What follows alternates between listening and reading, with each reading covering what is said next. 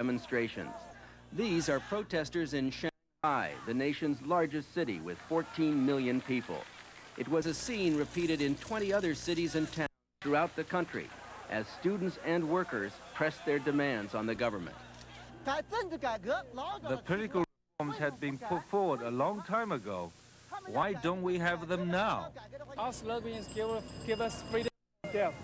The growing nationwide unrest finally compelled Chinese Premier Li Peng and other government officials to sit down with leaders of the student hunger strike and broadcast the discussion on national television as students demanded. It was an extraordinary scene. The student movement now is actually a great patriotic movement. If you don't think that way, history will prove it. I ran into some problems on the way here because traffic was blocked. I had to take an ambulance to get here. The student movement has turned into a movement that includes people from all walks of life. The student movement is rational, but we cannot assure you that others will be as rational. Beijing has fallen into a state of anarchy, and I hope the students can think of the consequences of that situation. As the government of the People's Republic of China, we are responsible for the people. We must guarantee the safety of our factories and the normal order of our socialist society. As medical personnel attended to one of the hunger strikers, a government official explained that their health was more pressing than their demands for political reform. But demonstrators outside said the best way to help the hunger strikers was to meet those demands. Why government still ignore us? Why they didn't come out? Why? I can't understand them. I think the people in all China can't understand them, and more and more people feel they're corrupt, feel they're stupid. I think. For the second night in a row, Premier Li Peng and Communist Party Chief Zhao Ziyang paid an unannounced visit to student hunger strikers, but this time they came to Tiananmen Square itself. As they did during the televised dialogue, the officials expressed once again their concern for the strikers' health, but offered no concessions to their demands. The most important thing right now, Zhao said, is to stop the hunger strike. Will there be an 8th, 9th, and 10th day of the hunger strike? The student answer to Zhao's question was not broadcast by Chinese television. But such official gestures of concern come amid reports that these same government leaders have ordered army troops into Beijing. Western diplomatic sources, however, tell Nightline that as of a few hours ago, they had not detected any unusual troop movements. Meanwhile, tens of thousands of demonstrators are again streaming into Tiananmen Square, marking the 7th day of what has been the most turbulent week in Chinese communist history. I'm James Walker, Nightline in Beijing. When we come back, we'll be joined by a group that is representative of the various people gathered in Tiananmen Square. This is ABC News Nightline, brought to you by Kraft. Do most Italian dressings taste about the same? Herbs and spices. Secret herbs and spices. Herbs and spices and spices. Now discover the Italian with the delicious difference. New House Italian from Kraft. It's spicy the way you like Italian, but with a touch of sweetness, like sweet basil and red pepper. One taste will tell you it's not the same old Italian. New Kraft House Italian. The difference is delicious. Anywhere in the world you can dial direct. London Market is closing. You can dial with MCI Worldwide Direct Dialing. Now there's no reason in the world to dial with anyone else. All right, let's buy. MCI, we are the better long-distance company. You know, at Ace, they must be doing something right, because folks keep coming back. I'm one of them. This flag set is Best Buy priced at only $4.99, and this Igloo Little Playmate cooler is just $6.99. Hey, Ace is the place for me. No splashing. Hey, quit that horsing around. Oh, hi! Go on in. The water's great. There is no water. Oh, no imagination, huh? Should have stayed at Holiday Inn. They've got the real stuff. Pools, games, restaurants, and all for as low as $29. Oh, no more chit-chat. Time for horseback riding. Whoa, big fella! Don't get burned this summer. The real fun's at Holiday Inn for only $29 to $59. Call now and stay with someone you know. Weeds, no problem. A shot of Roundup kills weeds and grasses, roots and all. In driveway cracks, on patios, along fences. Make weeding easy with Roundup. Nothing kills weeds better. Enter the Weekend Freedom Stakes. Get details on how to win where you buy Roundup. Allie Gertz was a privileged New York teen. Today, she's living with AIDS. What she's teaching her peers could help fight the growing spread of AIDS on campus. Watch 2020 Friday. What we're going to do next requires some explanation. Joining us from Beijing is a representative group of students, workers. We have a doctor, we have a student marshal, we have a teacher, and we're going to be communicating through two interpreters, one in Beijing who will translate my questions into Chinese, and one in New York who will be translating these people's answers from Chinese into English into my ear and your set. So be patient with us because this process may be a little bit complex. I want to begin by asking Mr. Bu Jiguan, who is a student leader, why it is that this demonstration was begun in the first place. Mr. Bu? 这个学潮如何开始的？原因是什么？ The student movement began, I felt, was accumulated after the 85 suppression of the movement. The schools took the initiative and started the movements. However, these reasonable movements, activities, have been suppressed and attacked by the government, and as a result, these movements developed. He seems very quiet, almost reserved. He must be feeling very weak. I'm told he has not eaten in how many days? 6 days? 7 days? 7 days. 他说你说话声音挺小的，是不是身体状况不太好？ During this period, I've made many speeches. I think perhaps foreign friends will not be seeing me for the first time, so my voice is sort of weak. How does he answer Mr. Zhao Jing's question earlier today? This is my 7th day during the hunger strike. I was just going to ask the question, how does he answer the party secretary's question about the hunger strike? Will it go into an 8th day, a 9th day, a 10th day? What's going to happen? 你对这个绝食的前景怎么看？是不是要走入第8天、第9天？ I feel that hunger strike is a very extreme act. By doing this, expresses the extreme despair on the part of the students towards the government. However, it also shows that we still entertain a certain illusions or hope. So if the authorities refuse to accept our demands, then perhaps the hunger strike might not go into the 8th or 9th day. Our goals must be reached until our goals are reached. Sitting next to Mr. Bu is Dr. Wang Ji. Dr. Wang, how long can these young men and women hold out before, so far, we have been lucky, no one has died. How long do you think before that might happen? 从身体情况来看，学生还能坚持多久？我们听说还没有死人，但是身体状况怎么样？ 现在学生的身体状况已经很虚弱。 Now, they're all very weak. 在广场和医院里 On the square and in the hospitals, over 2,000 students are under emergency care. They can still persevere, and we're doing our best. Li Li, sitting to your left, is a teacher. There is a report today of a call for a general strike.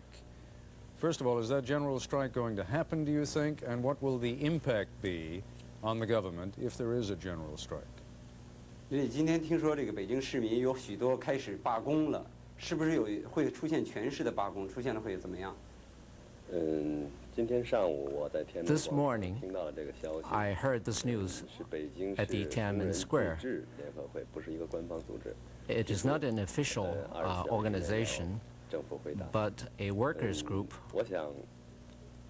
that's putting forth this demand. But I believe that local strike will take place, not a general one. However, this might develop like the student movements, developing from local strikes to a general strike. And what will happen if the entire economy is brought to a halt? Is that the only way that you think the government can be brought to terms with what the demonstrators are demanding? 他说是不是学潮能够就是这种罢工和学潮能够制止？政府有没有能力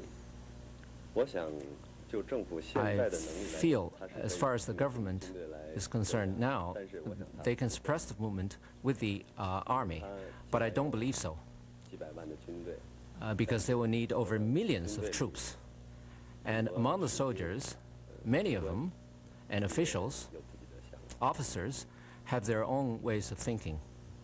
Sitting to your left is Liu Zhigong, who is a student marshal. Mr. Liu, we have heard that some general officers have actually been told to come in with soldiers and have refused.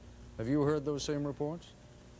我们听说的消息是，就是说有些高级的军队的长官已经被通知要带兵进京，要带兵进京。你听到这消息，感到如果要是这个消息是真的，你感到可怕不可怕？你听到没有？听到这个消息？这种消息早就听到了。 I've long heard these news. At the beginning of the movement, 在保定的38军一个集团 the 38th Army in Baoding has been moved to Beijing, and now, according to the son of a high-ranking cadre, materials have been amassed in the vicinity of Beijing, and that Deng Xiaoping has gone south. However, it is hard to say whether it's connected with the army movements. The common folks have given us warnings that force might be used. It's possible. However, if force is used, we will not be afraid. If, for the time being, it is suppressed by the use of force, but an even more violent storm will be forming. I want to ask some more questions about that, but we have to take a brief break, and we will continue our discussion with each of our guests in a moment.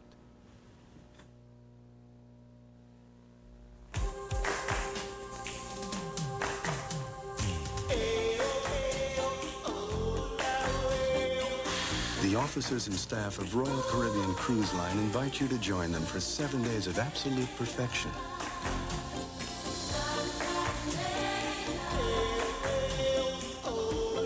RSVP, your local travel agent. Don't just cruise the Caribbean, cruise the Royal Caribbean. Well, my blue jean lady, it's that time again to put little Jenny to bed early and toast to another year of mortgage payments and football widowhood, of getting a new driveway put in and taking December to get over the flu. And tonight, as you comb your hair up and put on that black velvet dress, expecting no more than roses, I'm gonna give you something on our 5th year together to make your baby blues open very wide.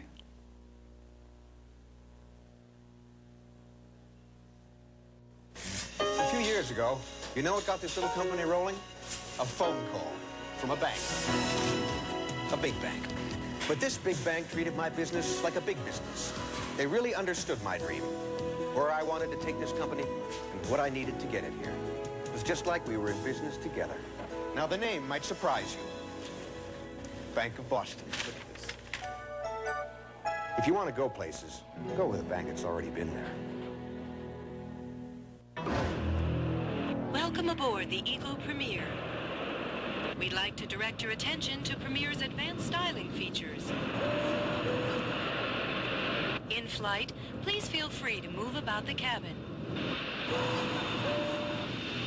And this time, all baggage should be secured. And thank you for flying Eagle Premier. See your New England Jeep Eagle dealers, where you can expect the best. Looks like a phone. It feels like a sneaker. Looks like a phone. Feels like a sneaker. New shockproof, pain-proof, Easy Spirit dress pumps with the same insides as the Easy Spirit sneaks. Looks like a phone. It feels like a sneaker.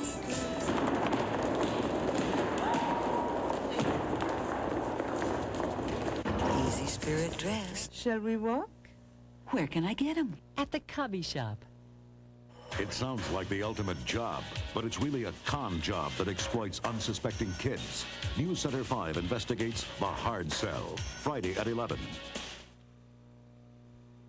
Do you know which popcorn packs the most pop? Next week, some of our most useful products put to the test. Find out which rate the best on Good Morning America next week. Let me explain again in case some of you have joined us late. We have 6 guests in Beijing. Each of them has been participating in one form or another in the protest against the Chinese government. We are doing this interview through 2 interpreters, one in Beijing, one in New York. Continuing our discussion now with Mr. Liu Haikuan, who is a worker. When did you join the demonstration and why? What made you decide to join the students?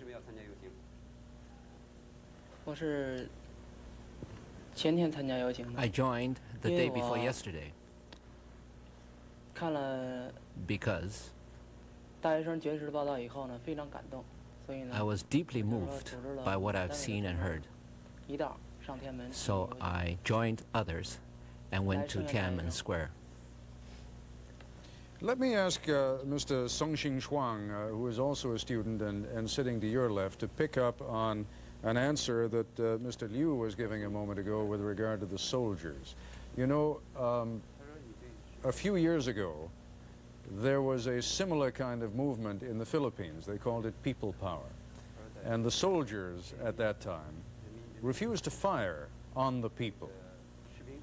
Do you think that if soldiers were ordered to move in on your demonstrations, the Chinese soldiers would shoot Chinese people? The demonstrators?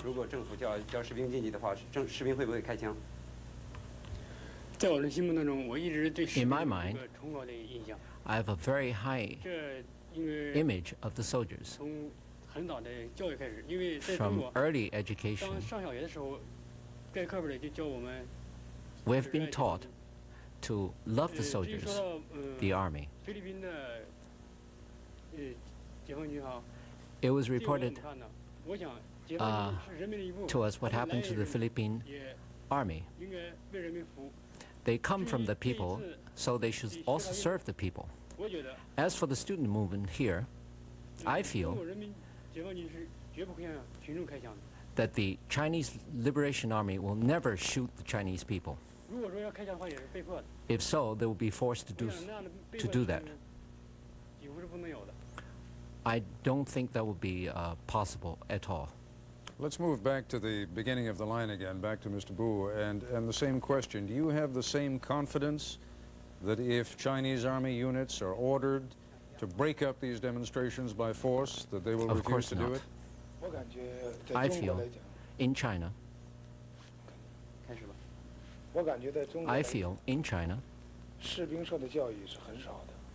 soldiers are hardly educated, and they're all very young, and they are supposed to obey orders. I don't deny that if the authorities are really worried, they will use force. And such a situation might arise, but whatever happens, all the people in the country have all risen to different degrees. Do you consider what's happening right now to be a revolution?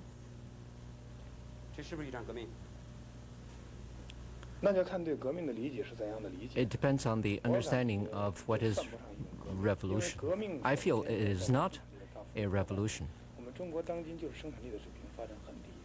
The productivity of China is very low.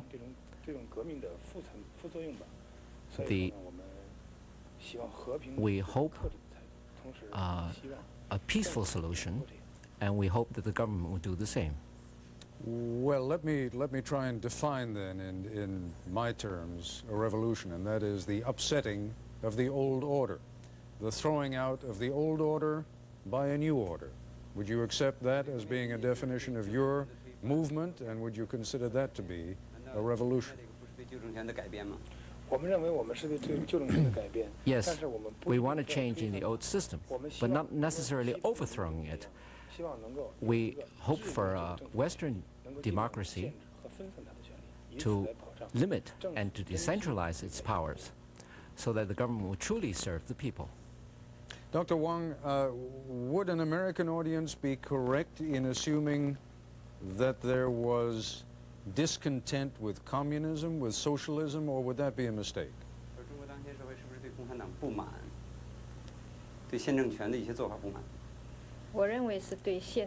In our view, it is dissatisfaction with part of the government, with some of the cadres, and not necessarily with communism.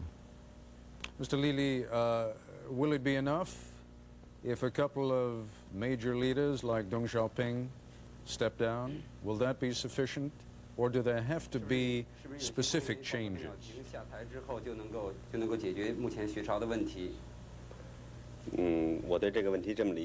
My understanding of this question is this. The stepping down of Deng Xiaoping is not very important. The key is that we need a change in the system of the country. They must directly accept the basic demands of the students, which is the only way to end the student demonstrations. We have to take another break. We'll be back with our concluding segment in just a moment. With it, you can communicate instantly with anyone virtually anywhere in the world. With it, you can save time and money. Without it, you're just not dressed for business. The MCI card. It is America's business card. Ford, profiles in quality. Pride. When you get pride, you get quality. That's what I said back in '81. And today we still have that same pride. And from what we hear, a lot of people think we're doing a pretty good job. You can hear the quality. You can see the quality. You can feel the quality in the way it handles. Thanks. That's what happens at Ford, Mercury, and Lincoln when quality is job one. At the biggest bank in Ireland, from coast to friendly coast, they'll refund your Visa traveler's checks if they're stolen or they're lost. Of course we can. So be off without a care and travel where you will, from McGillicuddy Reeks to Glencolumkill. But if you lose that other traveler's check, you may be in distress while you're phoning for a refund. Thought you had the number. From American Express. Visa traveler's checks, they're everywhere you want to be. You're on your way. Who would have figured it? I grow up in the city and end up testing products for the farm. Like this one from Dow. We study its effects in the classroom and check the results in the field. It yields more food, more profits for family farmers, and greater groundwater protection. But Dow gave me a grant to find out how to make it work even better. You know, I like being a city kid working in a cornfield. Dow lets you do great things. Weight Watchers has a splendid goodie, a rich chocolate brownie with real chocolate chips inside and walnuts on top. It's a perfectly delicious sweet for your goodie basket. Enjoy it. Just beware of wolves. Continuing our discussion now with Liu Zhigong, are you ever afraid? Are you afraid now? You realize you're talking to a lot of people around the world, but what you say is also being heard in Beijing and watched presumably by people in power. There's nothing to be afraid of. Because first of all, the American people are definitely concerned with us.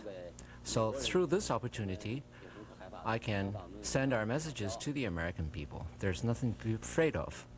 I'm very proud. You know that in the past, when people have spoken up as you're speaking up, many times they have ended up in labor camps or they have ended up in prison. Why are things different now?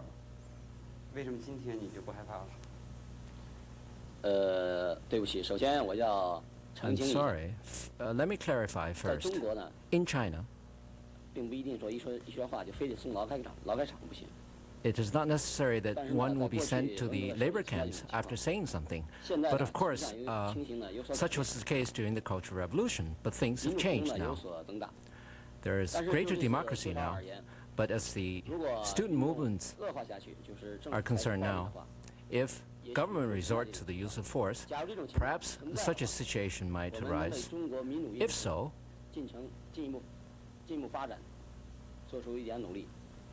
we would have made an effort for the further development of democracy in China, and even a little sacrifice is worthwhile.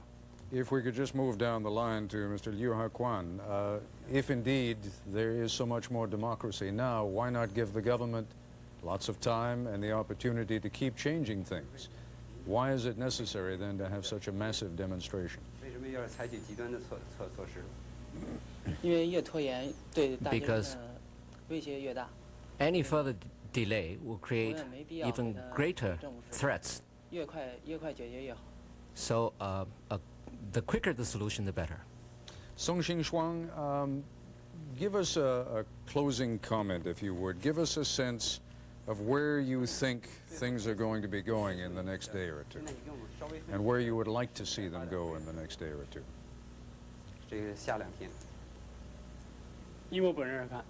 In my personal view, up to now, student movements have made definite achievements. The commentator of the People's Daily on the 26th of last month have said that, and also from the statements of the state leaders, we can see that the leaders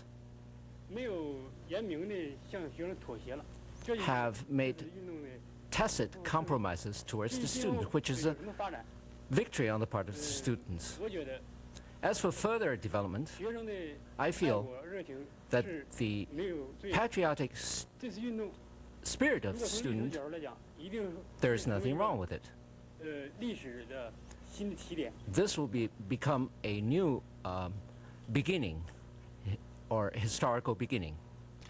Let me just say to all of you how much respect I have for you for coming in tonight and joining us and speaking your opinions so freely. Let me also just comment for 1 second on the extraordinary nature of this interview. I cannot imagine that the Chinese government would have, a few months ago, permitted such an interview. We are grateful to everyone involved for helping this to happen. Thank you. That's our report for tonight. I'm Ted Koppel in Washington. For all of us here at ABC News, good night.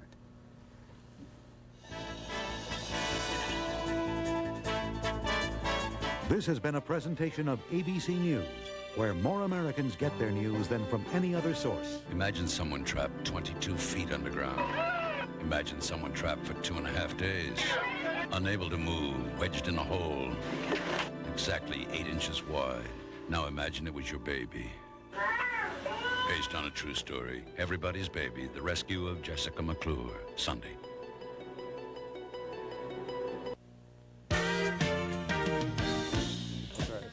Coming up on Day's End, the man who out-Morton Downey's Morton Downey, and he is one of TV's first shockmeisters.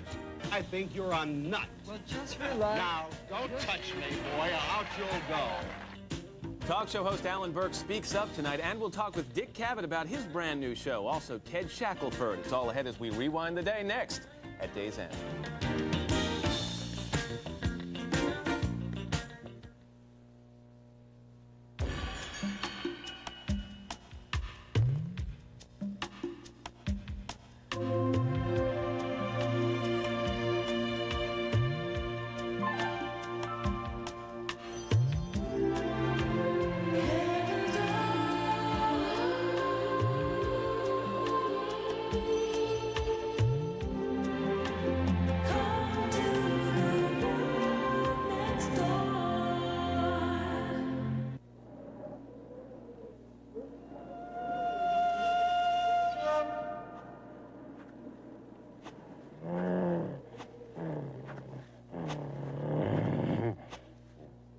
The problem with supermarket donuts is there's no telling how long they're lying there. So come to Dunkin' Donuts, We make donuts in up to 52 varieties. And we make them fresh, day and night. Monument? Sure. Get on the road to the nice cash machine. You can't miss it. Make a left by the nice cash machine. That's Copley Square. It's over there by the nice cash machine. Go past the nice cash machine, and it'll be on your... Assorted varieties, 99 cents. 3-pack big and thirsty paper towels, $1.59. Prego spaghetti sauce, assorted varieties, $1.29.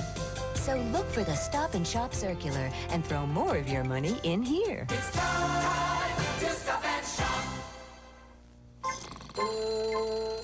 Time to make the donuts. Don't be a chump. Get a decent night's sleep for once. But all the nice folks will want fresh Dunkin' Donuts. Listen, the other donut guys are still asleep. And then there are the little children. All right, I'm up. It isn't easy making Dunkin' Donuts day and night, so they're always fresh and delicious. But we think it's worth it. But we think it's worth it. Taking the sting out of a summer fling, Saturday at noon on Wraparound. Good morning. A personal attempt by China's leaders to calm the tension between the government and more than 1 million protesters has failed. Party Chief Zhao Ziyang and Premier Li Peng both met with some of the demonstrators in Beijing and emotionally urged them to go home, to be reasonable. But the students vowed to continue their protest. In the face of that threat, Premier Li Peng has made a vow of his own. He now says his government will move to stop the chaos. Speculation is that he's prepared to call in security forces to clear Tiananmen Square today, Friday, May the 19th, 1989. From NBC News, this is Today with Bryant Gumbel and Jane Pauley. Good morning. Welcome to Today on a Friday morning as we head towards a weekend. Deborah Norville continues to sit in for Jane Pauley. Jane will be with us from Seattle on Monday. We're going to move to the news desk in just a little bit and catch up on the stunning events in China. Party Chief Zhao Ziyang admitting guilt, asking forgiveness. Mary Alice Williams is going to catch us up. And then following news and a check of the weather on Close-Up, we're going to take a look at brownouts. With summer heat approaching and the drone of air conditioners soon to fill the air, the demands on our electrical power supplies will be generating the threat of brownouts across country. In just about 9 minutes, we'll take a look at some energy-reducing alternatives that might help avoid a crisis. Deb? Right, we'll also see how some schools are starting to read between the lines of children's essays to try to get some clues to suicide and drug abuse. We'll question baby boomers' preoccupation with the 60s. Some think it might be preventing them from facing the future. And music will be everywhere this Friday morning, from A Millionaire Who Loves Mahler, Fine Young Cannibals, and in our last half hour, Chick Corea. And in just a moment, we'll be talking to a couple of dummies who get the stuffing knocked out of them to save lives. Think about that one for a little bit as we get to the news desk. Mary Alice Williams is in for John Palmer. Good morning, Mary Alice. Good morning, Bryant. Demonstrations for democracy in China have spread to a third city today. In an extraordinary attempt to defuse the protests, Communist Party General Secretary Zhao Ziyang went to the crowd in Tiananmen Square, moved through the protesters with tears in his eyes, apologizing. But later in the day, China's Premier Li Peng said chaos has occurred in Beijing and the government will take measures to stop it. NBC's George Lewis is standing by in Beijing. George? Mary Alice, that is being viewed here as a threat to use military force to clear the protesters out of Beijing's main square. There are reports that the government is mobilizing army units near the city, but that some of those units are refusing to do that. Beijing's main train station is swamped. Students pouring in from all over the country to support the hunger strike and the pro-democracy demonstrations. And government railway workers who have joined the movement are letting them ride free of charge. Tiananmen Square in the center of town has a look of a refugee camp. Conditions are filthy and medical workers are worried about possible outbreaks of disease. Student leaders are worried too. They say they can't provide for all the supporters. The Beijing's ability to support so many young students is limited. Early this morning, Communist Party Chief Zhao Ziyang and Premier Li Peng visited the students. Zhao made an emotional appeal for an end to the hunger strike. As student leaders were considering a response to the appeal, one of them, Wu Erkai-chi, collapsed. Later he said the hunger strike would go on. Now there are reports that the government will try to clear the hunger strikers out of the square by midnight Beijing time. The situation right now is calm, peaceful, the hunger strike continuing, no sign yet of military force. Mary Alice? Okay, thank you, George. Deposed Philippine President Ferdinand Marcos lies near death this morning, suffering from heart, lung, and kidney failure. Marcos fell ill 4 months ago in Hawaii, his home in exile, just after being indicted on charges of plundering the Philippine treasury and defrauding U.S. banks to the tune of $165 million. His wife, Imelda Marcos, says she's appealing to President Corazon Aquino one more time that Marcos be allowed to be buried in his homeland. So far, the Aquino government has refused, citing national security. As military authorities in the Israeli-occupied territories announce tough new measures to crush the Intifada, the Palestinian uprising, an ambush in the West Bank. 3 Palestinians and 1 Israeli soldier are dead, 8 are wounded. NBC News correspondent Stephen Fraser has this report. Its windows shot out and its sides riddled with bullet holes, this car betrayed the intensity of the shooting that erupted during the ambush. An Israeli army spokesman said 3 Palestinians inside the car opened fire on a patrol. They threw a hand grenade and they used M16 and an Uzi submachine gun. All of the Palestinians were killed when the soldiers shot back. 1 Israeli soldier was killed, 7 were wounded. This is the first time since the start of the Palestinian uprising that soldiers and Palestinians have exchanged gunfire, a dangerous escalation from the stone throwing of the Intifada. But the villages around Hebron were a likely trouble spot. Already the battles between the predominantly Palestinian residents and Jewish settlers who have staked a claim right in the midst of the villagers. Some Israeli leaders fear there could be a much larger trouble spot in the making this week in the Gaza Strip, which the army has sealed off. Normally, thousands of Gaza residents commute each day to jobs in Israel, but for now they are locked in and face arrest if they're found outside. So far, the curfew in Gaza has been observed. Israel's government says these new restrictions will be extended to the rest of the occupied territories. Stephen Fraser, NBC News, Tel Aviv. The chairman of Exxon was dragged through a 4.5-hour shareholders meeting Thursday, challenged to explain the company's actions in the nation's worst oil spill. As the heads of the Transportation Department and Environmental Protection Agency leveled the harshest criticism yet in the wake of the accident that maimed Alaska's Prince William Sound. They said the oil companies and governments who are supposed to clean up did a wholly insufficient job. In Alaska, the National Transportation Safety Board is in the midst of its protracted investigation. NBC's Don Oliver is there. Do you have any... The hearings continued to focus on the sobriety of Captain Joseph Hazelwood the night the Exxon Valdez went aground, spilling nearly 11 million gallons of crude oil into Alaska's Prince William Sound. Before the tanker sailed the night of March 23rd, Chief Engineer Jerzy Glowacki testified that he was drinking with the captain for 3 hours in Valdez. Do you recall what Captain Hazelwood was drinking? I believe he was drinking vodka. 3 previous witnesses told the National Transportation Safety Board that they had smelled alcohol on Hazelwood's breath after the tanker went aground. The president of Exxon Shipping, Frank Iarossi, was asked about that. If you had smelled alcohol on Captain Hazelwood's breath on the bridge of the Exxon Valdez, would your policy have required you to relieve him of his duties at that time? I'd certainly have to scrutinize him very, very carefully to determine whether there was any sign at all that he was unfit for duty. Iarossi said Exxon had been monitoring Hazelwood since the company learned in 1985 he was hospitalized for alcohol problems. Other testimony raised the possibility that the ship had been on automatic pilot just before it hit the reef, and for that reason did not respond to attempts to steer it manually away from the shallow water. Don Oliver, NBC News, Anchorage. The rainy weather in Texas is improving, but some creeks and rivers are still rising, and there's still a risk of more flooding in some areas. Water was 10 feet deep in some places near Houston. At one point Thursday, the Trinity and San Jacinto rivers were rising an inch every 20 minutes. Homes were flooded, cars immovable, boats were used to rescue the sick and elderly. And that's it from this desk at 8 past the hour. Now back to Brian. All right, Mary Alice, thank you. Willard Scott's got the day off, and so Joe Whitty joins us from Sunrise. We just brought the whole Sunrise team over here. That's right. Willard was no dummy. He went to the Sunshine State, and you're headed for the Evergreen State. You know there's a reason why they call it the Evergreen State, don't you? A lot of rain. A lot of rain, yes, indeed. Yes, I'm from Washington State, so I know quite well. I've got web feet. I can take off my shoes and show you, but I don't think I'm going to do that. Look at this. Seattle has about 38 inches of rain yearly. Compare that to New York City. New York City has more rain. However, It takes about 5 days out of 10 for all that rain to fall in Seattle. We're here in New York. It takes only about 3 days. So it rains lighter, but it rains more in the west. Meanwhile, for the center portion of the country, a big area today. The central portion all the way from Minnesota down to Mississippi to Dallas.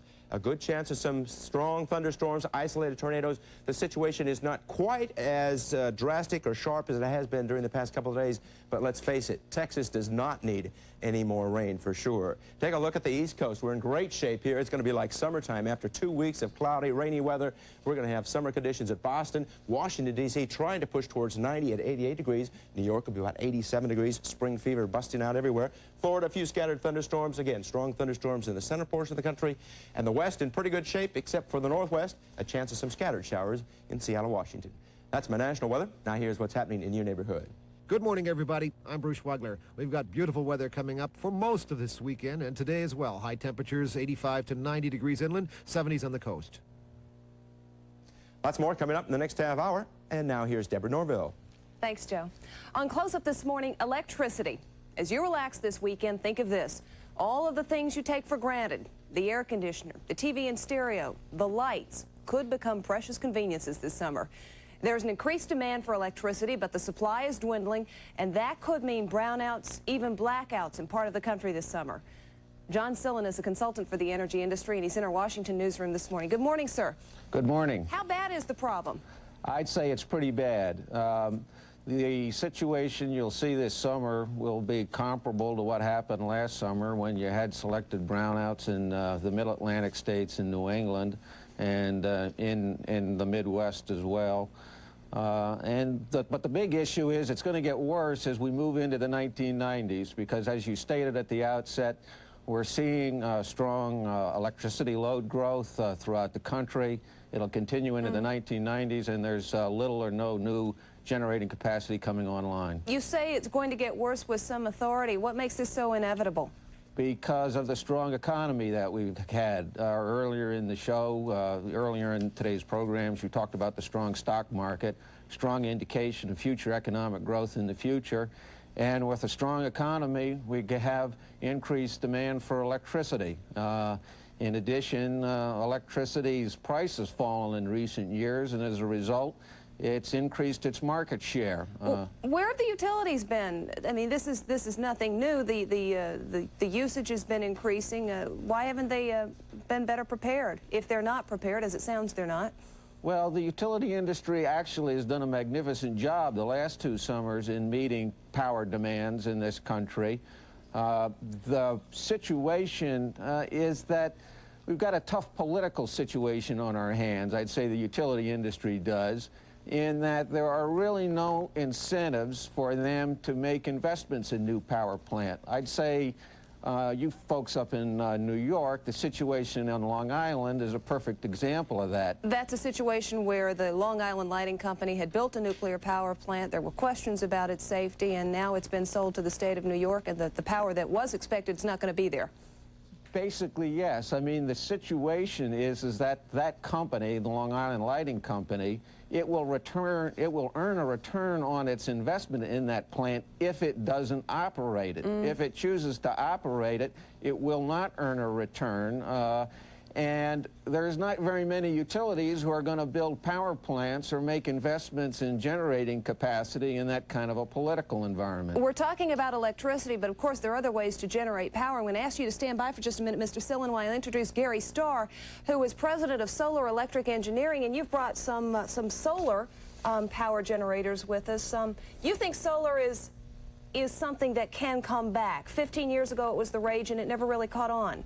That's right, but oil prices went down. But now what's happened is the technology has greatly improved due to recent breakthroughs. So now we feel we're going to get back into the mainstream. You've got some solar devices here. Give us the comparison. You've got the old solar panel, which was horrendously expensive, and the new model, which you say is much more cost-effective. That's right. This is a solar panel that's actually a solar-powered fan, so that if you had a brownout or a blackout, you would still be able to cool off your attic with this solar panel. Get you to push it up a little bit more. The metal strips are what, the solar? The contact strips.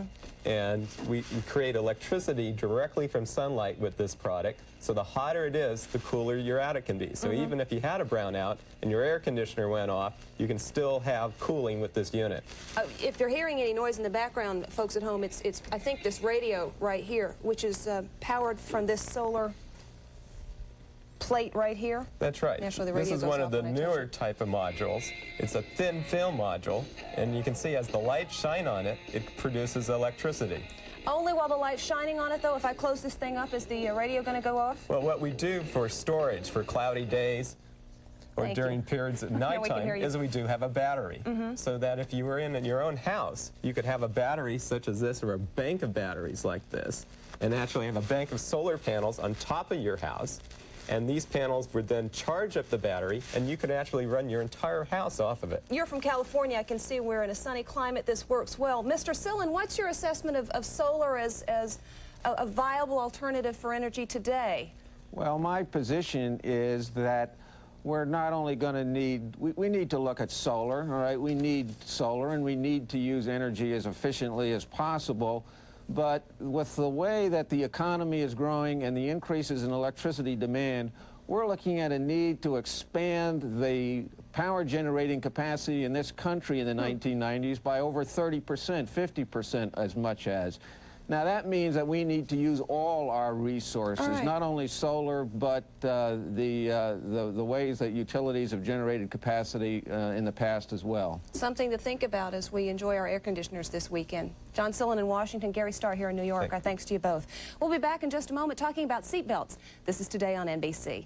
30 miles per hour is a lot like this.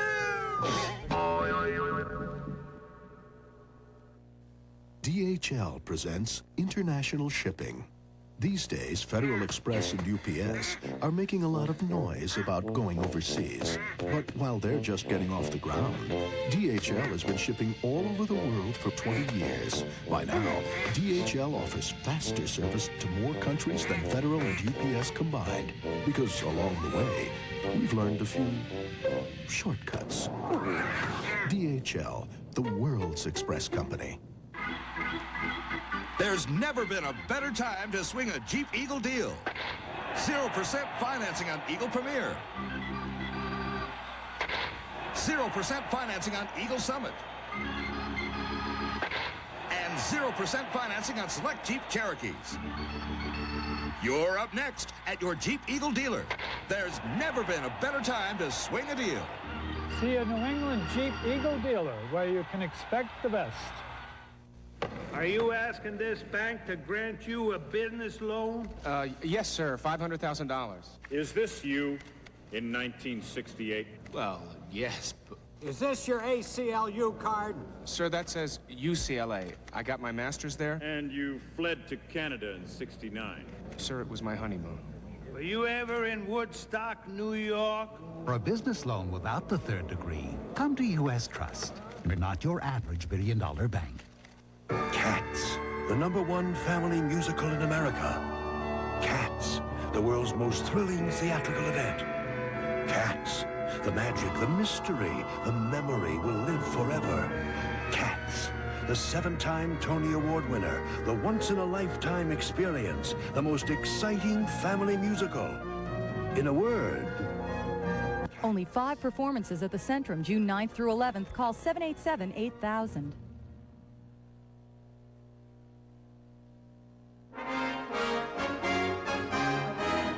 Monday marks the start of Buckle Up America Week, a national campaign to drive home the importance of safety belts. It's estimated that safety belts reduce the risk of fatal or serious automobile injuries by as much as 50% in this country, which means that only a dummy wouldn't buckle up. You were right, Vince. Say what? When you hit a wall going 50 and you're not wearing a safety belt, your head will fit in the glove box. You could learn a lot from a dummy. Buckle your safety belt. What's the first thing that goes through your mind in a head-on if you're not wearing a safety belt? The steering wheel. You could learn a lot from a dummy. Buckle your safety belt. Hitting a windshield at 30 miles per hour is a lot like this. I'll give you a 10, my friend, but you didn't keep your legs together. You could learn a lot from a dummy. Buckle your safety belt. And Vince and Larry, as you can see, are in our Burbank studios this morning. As I say good morning, gentlemen, do you do your own stunts? Oh, yeah, my little battered buddy really ate some pavement on that one. Don't remind me. Hey, look, how long have you two been doing this? Oh, gee, Brian, we've been beating our head against the wall. And the windshield. The windshield for almost 4 years now. You know, telling people how smart it is to buckle up. That's a lot of windshields. Yeah, that is a lot of windshields. I'll be getting back to Vince and Larry in just a moment. Let me right now talk with George Regal here in New York, who is with the National Highway Traffic Safety Administration. Good morning. Good morning, Thank Brian. you, George. How important have Vince and Larry been to you? They're very important. They're a symbol for our safety belt efforts. And with safety belt use laws and enforcement, they are, in fact, the winning combination. Buckle Up America Week. Do theme weeks work? Yes, they do. They create the media. They create the exposure. And what we're trying to do are two things, Brian. We're trying to get people to reinforce that healthy habit that they've already started. Millions and millions are buckling up.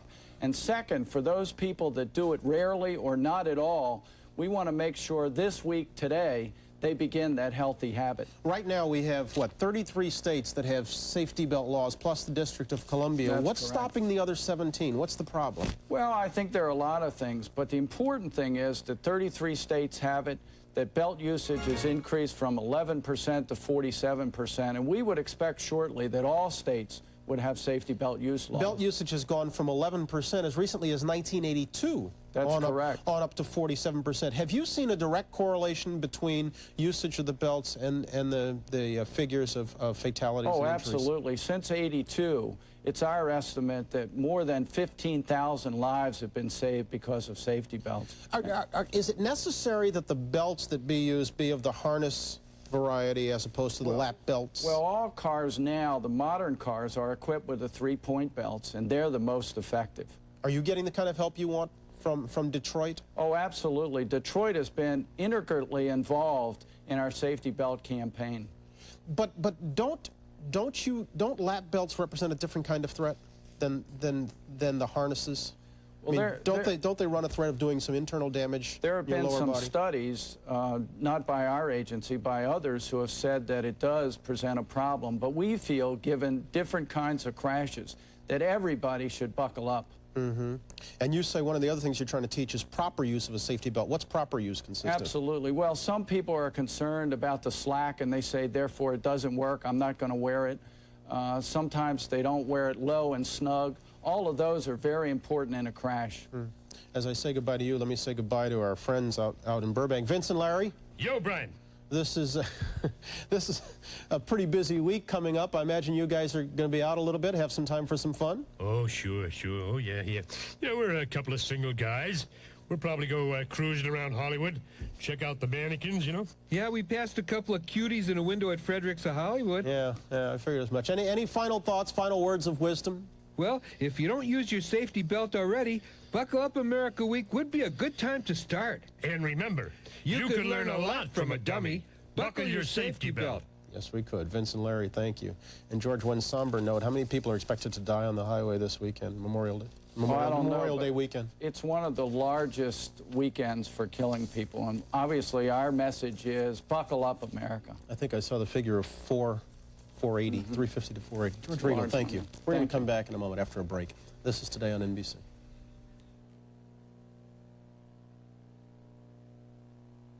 At Light and Leisure, the purple buildings, you'd swear the lights are flying. There's just so much lighting, you can barely see the ceiling or the walls. Just lights, lights, everywhere lights. Everybody knows that lights can't fly, but at Light and Leisure, the purple buildings, you never know what you'll find. But guaranteed you will find the latest and the greatest selection of lighting and ceiling fans in New England. You'll be feeling right, because it's out of sight to see your home in a brand new light from Light and Leisure, the purple buildings. They're coming non-stop. More Toyotas than ever before. Destination, your Toyota dealer's first summer Toyotathon. You remember Toyotathon savings of years past. Well, I think I saved probably about a good $2,000. Now you could save even more. Nationwide, Toyota dealers are out to sell 100,000 cars, trucks, and vans. Your Toyota dealer says nobody walks. But you better hurry. Your Toyota dealer's first summer Toyotathon ends soon. Nothing means more than your family's health.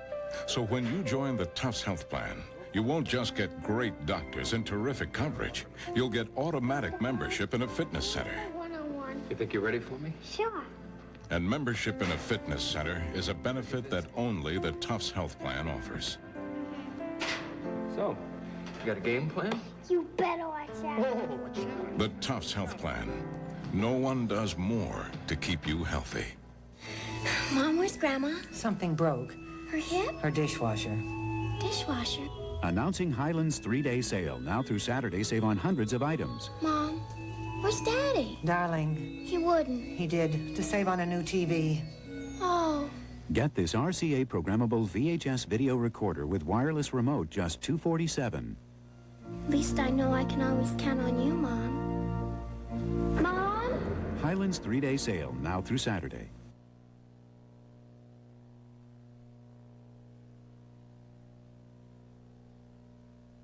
Play in the schooner's rigging. We're right in New York City. A report on NBC Nightly News with Tom Brokaw. Monday, take an I-Team crash course in car safety. Would I call it an unsafe repair? Sure. I am afraid to drive it. It should be taken off the road. I'm being cheated by the insurance companies. It's the almighty buck versus lives. It's a driver's ed class you can't afford to fail, as Greg Stone investigates insurance and car repair to save you from what these victims call a highway robbery. Monday at 6. I was lucky I didn't get killed. The Eyewitness News I-Team from WBZ TV4. This is an Eyewitness News Update. Eyewitness News Update, brought to you by Maxwell House. Good morning, I'm Randy Price. A Roxbury boy is critically wounded in a shooting incident in the Orchard Park housing projects.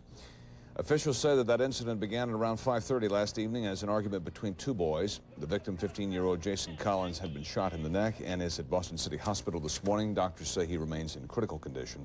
Officials say that they have a suspect. The Nuclear Regulatory Commission has approved low-power testing at the Seabrook nuclear plant, which could begin early next month. Massachusetts officials say they'll continue to challenge the NRC ruling. Actual licensing was delayed until Thursday to allow federal appeals courts to hear the challenges promised by Seabrook opponents.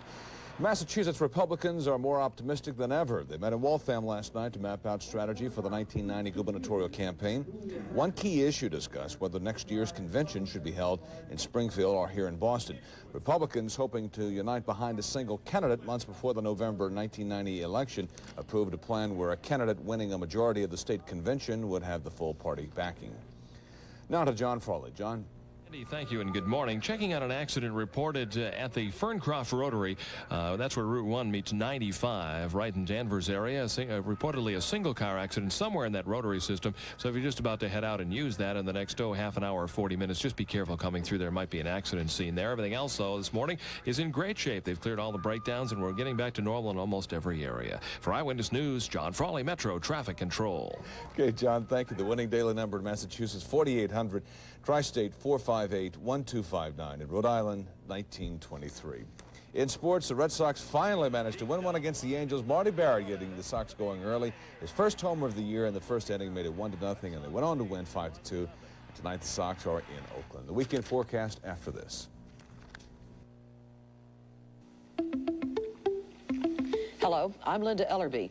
In a national test, people said Maxwell House coffee is better than Folger's coffee. Tastes rich, they said. Do other people agree? Willard? I'm at the D&D nursery with Virginia Bowen. Virginia, nice to meet you. And Virginia, which coffee did you like better? Maxwell House. Oh boy, is that good for rich taste? It just says to you, I'm a good cup of coffee. You're a good lady. People keep saying Maxwell House is better. You taste it. You decide.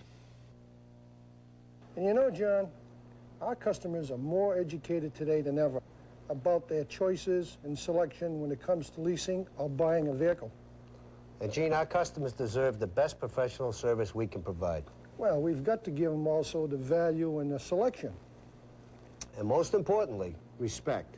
Those are the basics for doing good business. And that's the reason why our customers keep coming back to us. That's right. Good morning, everybody. The submarine races, the ever-popular submarine races, begin tonight at 7:28 p.m. as that full flower moon rises in the east. It'll be clear tonight. Out to the west, we have some showers, scattered thunderstorms. They'll be coming in for Sunday, but they'll be weakening. I don't see it as a washout. I just see it as a bit unsettled on Sunday. Enjoy tomorrow. It's really going to be warm. We have the clouds in the Midwest. They'll come in here on Sunday, but they'll be breaking up at the same time, so it'll be partly sunny on Sunday.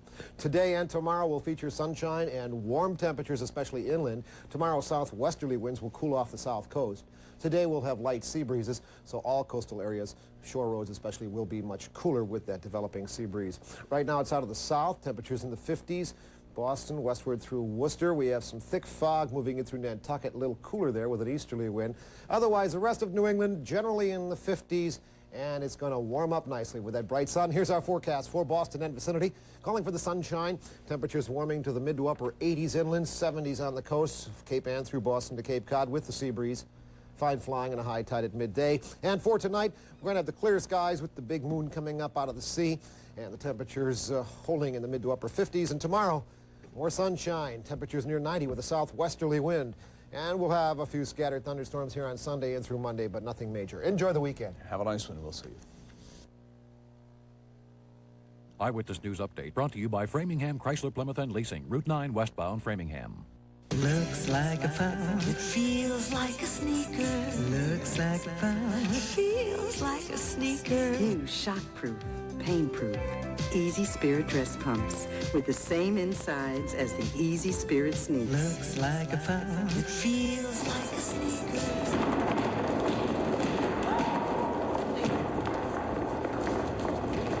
Easy Spirit dress. Shall we walk?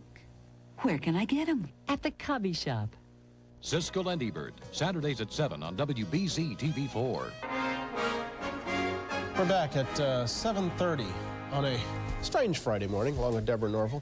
I'm Does Brian. that make it strange? I'm Brian. Go. Oh, no, not on this. Sorry, not on just that had to check. This morning we're going to meet a millionaire businessman obsessed with the music of Gustav Mahler. His passion for that composer's Second Symphony, we're told, has taken him around the world as a conductor with an internationally best-selling classical album. We'll explain the whole thing in just a little bit. And in just a little bit, we'll look into school essays. Apparently, some school essays can tell more about kids than just their command of the rules of grammar. We'll discuss whether psychological problems might be detectable by reading between the lines. We're also going to introduce you to a fascinating young man named Roland Gift. He is not only the lead singer of the British group Fine Young Cannibals, but he's also an actor of some note, now with a starring role in the movie Scandal. Let's get to the news desk. Mary Alice Williams is there for John Palmer. Good morning. A top Chinese official said today the Beijing government will take measures to stop the chaos spreading through his country. The Chinese capital has been jammed for 4 days with protesters and hunger strikers demanding democracy. Up until now, the government has not used force to end the protest. More demonstrators continue to pour into Beijing to join the huge crowds in Tiananmen Square. 3,000 students there have been in a hunger strike since last Saturday. This morning, the Chinese premier and Communist Party chief visited the students and appealed to them to end their strike. The students, though, said the protest would continue. Former Philippine President Ferdinand Marcos is in very critical condition in Hawaii following cardiac, kidney, and pulmonary failure. Hospital officials are describing the prognosis for the 71-year-old Marcos as very poor. On the Israeli-occupied West Bank this morning, there was a violent shootout, one of the bloodiest during the 17-month Palestinian uprising. It happened near Hebron when Palestinians clashed with Israeli troops. When the gun battle ended, 3 Palestinians and an Israeli soldier were dead, and 7 Israelis were hurt. Federal safety hearing will continue today in Alaska into the oil spill from the Exxon Valdez 8 weeks ago. On Thursday, the tanker's chief engineer told the National Transportation Safety Board that he and Captain Joseph Hazelwood spent 3 hours drinking before sailing. Exxon officials testified they learned in 1985 that Hazelwood had been hospitalized for alcohol problems and that they'd been monitoring him since that time. Airline officials are welcoming new directives from the FAA calling for major repairs on aging U.S. jetliners. The FAA on Thursday announced plans to order modifications on older 737s, such as the one that ripped open last year over Hawaii, as well as older 727s and 747s. It's a repair program that will cost an estimated $142 million. One airline official called it an important step in the right direction.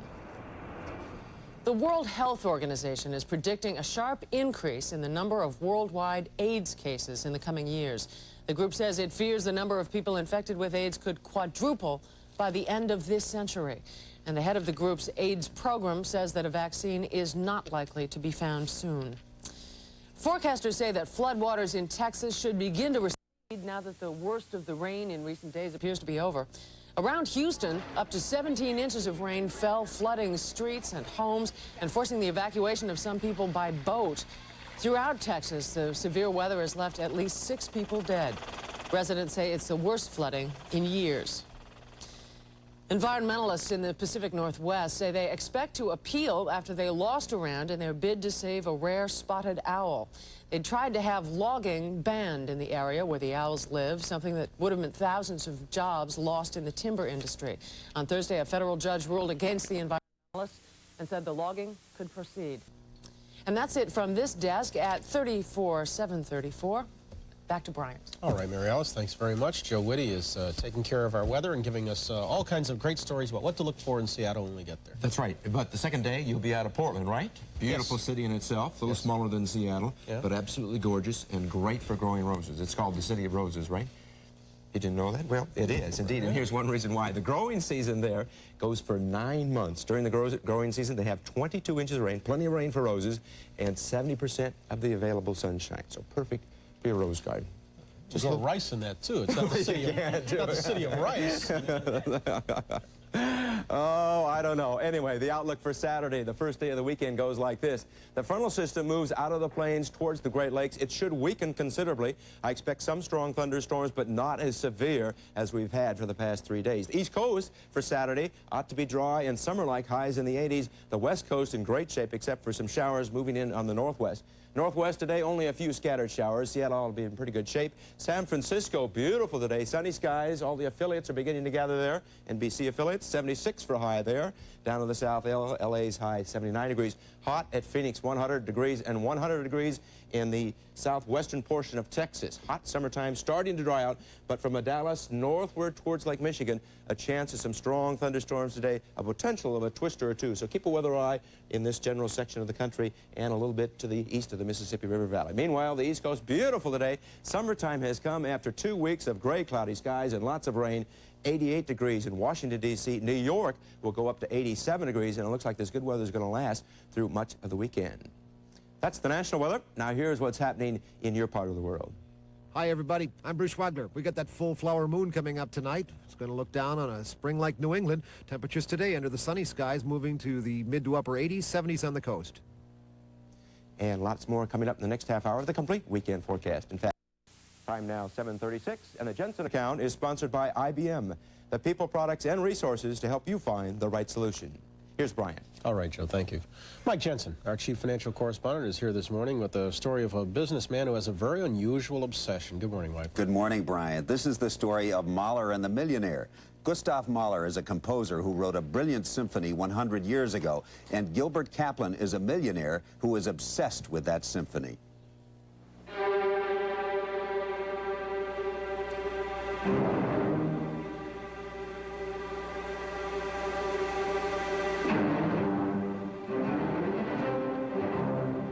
That's Gilbert Kaplan conducting the Resurrection Symphony of Gustav Mahler in Avery Fisher Hall 6.5 years ago. It was the first time Kaplan had ever conducted anything. What made Kaplan's performance so remarkable was that he's not even a trained musician. He's a businessman who publishes a magazine called Institutional Investor. It's very unusual to find a serious person in business who really loves and knows something about classical music or art. But I remember one famous conductor told me that he was happy to see me because we could talk about music. When he sees real full-time professional musicians, they only want to talk about money. Kaplan has made plenty of money. A few years ago, he sold his publishing company for a reported $70 million. He continues to run it.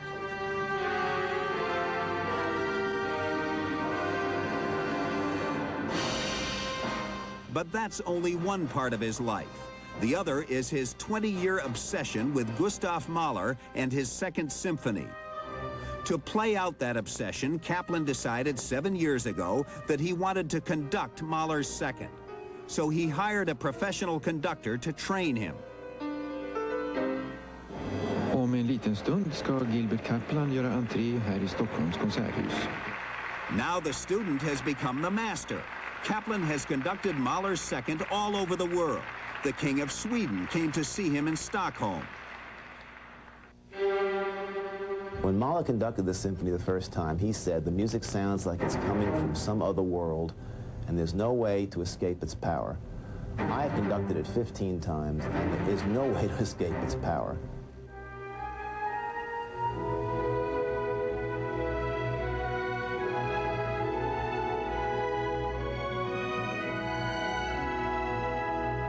Kaplan also has become an authority on Mahler.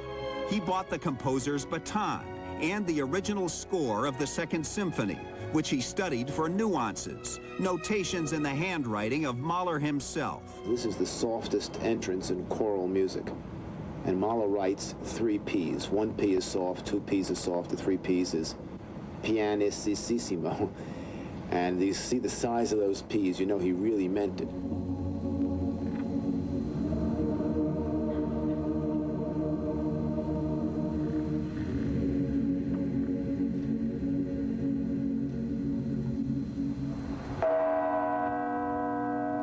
Kaplan also discovered that Mahler dreamt of having huge church bells peal near the end of the symphony, bells so big that Mahler couldn't afford them.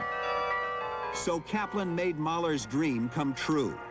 He went to Yale University with a team of technicians and recorded the sound of the bells in Yale's carillon, bells that weigh 5 tons. The bells then became part of a recording Kaplan made of Mahler's Second with the London Symphony Orchestra. The effect is absolutely glorious, and then Mahler has his bells.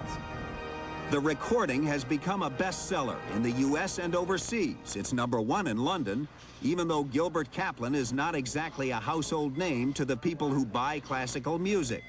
Usually they know the name of the conductor. Occasionally they will say that Mahler symphony that was done by that guy who was not a conductor. Kaplan's most recent live performance was in Germany with the Frankfurt Symphony. Some of the people came because they wanted to see the man who had fulfilled a fantasy. Just the idea, he's a banker and he likes music or Mahler, or especially the Second Symphony, so much that he does such a lot of work to be a conductor, and I think that's so fantastic. It may also be that he has a personal feeling that he wants to show himself through Mahler's Second Symphony, that he isn't just a financial or newspaper proprietor, but has something much more to him than that. Kaplan does think there's more to him than that, and it has something to do with what happens to him when he has a baton in his hand and a symphony orchestra at his feet. I'm not a great conductor. I'm maybe not even a good conductor. I'm an amateur, and I am conducting this one symphony. Now, having said that, I can tell you that once you stand on the podium, it's not a place you want to leave too fast. It is everything everybody thinks it is. It is absolutely a unique experience where with your body and your hands, you are shaping music. It is poetry in motion. You can feel yourself creating up there. Gilbert Kaplan says he has no ambitions to conduct anything else, only Mahler's Second. Thanks, Mike. Take care of yourself. Have a nice weekend. You too. We're going to come back in just a moment. There's more ahead on Today right after this. Whoa, whoa. I'm no computer genius, but I knew I needed software customized for my travel agency. Well, those computer people didn't know travel agencies. I mean, their idea was to stick my name on the same program they sell to everybody. Well, I was about to hire my own programmer. Then, I saw an ad for a free IBM seminar with experts on travel agencies. I thought I'd died and flown to heaven. For post-natural bran flakes, John Newcomb on getting the best out of life. Staying on top requires a good serve, strong approach, and a great put away. Reach for the best tasting high fiber bran flake. Post bran flakes at their best. Anywhere in the world you can dial direct. London Market is closing. You can dial with MCI Worldwide Direct Dialing. Now there's no reason in the world to dial with anyone else. All right, bye. MCI, we are the better long-distance company.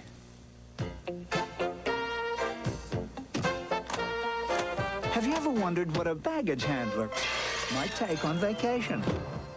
Well, everyone should take Samsonite's Glutton for Punishment. Arnold Schwarzenegger and Danny DeVito are coming home as twins. Oh, obviously. The moment I sat down, I thought I was looking into a mirror. Twins coming home on video cassette June 15th from MCA Home Video. As do kids in other states around the country, 10th graders in Louisiana take a battery of standardized tests to look at their math and grammar skills. Part of the exam also includes an essay on student problems to test composition skills and form. Well, some of those essays have made for some troubling reading. The state of Louisiana is now asking the consulting firm that grades the test to look for signs of student problems that could indicate personal problems, like child abuse or suicide. That's already common practice in several other states, but some Louisiana educators are upset about the idea. Joining us from our affiliate in Baton Rouge this morning is the State Superintendent of Schools, Dr. Wilmer Cody. Good morning, Dr. Cody. Good morning. You've been the driving force behind this idea. Why do you think it's a good one? Well, one, I've had experience with it in other school systems, but in Louisiana, for instance, with the 4,000 examinations that were taken and the student essays that were graded, we received 7 back that indicated students were really at risk. I mean, one example was a student who was writing about the problems of drug abuse, which is a subject of instruction in schools and certainly common to young people, and indicated through the examination that she was addicted, and if she didn't get some help, she was in serious trouble. And what did you do for that student? Well, in this case, the process still hasn't been worked out, but the general procedure followed in other states is just that exam response, if you will, or that in this case, statement written by the student, would be sent back to the school for the school principal or guidance counselor at their discretion to take whatever steps appropriate. In that case, probably the parents would be called to see if it's not a determination that the student does have a problem. It's just an incident that we believe needs to be followed up. Do you think these are cries for help that, you know, the students think that this is a confidential thing? They think that some nameless, faceless person is looking at this and it's never going to come back home to them. Do you worry that you're going to upset the children in any way, that they find out these things very well can visit them again? Well, I don't know that there is a perception from the students that this is confidential. Essentially, it's writing an essay just like they write a paper in school all the time, and they know that someone's going to read it and evaluate it. But I think another one example would be the one that in which the student indicates that she is a victim of sexual abuse by her father, and it specifically says, if I don't get some help, I'm in serious trouble. Also with us this morning is Dr. Joe Witt, who is a trained school psychologist and a professor at Louisiana State University. Dr. Witt, what is wrong with a child who says, if I don't get help, I may kill myself, something worse might happen? What's wrong with the school intervening in that situation? Well, I think the school probably should intervene in that situation. The problem I have with the process of using a test of writing to evaluate emotional problems is that, first of all, the parents need to be informed because evaluating emotional problems is a serious matter, and the U.S. Congress, in recognizing that and passing the Hatch Act, has prohibited schools from poking around in the private and emotional lives of children. You worry that you're going to have people playing amateur psychologists who aren't qualified to do it?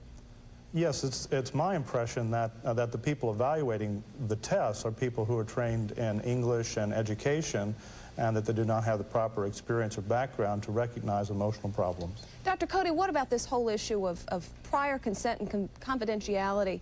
The school does have an obligation to protect the kids, but on the other hand, you know, maybe you're intruding where you shouldn't be.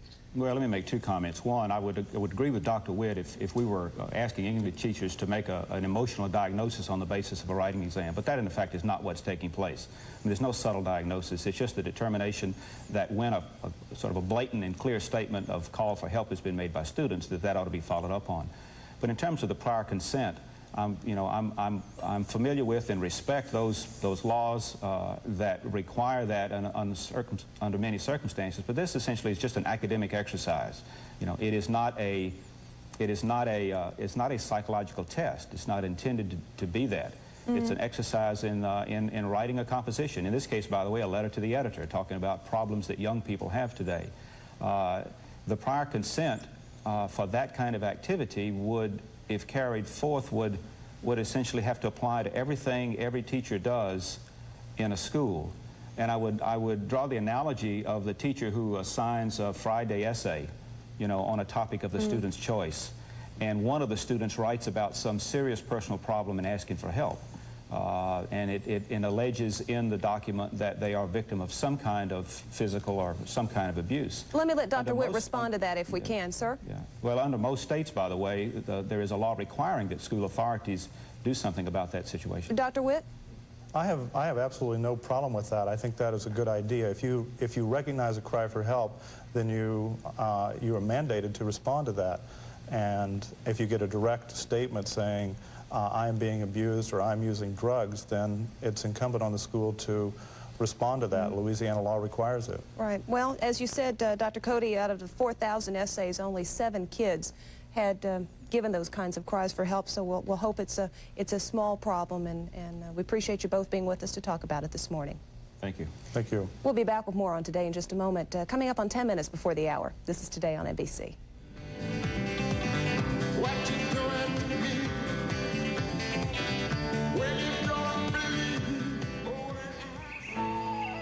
Weight Watchers has a splendid goodie, a rich chocolate brownie with real chocolate chips inside and walnuts on top. It's a perfectly delicious sweet for your goodie basket.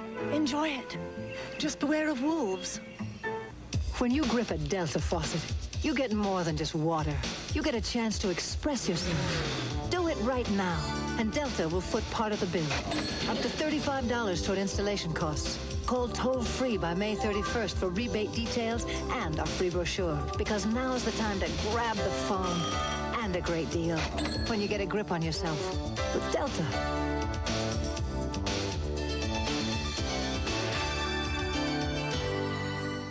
Every day, cats perform incredible balancing acts. To keep them performing at their peak every day demands an incredibly well-balanced cat food. Fancy Feast. Fancy Feast gourmet cat food perfectly balances great gourmet taste with concentrated nutrition essential to your cat's good health. Give your cat a lifetime of great performances. Fancy Feast, the perfect balance for life.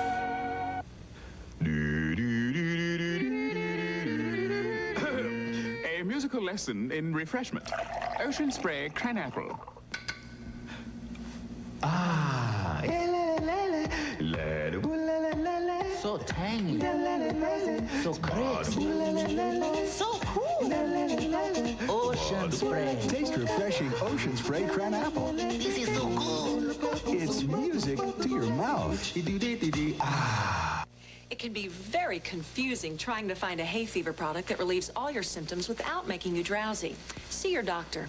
Now you can get fast, complete relief without the drowsiness you may have had before. Merrill Dow Pharmaceuticals. The British group Fine Young Cannibals is hot, both in England and in this country. The group's lead singer is named Roland Gift, a young man who is finding success in the recording industry, as well as in the film. Star. Do you feel like one? I don't know, not really. I mean, I don't really feel any different from, say, this year to 10 years ago, really. It doesn't feel like you're on a fast track? I mean, yeah, I mean, things get busy, and I'm tired because we've been working since before Christmas, non-stop. But I just feel like a hard-working man, not like a star. Every article one reads about you, perhaps in order to play on the words, they talk about the gift. The gift being your voice. It's called plaintive, striking, emotion-drenched. Some say it sounds like Al Green. Some say it sounds like Prince. What's it sound like to you? To me, it sounds like me. I think that people tend to, very often people will name their favorite singers, because you need to compare something. If something new comes along, you need to compare it to something else. It's you know, you can't think of a brand new color. You have to say, oh, it's a bit like blue or a bit like red or something. So I think that's the thing. You know, people will compare me to their favorite singers or just compare me to anybody, but just so they can compare. If there'd been no punk movement, you might not be involved in music today? Yeah, it's possible. Very possible. And that's, I mean, that's for the whole group as well. Everybody sort of came out of the punk era.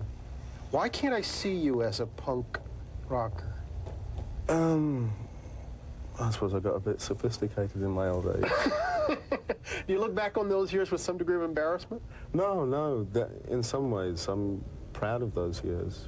Because it was a great time, because it gave people a chance, people who, how you say, hadn't come from musical backgrounds or hadn't come from artistic backgrounds. They had the chance, and it gave them the confidence to try and do something. Yeah. These days, what trips your trigger more, singing or acting? Both. There's got to be one that edges out the other. No, there isn't, because they're both aspects of me. I like doing both. I'd be unhappy if I wasn't doing one and the other. Let's talk a little bit about Scandal. A character you can relate to, Johnny Edgecombe? Yeah. He was a West Indian in Britain in the early 60s. So, you know, that was, my father was a West Indian in Britain in the early 60s. Was Johnny, as a role in Scandal, kind of a godsend? I mean, a role of some depth as opposed to some of the parts I know you had been offered? Yeah, I mean, for a start, it's a real story, and it's an interesting story. You know, it's about hypocrisy and the English government and sexual hypocrisy. So it was quite a meaty subject.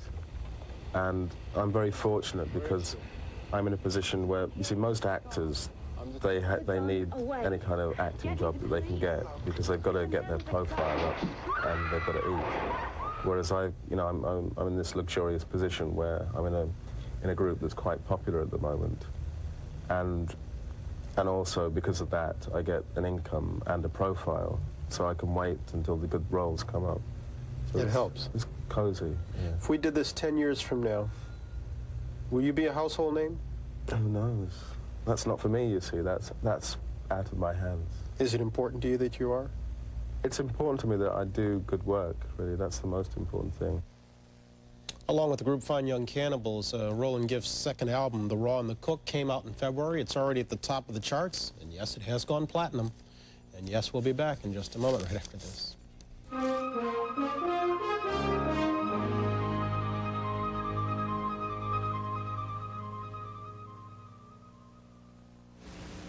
A lot of people can't wait until they retire.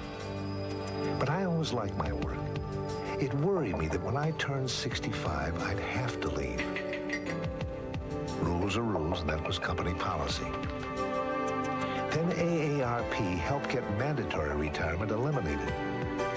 Now I can retire when I want to retire. Bye, dear. Not when someone else wants me to. AARP, making a difference. Hello, I'm Linda Ellerby. In a national test, people said Maxwell House coffee is better than Folgers coffee. Tastes rich, they said. Do other people agree?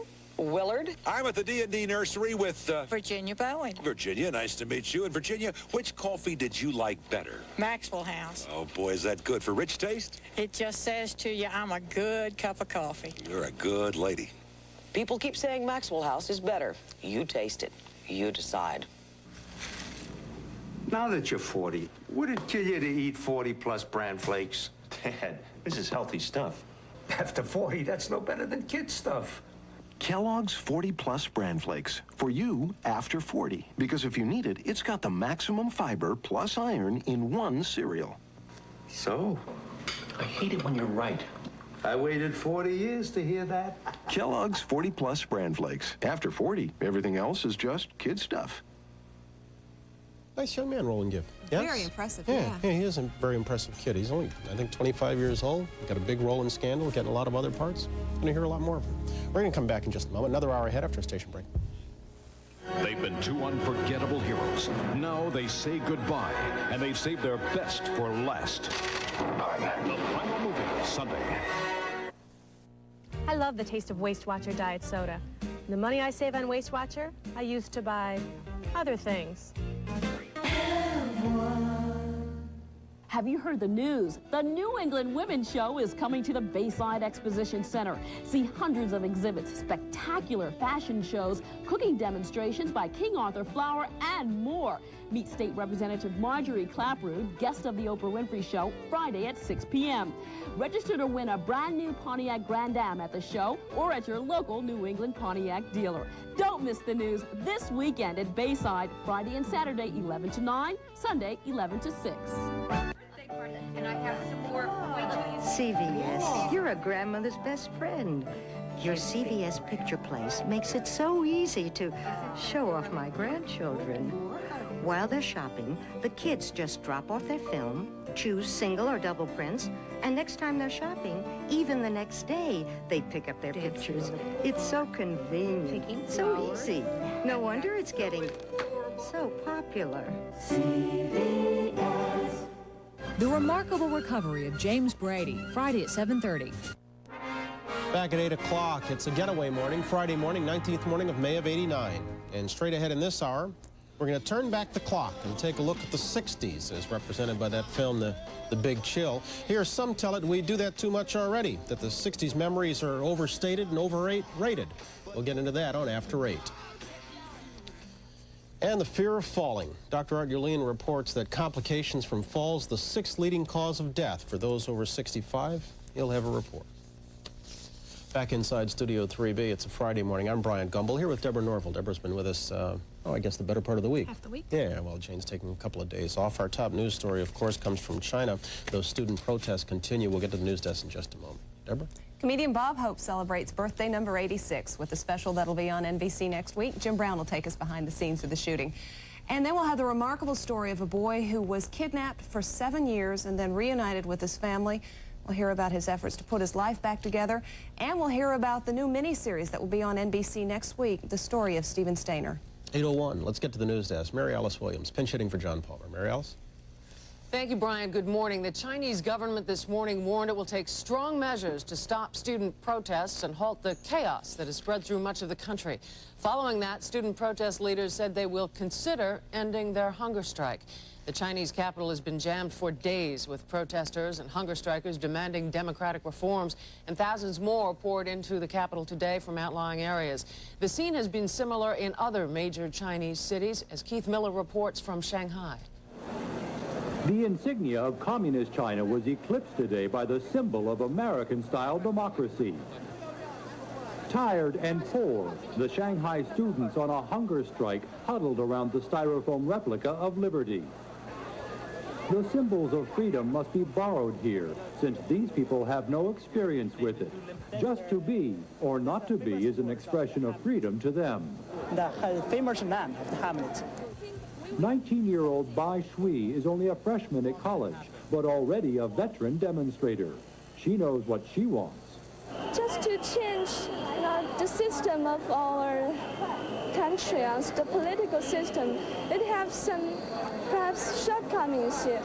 Not freedom enough, and not democracy. We just fight for democracy and freedom. The yearning to breathe free has touched off a nationwide protest for reform of the political system. If all the students struggle together to fight and to fight, we can succeed in the end. The young face of China is of dissent, and even those not taking a direct part in the protest appear invigorated by the process. Keith Miller, NBC News, Shanghai. Former Philippine President Ferdinand Marcos is near death in a Honolulu hospital this morning following emergency surgery Thursday. Doctors say the 71-year-old Marcos is suffering from heart, lung, and kidney failure and is on a respirator. They say he could die at any moment. Former First Lady Imelda Marcos last night asked Philippine President Corazon Aquino to allow her husband to return home to die. Aquino rejected the plea, saying Marcos's return would threaten national security. The nation's airlines may soon be forced to spend millions of dollars to make preventative repairs on their aging aircraft. Robert Hager reports.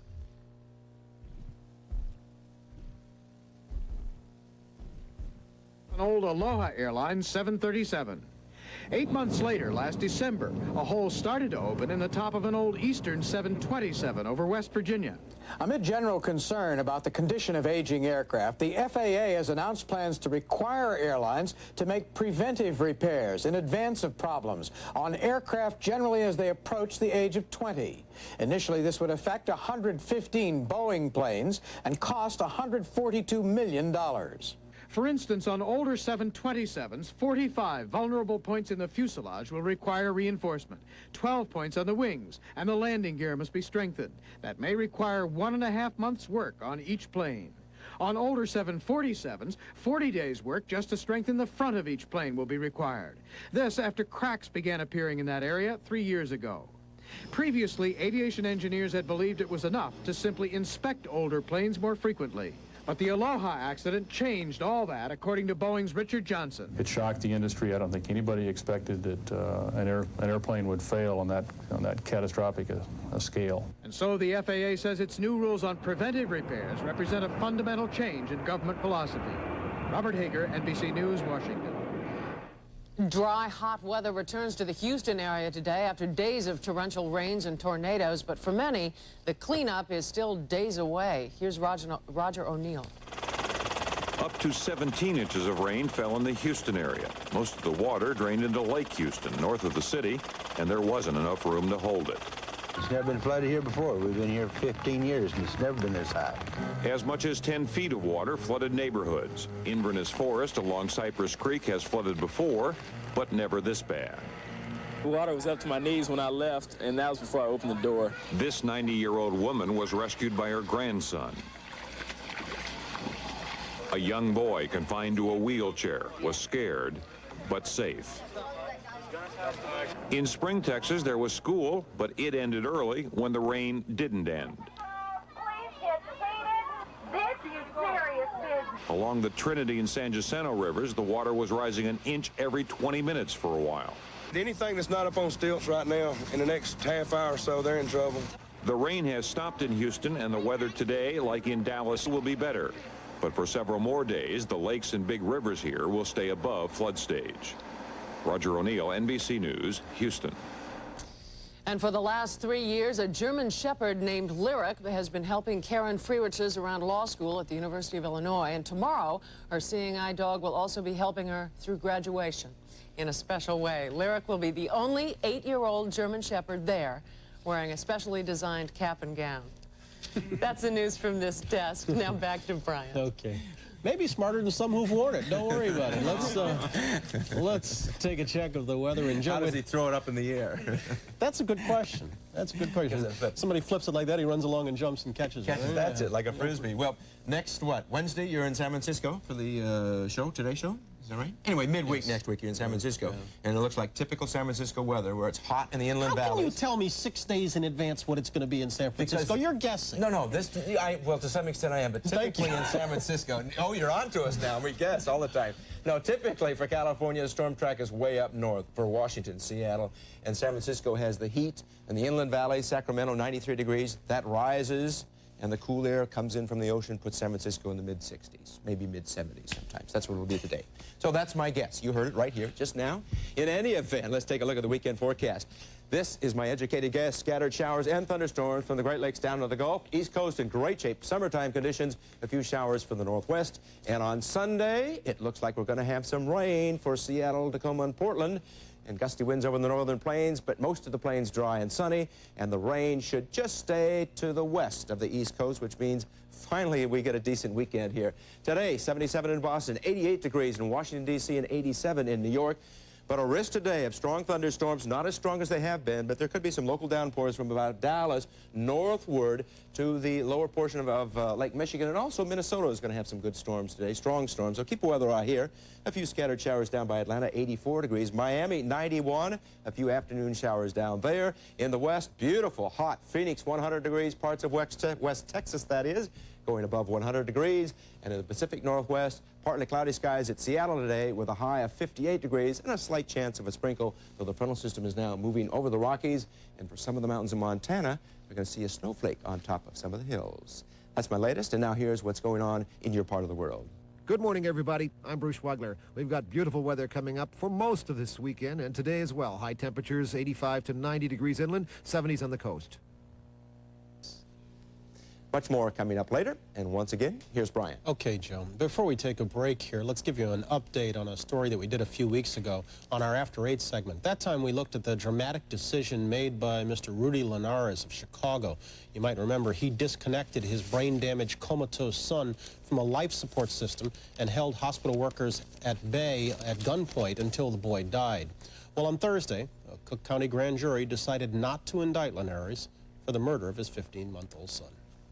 Coming up on 8:10 on a Friday morning. We're back in a moment after a break. This is Today on NBC.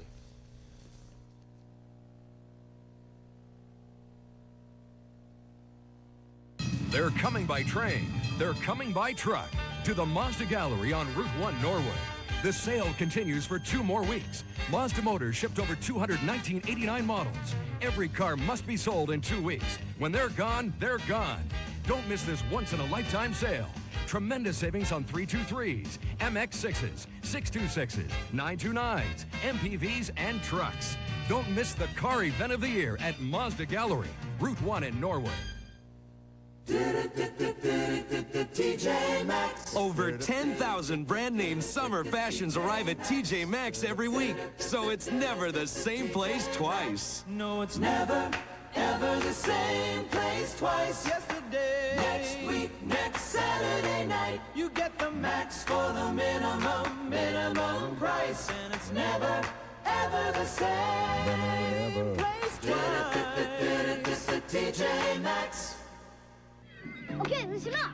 After some serious number crunching and heavy market research, I'm happy to report I got us the best summer vacation deal. Yeah! Us kids fly for $1 with our parents on Continental Tuesday and Wednesday, all summer. Half price the rest of the week. And what else? We gotta move fast. We gotta buy the tickets before May 26th, okay? So you know what to do. Yeah! He dulls mirrors. He smudges bright surfaces. He's the streak who appears after you've cleaned. I'm still here. Introducing SOS Streak-Free Glass Cleaners. SOS Streak-Free? SOS has an extra strength Ammonia Plus formula SOS Ammonia? to cut more grease and wipe out streaks. Want to wipe out streaks? Don't listen. Get new SOS Streak-Free Glass Cleaner.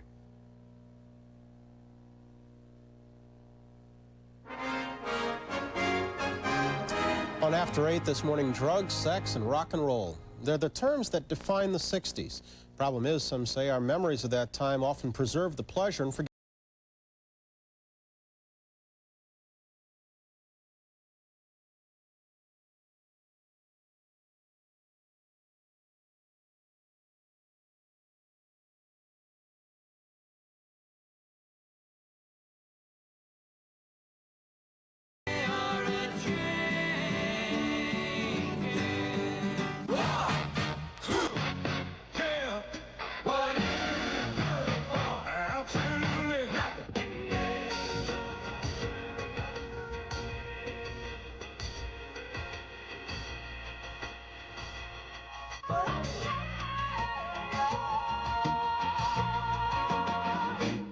Were the 60s a special time, or are they merely the obsession of the baby boom generation, a generation that can't put their youth behind them? Bruce Elliott is president of the Anti-Nostalgia Association for the Advancement of Time, a group that believes America is too preoccupied with the past. In what sense, too preoccupied with the past? Well, in the sense that so much of contemporary culture is really devoted to regurgitating the past. You have nostalgia television, you have so many Vietnam films, you have advertisements which use 60s ads. What's wrong with that? Well, for one thing, it's sort of taking the positive attributes of the 60s, and it's like food that's been chewed too many times. It becomes tasteless and disgusting. Also, it starts to obscure our vision of the future. You think by concentrating so much or dwelling so much on that we don't think enough about what's ahead, what's to come? Precisely.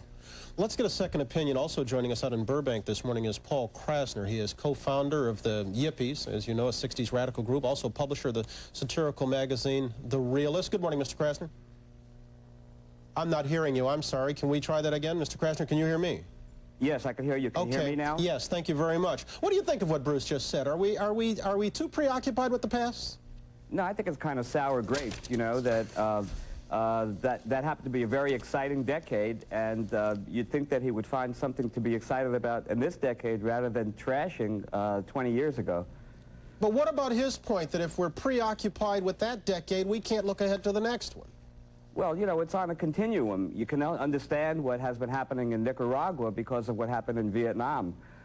You can understand the racism today when you understand what happened with the civil rights demonstration in the 60s. It's on a continuum, and you know, it was not to be trivialized. It was a turning point in American countercultural history. Do you think we trivialize it today? Well, you know, I mean, we used to wear out our jeans. We didn't pay extra money in order to have rips put in them by fashion designers. But he says it's like food you chew too much.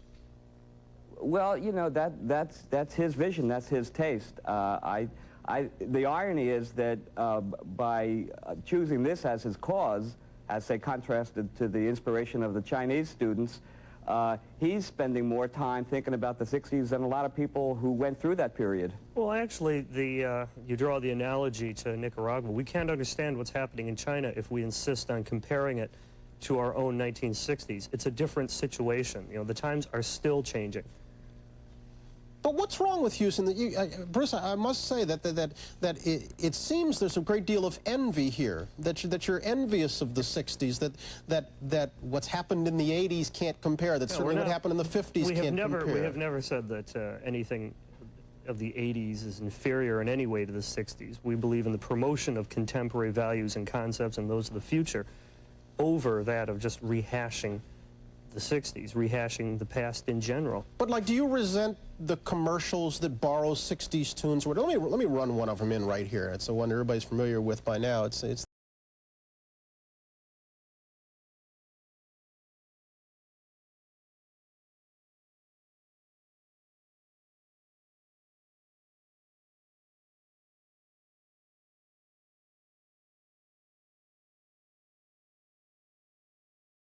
something.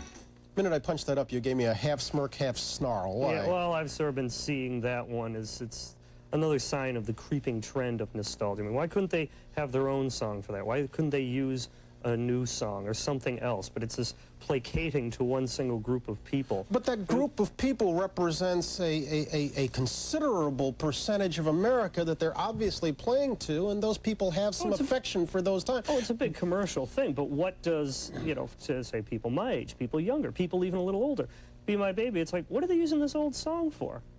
You know, why can't they use something more current? Why does everything have to use this 20-year-old reference point? Paul, what about that? Well, it's hard to take it seriously, you know, I mean, Bruce is entitled to have his 15 minutes of fame in whatever way he chooses, but you know, it's like forming an organization to denounce Santa Claus.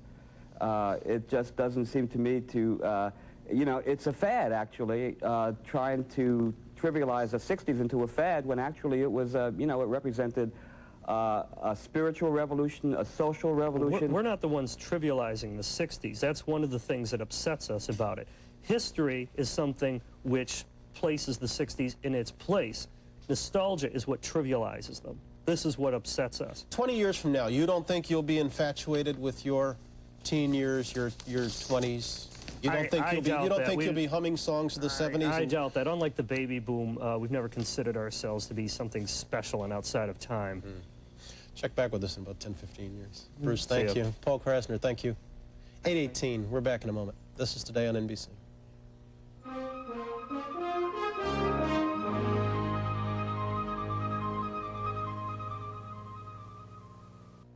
When I had a heart attack, this small life call remote control saved my life. With it, I was instantly able to contact Life Call's 24-hour monitoring center. Just press the button, and you can talk directly to Life Call, and they can talk to you without your touching a telephone. When you need help, Life Call summons an ambulance, paramedics, your family, and your doctor, and help rushes to your side without your touching a telephone.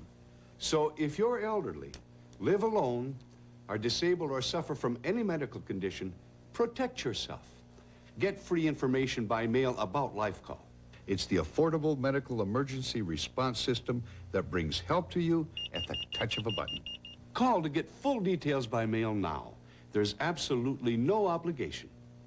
For free information about LifeCall, call 1-800-492-8800. The call is free. That's 1-800-492-8800. Dedicated people have given our families unsurpassed health care for generations. But now, promises of state and federal funding have been broken. Shortages of doctors and nurses continue. Many hospitals, community clinics, home care programs, and nursing homes are fighting to survive. Without help, this crisis will get worse.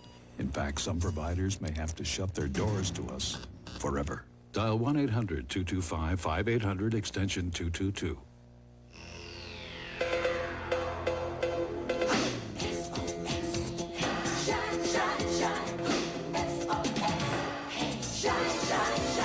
SOS Vinegar Glassworks, improved with 3 times more vinegar for more.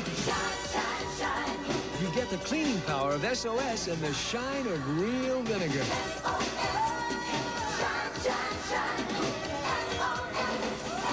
Improved SOS Vinegar Glassworks.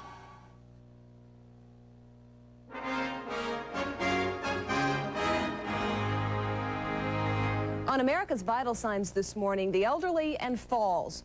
Falls are responsible for about 8% of all hospitalizations among people age 65 or older. And they're the #1 cause for nursing home placements here in the United States. Dr. Art Uline joins us from Chicago this morning to report on some of the causes and ways to prevent this problem. Morning, Art. Good morning, Deborah. It's a really serious problem. Complications resulting from falls are the 5th leading cause of death in people age 65 and older.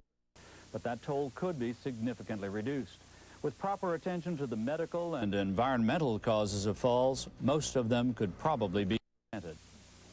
For 7 years, 79-year-old Carl Burnett was falling with alarming regularity, in part because of a trick knee that made him unstable, and in part because he wasn't paying a lot of attention to where he was going. During one of the falls, he cut his arm as he tripped on a sprinkler in his backyard. Oh, I was there for a while. I was falling at least once a week. And that's when I was learning how to fall, because somehow I just couldn't avoid it. I always remember the joke that they said, you know what your big toe is for, is to find a chair in the dark. See, and you do that and fall. 2.5 years ago, Mr. Burnett had surgery to replace his troublesome knee joint, and he began to pay a lot more attention to where he was going. He hasn't fallen since. He should consider himself lucky. Falls is one of the major problems facing the older population. Among older people living at home, about 1 out of 3 will experience a fall in a year.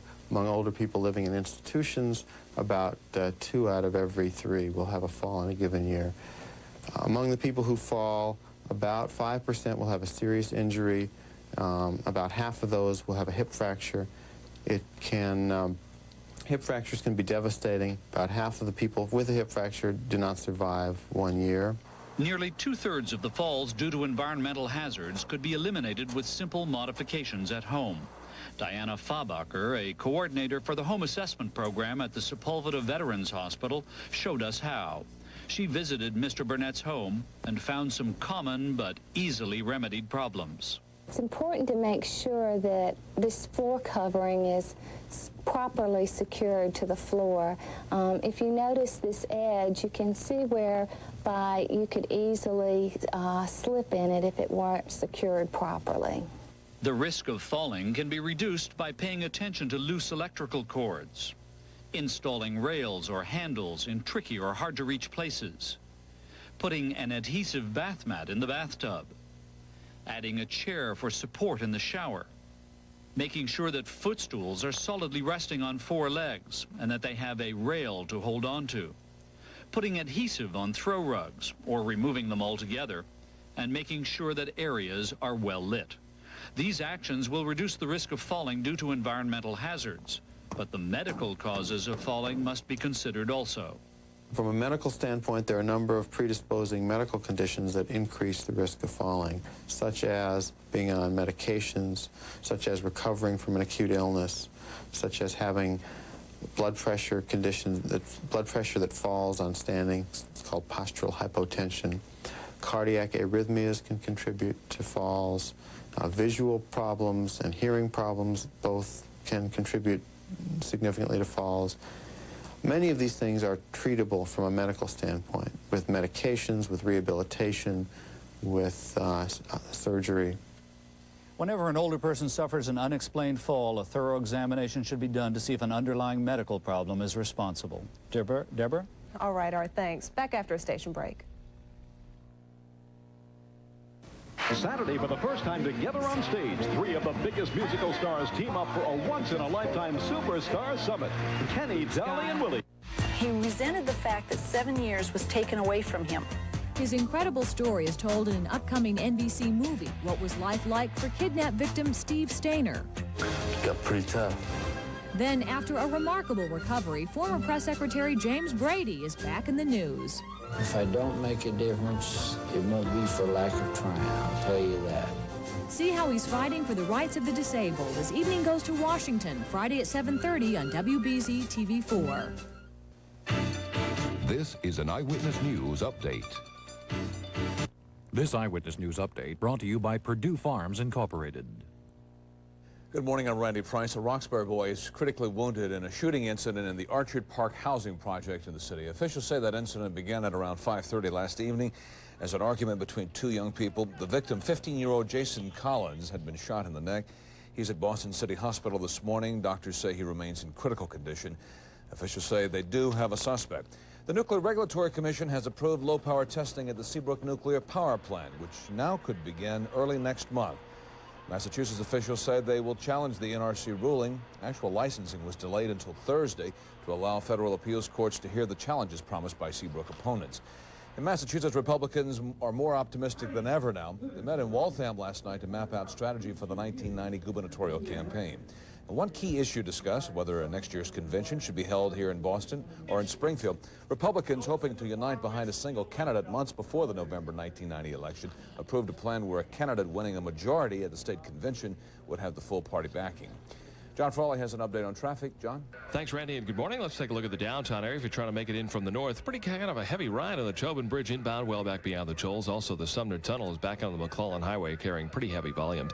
But the lower deck of 93, not that bad this morning. And the expressway coming northbound into the South Station Tunnel. Pretty good ride from Braintree right on up into the South Station Tunnel. Everything else in pretty good shape this morning. For Eyewitness News, John Frawley, Metro Traffic Control. Hey, John, thank you. The winning daily number in Massachusetts, 4,800. Tri-State 458, 1259, and Rhode Island 1923. Well, the Red Sox finally managed to win one against the Angels. Marty Barrett got the Sox going early. His first homer of the year in the first inning. That made it 1-0. They went on to win 5-2. Tonight the Sox are in Oakland. The weekend forecast after this. All chickens may feel fresh at the store, but they don't all start out feeling that way. I never freeze my chickens, but most of my competitors blast theirs with air that's 40 degrees below zero. So they can start out like this, and the government still lets them call themselves fresh. Well, they can call themselves anything they want, but I'd hate to try this with one of my fresh chickens. KitchenAid dishwashers are so well made, some people change their kitchens before they change their KitchenAid. So you'll be glad that KitchenAid also makes a complete line of cooking products, like advanced built-in ovens and gas and electric cooktops built to perform as beautifully as our dishwashers for years and years and years. KitchenAid, for the way it's made. Good morning, everybody. We'll have unsettled weather moving in the second half of the weekend, but this large area of showers and thunderstorms will become less widespread as it moves eastward. Therefore, I don't see Sunday as a big problem. It will be partly sunny with a risk of showers and thunderstorms. We do have clouds well to our west, but they're lifting primarily northward, and as they continue to do so, the whole system will continue to weaken. In the meantime, we have the sunshine from Quebec through New England down to the Carolinas. Warm weather, light winds mean sea breezes. Tomorrow, the winds will start coming up out of the southwest at light to moderate speeds. That should negate the sea breeze here, but will keep the south coast from the Cape westward through Providence to Hartford. South of that line, a little cooler tomorrow with the wind up off the ocean waters. There's some fog banks down over Nantucket right now. Temperatures cooler there with an east-northeasterly wind. Temperatures in the 50s and 60s as we move out through Carver to the Boston suburbs, South Weymouth, around through Natick, continuing northward on through southern New Hampshire, right around 60 here in Boston, westward through Worcester, all the way to New York State, and northward across Vermont, New Hampshire, and Maine. So we've got a pretty good day coming up today, and a nice one again tomorrow. It'll be sunny and warm, mid to upper 80s, 70s on the coast with that light sea breeze, fine flying, and a high tide at midday. And for tonight, we're going to have clear skies with that full moon coming up out of the ocean at 7:28 p.m. Calm winds, temperatures holding on the mild side. And tomorrow, look for sunshine, temperatures moving to the upper 80s as we have a southwesterly wind. South coast cooler. Our chance of showers and thunderstorms Sunday and Monday, nothing big deal. All right, have a nice weekend. This is it, the final days of Scandinavian Design's bankruptcy court-ordered liquidation sale. Everything at least 50% off. Scandinavian Design's final days are here now in Natick and Norwood. Don't miss it. Aim and Flame. It's the disposable torch by Scripto. During May, it's just $236 where you see the banner at participating True Value hardware stores and home centers. Hi, I'm Tanya Hart, inviting you to join us as we come to you this week from the Big Easy, New Orleans. That's Saturday at 5:30 on TV4. Dear John's Obnoxious Kirk joins us on Friday. Back at 8:30 on a Friday morning, a half hour to go till we hit a weekend. Our thanks to Deborah Norville, who's been sitting in for Jane Pauley in this half hour. A couple of notes: jazz great Chick Corea is going to be here playing a little music for us, and Perry Como's son, David, is going to be dropping by. We've got an interesting profile, I think. Deborah? Bob Hope's having another birthday, and he's celebrating it on NBC. He'll be 86, and next week NBC has a birthday special that was taped in Paris. We'll go behind the scenes to see what was going on with Jim Brown. And we have the story of a kidnapping with a happy ending. 14-year-old Stephen Stainer managed to escape from the man who had abducted him 7 years later. We'll meet Stephen and the actor who plays him in a miniseries that'll be on NBC next week. Let's get to the news desk right now. Mary Alice Williams is there for John Palmer. Mary Alice? Thanks, Brian. Good morning. The government of China, in an effort to end what the premier calls the chaos in his country, said it would take steps to stop the protests that have been going on and today banned demonstrations. Student leaders have now asked the demonstrators to go home. There are reports that Communist Party chief Zhao Ziyang has offered to resign, and other reports that his resignation will be accepted. All of this comes on the same day that Ziyang and China's premier met personally in Tiananmen Square with demonstrators who've been on a hunger strike for a week now. The protesters have been demanding democratic reforms in China, and even today, thousands of people continue to pour into Beijing to support them. Doctors in Hawaii say the outlook is not good for former Philippine President Ferdinand Marcos. Officials now say he is in very critical condition. He now has cardiac failure, pulmonary failure, and renal failure, as well as severe sepsis or infection. The prognosis is very poor, and his condition is very critical. Imelda Marcos, in a broadcast appeal, asked President Corazon Aquino to open her heart and to allow her husband to come home to die. Aquino again said she will not allow Ferdinand Marcos to return or to be buried in the Philippines when he does die. Also very seriously ill this morning is 88-year-old Florida Congressman Claude Pepper. The oldest member of the House is at Walter Reed Army Medical Center suffering from what's been described as a digestive disturbance. In California, a tough new measure banning the sale of semi-automatic assault weapons is on its way to the governor's office. The bill, the first of its kind in the nation, was approved Thursday by both the Assembly and the state Senate. A spokesman for Governor George Deukmejian has said that he will sign it into law. The bill makes it a crime to sell about 60 types of so-called assault weapons or to possess one or one of them without a permit. There was a deadly shootout this morning on the Israeli-occupied West Bank. 3 Palestinians and an Israeli soldier were killed in the gunfight near the town of Hebron. 7 other Israeli soldiers were wounded. It was one of the bloodiest clashes yet during the 17 months of the Palestinian uprising. The strike by 22,000 teachers in Los Angeles is into its 5th day. More talks are planned, but neither side will say what, if any, progress is being made toward a settlement. The National Transportation Safety Board will hear more testimony today in Alaska about the Exxon oil spill. On Thursday, an officer from the Exxon Valdez testified that he drank with the captain for 3 hours before the tanker left port. Parts of Texas continue to mop up from flooding caused by up to 17 inches of rain in recent days. Floodwaters 10 feet deep in some places covered areas around Houston, prompting a number of evacuations. Forecasters say they do not expect more significant rain there today, but it will take some time before the water recedes. And that's it from this desk at 8:34. Now back to Bryant. Mary Alice, our thanks to you also for sitting in for John Palmer. Thank you. My pleasure. Okay, and John's going to be rejoining us on Monday, right after he'll get through with his fishing tournament. Let's get a check of the weather. And Joe Whitty is completing a day of sitting in for Willard Scott, so we got to thank you, too. All right. Thank you, Bryant. Thank you. It's all, everybody's going to head off for the West Coast today. Indeed, I'm looking forward to meeting all you folks in Bend, Oregon. Looks like we'll have maybe a few scattered showers over the weekend for the pole pedal race. Meanwhile, San Francisco for the affiliates, great day today, 76 degrees.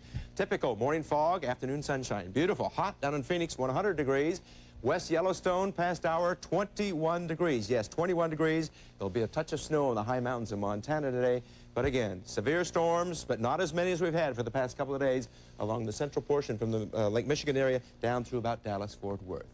That's my latest. Now here's what's happening in your part of the world. A place like Chicago, 76 degrees. Minneapolis, St. Paul, 68. Phoenix, 100. Billings, 54 degrees. And Seattle, 58 degrees. See you all in Bend. Now, here's Deborah Norville.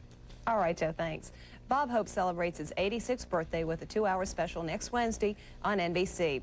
The show was taped in Paris, and our man Jim Brown has a behind-the-scenes look of the making of the show.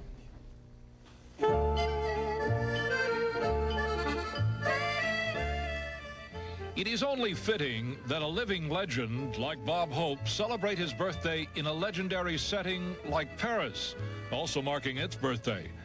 Bob Hope is turning 86, but still falls far short of the City of Lights, marking its 200th birthday. But Hope decided the two should get together in postcard settings to provide the background for numerous sketches of his 2-hour special. Among those taking part with Hope are B. Arthur and Sid Caesar. Here comes the maître d' now. Bonjour, madame et messieurs. Welcome to the Café Notre Dame.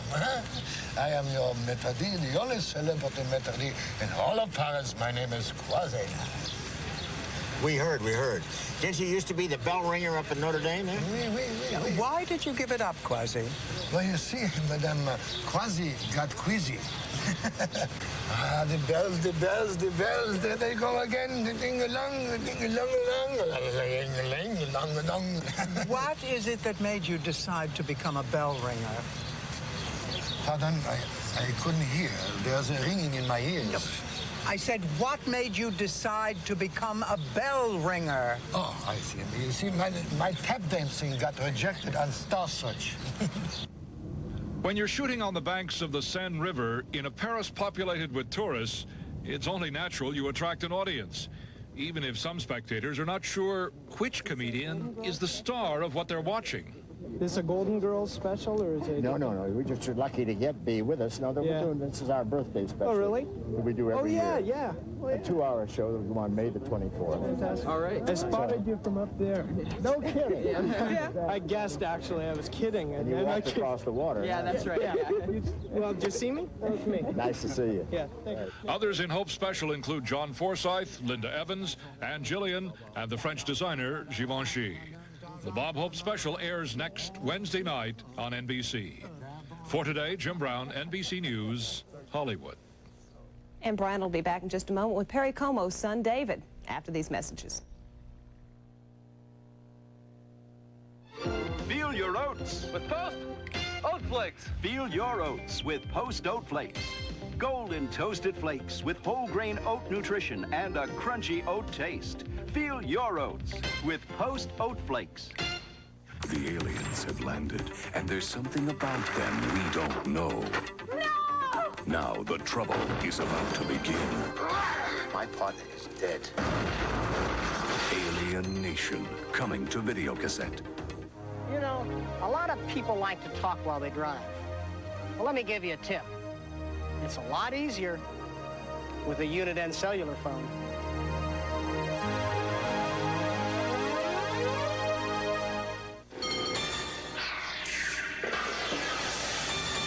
We interrupt this fill-up for a reminder.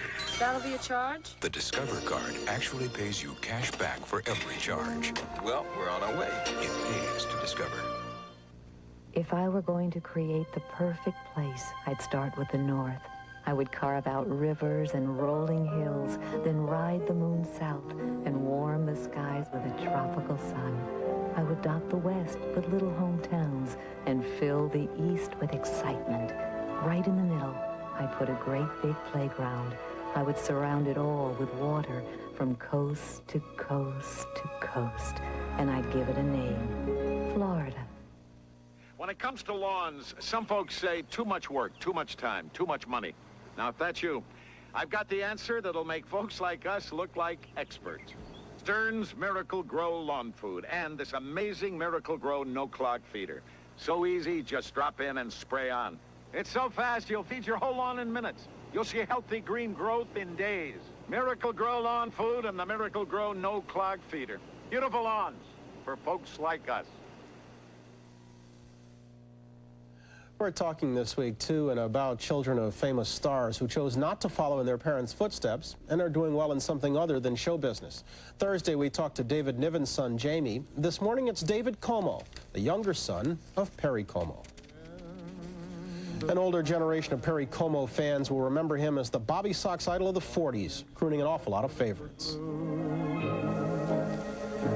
Long as there's a spring of bird to sing, I'll go on loving you. He was a Saturday night television sensation in the 50s. Full of butterflies inside. And he lifted spirits annually with his Christmas specials.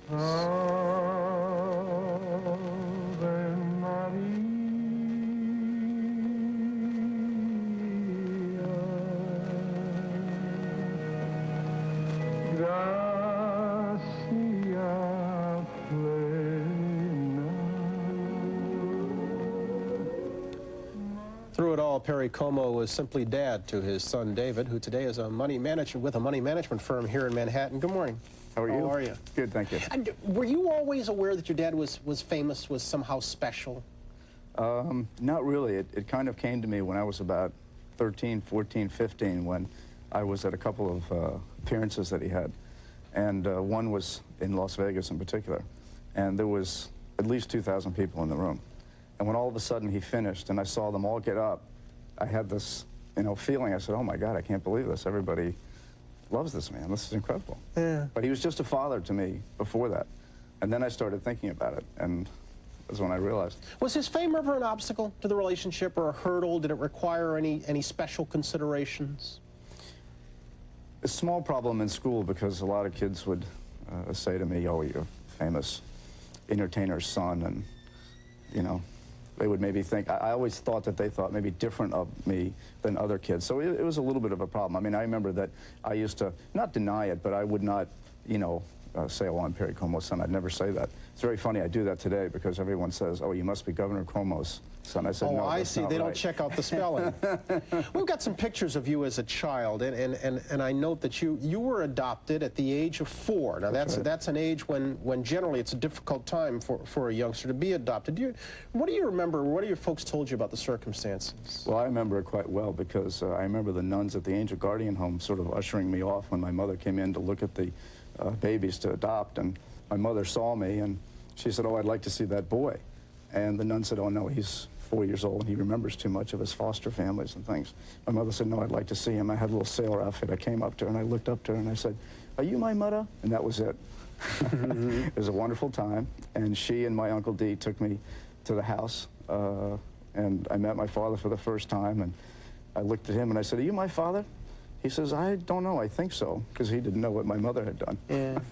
So it was quite an experience. To this day, are you much like your dad, you think? Not quite. Yeah? He's very relaxed, easygoing. I try to be that way very much, but it's a little hard in my business. Well, yeah, your business is a little bit tougher. I mean, we followed you at work just a little bit, and you work for BIL Trainer Wortham in a money management firm. You don't borrow any of the same serene manners as your dad? Well, October '87, it was kind of difficult to be that way. Your dad likes to joke that you play with his money and you never made a dime for him. How apocryphal is that? I think what's important is that he's taught me that money isn't everything. And so he kind of plays it down a little bit. Mm-hmm. The most important thing in life is family, being loved, things of that nature. You never had any desire to go into show business? He never talked about it? You never thought about it? Well, it's a quite funny story. I think when I was 14 or 15, I was quite proud of my guitar playing, and I brought it into the living room, and I said, Dad, I'd like to play a song for you. He said, okay, fine. And I put a gapo on the guitar, which allows you to play in different keys without using your finger as a bar. And he looked at me and said, what are you doing? I said, well, you know, I have to do this because I don't know how to play the chords. He said, give me that guitar. I said, forget show business. That was it. Did he barber you guys too? He sure did. Yeah. He does with my kids as well. Is that right? And he goes a little bit too far, but it's all right. It's all right. To this day, how close are you? Very close. I like to talk to my dad often and see him. Take care of yourself, David. Tell the governor we said hello. No.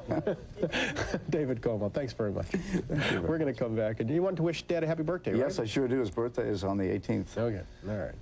That does it for us. Thanks very much. We're going to come back in just a moment. There's more ahead right after this. A lot more waiting for you over the years, son, but this one's been under the tree every year since you left, so Merry Christmas. What's fair is fair. And frankly, Bryce Pfister is the fairest faucet of them all. Starting with the fabulous finishes they offer outside, right down to the feat of engineering that's inside. The quality is formidable, thanks to a heart of solid brass. And another fine feature is how affordable it is. So find yourself a Bryce Pfister, the fabulous faucet with a funny name. Do you know the secret of a great night's sleep? Caitlin recommends holding a tattered old blanket. Blankie. Okay, Blankie. That's a good idea for you, sweetheart, but grown-ups need something more substantial. I'm Ernest Williger. My company makes Stearns & Foster mattresses. They're firm, comfortable, and give us grown-ups a great night's sleep. Since you've outgrown a Blankie, get a Stearns & Foster mattress. Most personal computers are like a two-lane highway, which is fine until there's so much information, even important data, gets stuck. But you can have more lanes for information in your system right now with an IBM invention called microchannel in many IBM Personal System 2 computers. It's putting an end to roadblocks and speed limits, so you'll be going places faster today and down the road. When you're thinking ahead, you're thinking IBM Personal System 2. Try the hot dogs so full of lean, fresh meat that they plump when you cook them. Ballpark Franks. Handsome carrying case not included. A filet mignon, a plumping ballpark beef frank. Both are made from fresh, lean beef. Both are tender and juicy. But remember, only a ballpark frank fits so nicely in a bun. Ballpark beef franks. They plump when you cook them. On December 4th, 1972, 7-year-old Stephen Stainer was kidnapped. After 3 months went by with no sign of the boy, police told his parents to assume he was dead. Well, on March 2nd, 1980, Stephen was reunited with his parents. He was now a 14-year-old stranger to them, renamed Dennis, calling his kidnapper Dad. Kenneth Parnell was the night clerk at the Palace Motel in California. He and his son seemed ordinary. No one knew that Parnell had spent time in prison for child molesting. Stephen escaped from Parnell when 5-year-old Timmy White joined them. Timmy was homesick, so the two captives hitchhiked 40 miles to a police station, and then both boys went home. Then Stephen, though, had another long road ahead of him, this time to mend a life that literally had been torn in two. His story will be told in the NBC miniseries, I Know My First Name is Stephen, next week. and welcome to Today, Stephen Stainer. Thank you. That this movie is going to be on television, does it raise any uncomfortable memories of the 7 years you spent with Parnell? No, not really. I've seen the movie. They sent me a clip, and really, I just kind of look at it as just a movie. Well, you know, what happened to me is in the past, and I really don't dwell on it.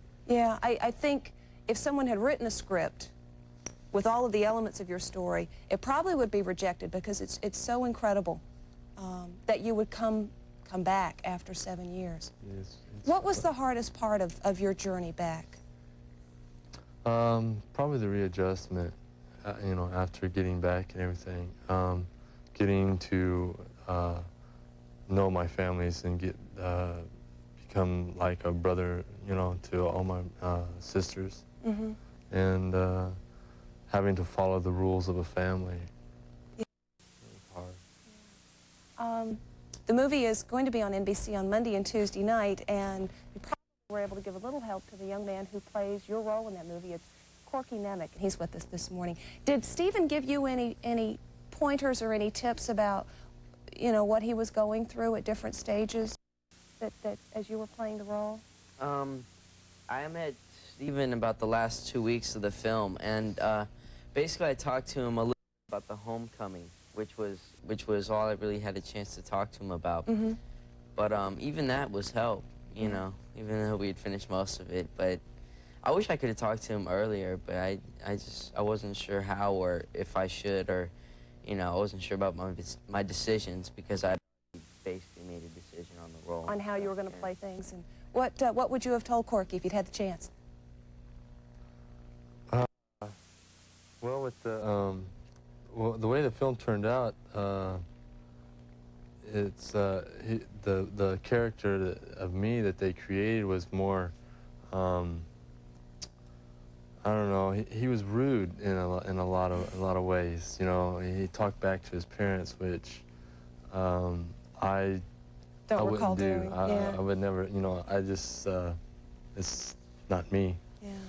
We're going to roll just a little bit of the clip and take a look at it for just a second, and want to ask you a couple of things while we look at the clip. So let's take a look at the clip from I Know My First Name is Stephen, which will be on Monday night. Stevie. Oh, here, well, there's been a lot more waiting for you over the years, son, but this one's been under the tree every year since you left, so Merry Christmas. Pretty poignant moment. The movie's filled with them. Stephen Stainer, Corky Nemec. Thanks for being with us this morning. Thank you. Thank you. We'll see the movie on Monday night. Brian will be back with Chick Corea after these messages. Time for a quick break and one of my favorite quick snacks, Sunsweet pitted prunes. Surprised? I don't know why. They're good for you and they're delicious. Rounder, plumper, Sunsweet. Now, new scientific tests prove Heart's Blockade Repellent gives your pet total protection against fleas and ticks, or your money back. Unsolicited, here's what some satisfied Blockade users have told us. I've never seen my dog free of ticks, even if I've used expensive dips, until I used Blockade. Now I recommend it to everyone. I've tried many brands of flea and tick products for my dog, and Heart's Blockade is by far the best product I've purchased. I will continue to use it because the product is great. Heart's Blockade, guaranteed flea and tick protection that really works. It's Color Tile's Savings Celebration. Our 700th store is open. And to celebrate, every Color Tile has 700 beautiful looks on sale. Now, every ceramic tile is up to 54% off. Every vinyl tile up to 30% off. Every Armstrong sheet vinyl up to 33% off. In-stock wall covering is half price. Plus, save on new color carpet. Every square yard of DuPont Stainmaster is up to 41% off. Hurry, sale ends Sunday at Color Tile. If you have hay fever, you can look and look. It can be very confusing trying to find a hay fever product that relieves your sneezing, stuffy nose and your watery eyes without making you drowsy in the bargain. Very confusing. See your doctor and end the confusion, because now you can get fast relief from all your hay fever symptoms without the drowsiness you may have had before. See your doctor. Merrill Dow Pharmaceuticals. Feel your oats with Toast. Oat Flakes. Feel your oats with Post Oat Flakes. Golden toasted flakes with whole grain oat nutrition and a crunchy oat taste. Feel your oats with Post Oat Flakes. Time now. Chick Corea, one of the keyboard's greatest innovators, has been performing with his successful electric band. But jazz purists will be happy to know that Chick Corea has now returned to his roots. He's recorded a new album called Chick Corea Acoustic Band. And Chick, good morning. Welcome back to Today. Good morning. Good morning. Do you look at this as a return to your roots? Oh, I don't see as I've ever how do you leave your roots? It's kind of impossible to leave your roots. It's just that the electric band has been on the road for 3 years, and I haven't made any recordings for the public of trio music, you know. Why not? Well, the electric band has really captured my interest in doing making an electric music is really what I want to do. Do you have much patience with those who take exception to your making that kind of music and not staying a jazz purist? I've come to realize that the game is that what's art and music for you might not be for the next guy. I mean, it's what makes the world go round, different tastes and so forth, you know. There's no such thing as a music or a message that's going to reach everybody the same way at once, you know. And at its essence, jazz is improvisation, and yet the minute you try to improvise in a different direction, the jazz purists take exception to it. There's a lot of tastes, man. They roll around. Some like this, some like that, you know. I mean, I understand you just scored your first film. Yes, it was fun. Name of it? Cat Chaser. Different kind of work, hard work? Hard work, very intense kind of work. The schedule is very, very demanding because it has to be finished at a certain time, you know, and it was very, very interesting for me to do something outside of my normal band work, you know. Or your normal thing here. What are you going to play for us today? I thought I'd do a rework of Spain for you. Let me get out of the way.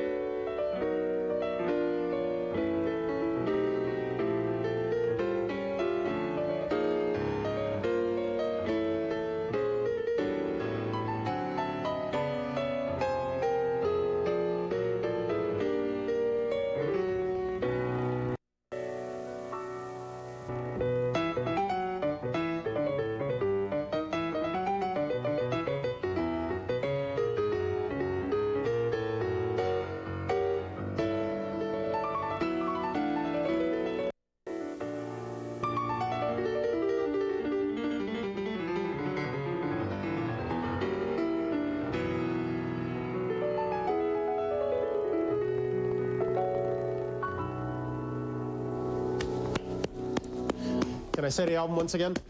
Chick Corea Acoustic Band. Acoustic Band, Right? thanks. Take care of yourself. Thanks, Brian. Thanks, Chick. Okay, Thanks very man. much. That does it for on this day. Our thanks to Deborah Norville for sitting in for Jane Pauley. And we've got a busy ahead. We'll be on the West Coast. Have a nice weekend. We'll see you from Seattle on Monday. Take care.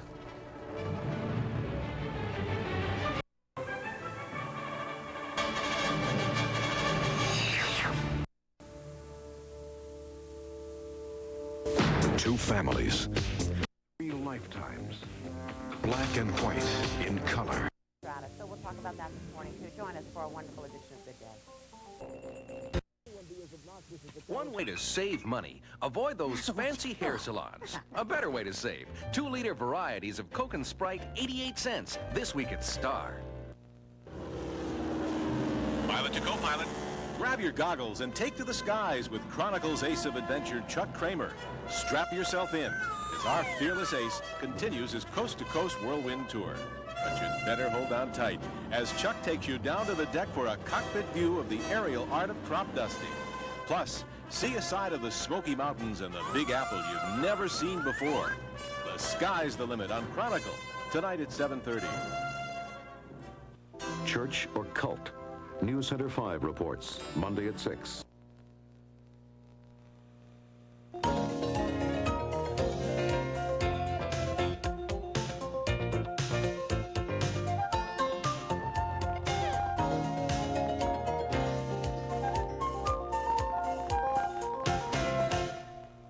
Good morning, everyone. We have something for everyone on this show this morning. Beautiful fashions from Sumiko, courtesy of the Grande Dame of Fashion, Mildred Albert, who will join us later in the show. Also, Jim Vernier, Boston Herald film critic, tells us what to avoid in this summer's movies and what to go and see. And we have a half a cow in our studio this morning, and we're going to take you through the parts of the cow. So if you're like me and sometimes very confused, especially about roasts, where they come from, we'll take you through all of that and hopefully give you some tips on meat buying. But we begin this show with a segment that is most unusual. I've never met two people who are saying what these two folks are saying. You know, the marriage vows read, "Till death do us part." In recent years, the much publicized 50% divorce rate has, for many, made a mockery of that sacred promise. Dr. Edward Donnelly says that he has counseled over 1,000 marriage cases in his former career as a therapist, but the tables turned when his wife of 28 years moved out in 1986. Suddenly, the marriage counselor who didn't believe in divorce was involved in one of his own, and he's been fighting it ever since. Chris Hayes has been trying to appeal her divorce since 1984, but the going is rough. And both she and Edward Donnelly have been representing themselves in court and are hoping that the Supreme Court will take this case and hear it, or both of these cases, and we thank you for joining us this morning. Let me start with the status of your situation now. Are you divorced, Ed? No, not at all. No. My case is going to be heard in Supreme Court, Superior Court in Tucson, Arizona.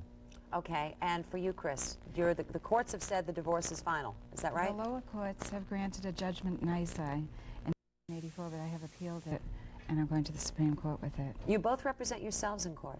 Yes. Why? That's correct. Economics or? Well, I don't think either one of us has any respect for attorneys. And in my case, it's money. I don't have enough money to hire a lawyer. Why do you not respect attorneys? I think they're prostitutes. They get involved in this immoral thing of dismantling marriages, and I think they're motivated by greed, not reconciliation. And you feel the same way, Chris? I feel the same way. I think a woman particularly is left with no money. She's thrown into the legal arena with a lawyer who speaks a different language. They speak legalese, and you're not allowed to know what they're talking about, what they mean. You're thrown into this, and I think very often you're wiped out financially. Sometimes you lose your children. And that's the case It's for a you. disaster. Your children live with your, as the courts call, ex-husband. Do you love your wife, Ed? Well, you know, I think love is like a reservoir. You know, you have to determine how high the level of water is at a given time. What happens in these nasty divorce cases is that the water starts seeping out. So answer my question. Do you love her? I think the water's very low at this point. Then why fight to stay in a situation where the love is gone? Well, to me, it's a spiritual matter. Explain that. Well, I think the Word of God says, no man on earth is entitled to tear apart what God has put together. Did God put your marriage together, or did you two, as very young people, make vows that you were not able to keep?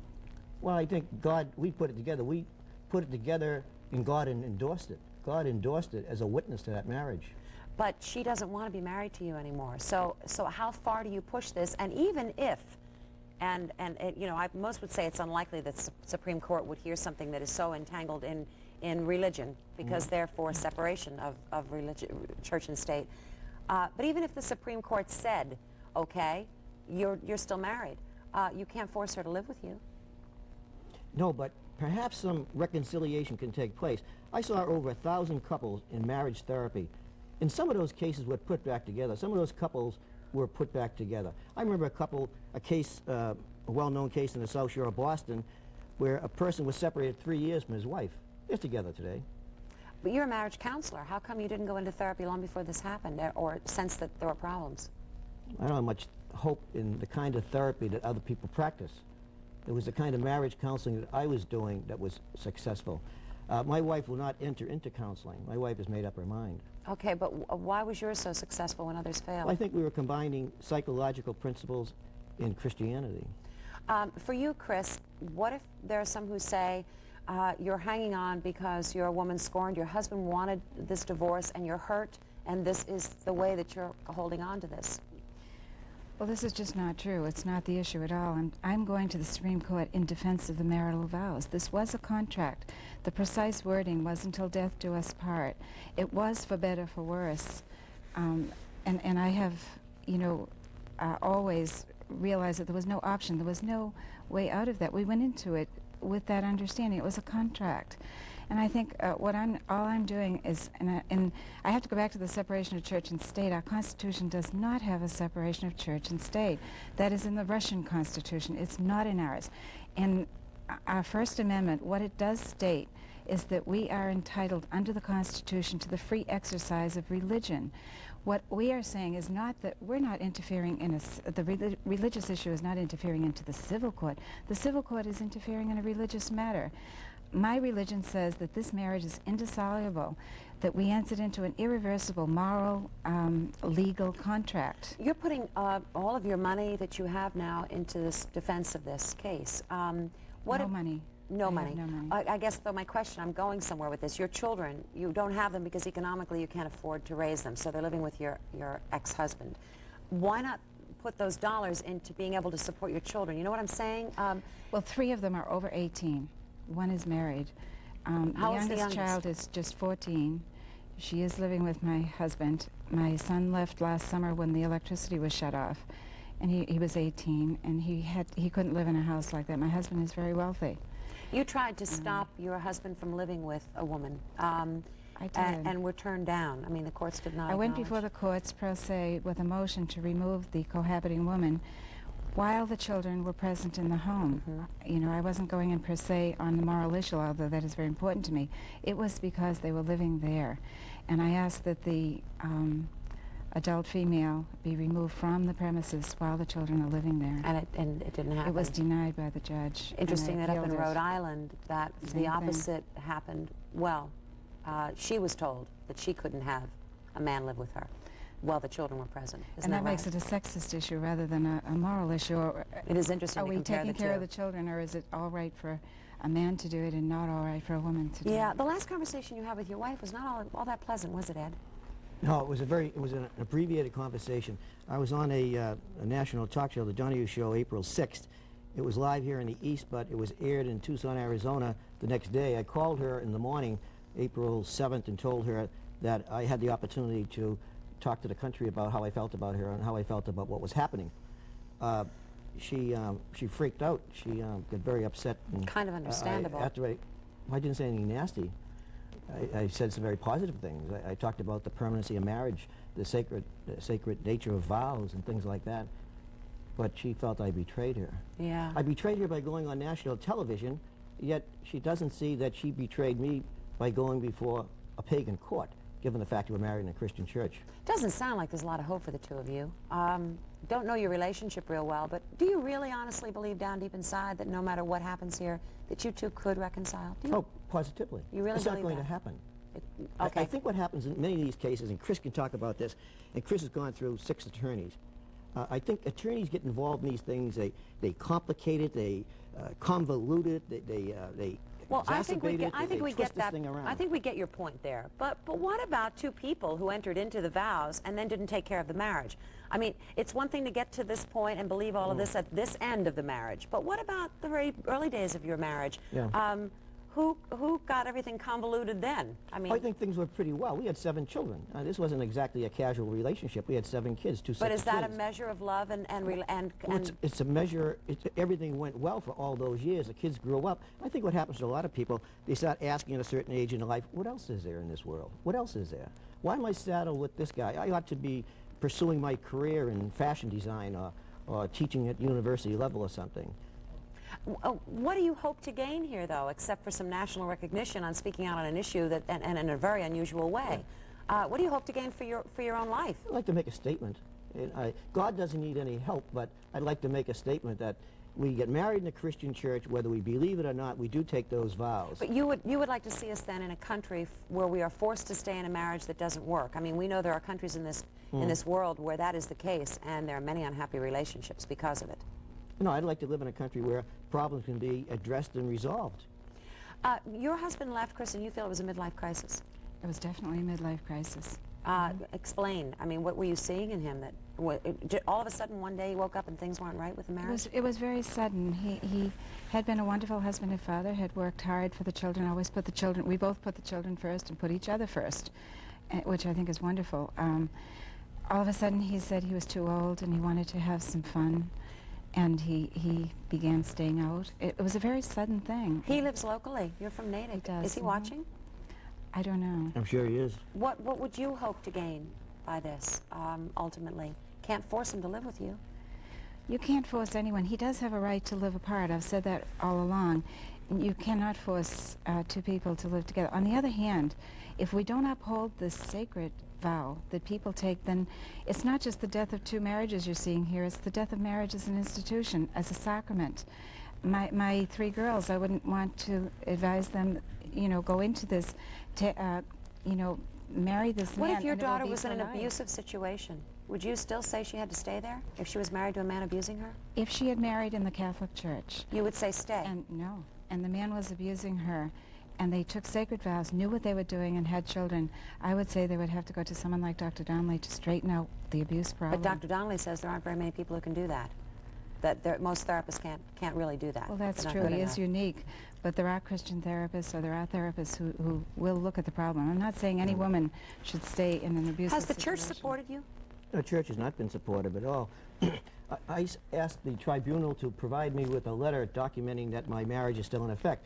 They sent me back a letter 2 days ago, the Archdiocese of Boston Tribunal, and stated that that my marriage to Kathleen Frances Shea in Timberlane, California in September 1967 is still in effect. You didn't marry that lady? No, I never heard of that woman. And I certainly had never been in Timberlane or someplace like that in Really? California. That, after a careful examination of the documents you provided, we conclude your marriage to Frances, or to Kathleen Frances Shea in Timberlane, California is still in effect. That's after a careful So documentation. you're not exactly pleased with the Catholic Church then right now? You either, Chris? Well, I'm very loyal to the Catholic Church. I think my only disagreement would be in annulments.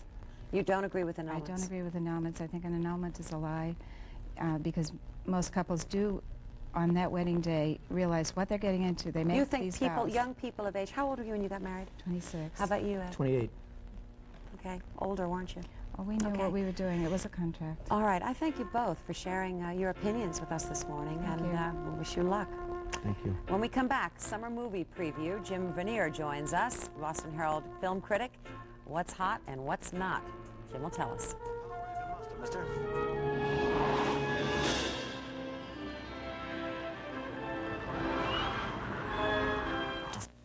At 15, kids don't want to be mothered anymore. You have to pick your opportunities. Citrus Hill Plus Calcium is one of those opportunities. We said if we could take 100% pure orange juice and add calcium without changing the taste, girls like Paula would drink it every day. To her, it's just delicious juice. To me, it's better nutrition. And as big as she is, she's still my baby. Citrus Hill Plus Calcium, a more nutritious orange juice. Hello, I'm Linda Ellerby.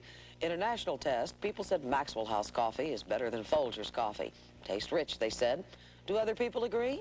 Willard? I'm at the D&D nursery with, Virginia Bowen. Virginia, nice to meet you. And Virginia, which coffee did you like better? Maxwell House. Oh, boy, is that good. For rich taste? It just says to you, I'm a good cup of coffee. You're a good lady. People keep saying Maxwell House is better. You taste it. You decide. When the moon hits your eye like a big pizza pie. It's amazing how many songs you know. That's why everybody likes Encore. Encore's the game where two teams think of songs with key words like Summer. and the more songs you know, For the summertime blues. the better your chances of winning Encore. You've noticed it before.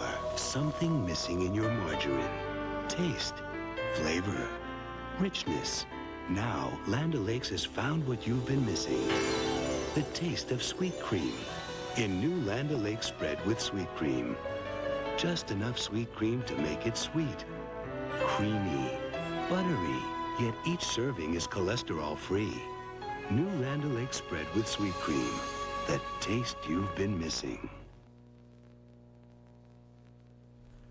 You know, just an aside before I introduce our next guest, did you hear on the news last night that the chief counsel for Exxon was picked up in Alaska for drunk driving? Isn't that amazing? Al just said I'll drink to that. Al, be quiet. All right. Memorial Day weekend is right around the corner. He can't get away with these comments. I'm going to tell you everything he says. That means summertime. That means summer movies. The Hollywood hype has some fans in a frenzy, but is there really anything to look forward to? Well, Boston Herald film critic Jim Vernier knows his stuff, and he's about to tell you his opinion. Jim? Thank you, Eileen. For weeks now, movie fans have been coming up to me and asking, aren't you excited about the summer films? Am I what? I understand how contagious all the movie hype can be, and this year the hype has been overwhelming. But doesn't anybody remember last summer? Where were you when I was having my brains fried by movies like Short Circuit 2, Caddyshack 2, Crocodile Dundee 2, Arthur 3, Rambo 3? I admit there were some hits, like Who Framed Roger Rabbit, Big, and Die Hard, as well as a few terrific adult-oriented films like Bull Durham and A Fish Called Wanda. But by and large, it was a long, dry summer, and you had to stay completely away from movies with numbers in their titles. This summer, you have no choice.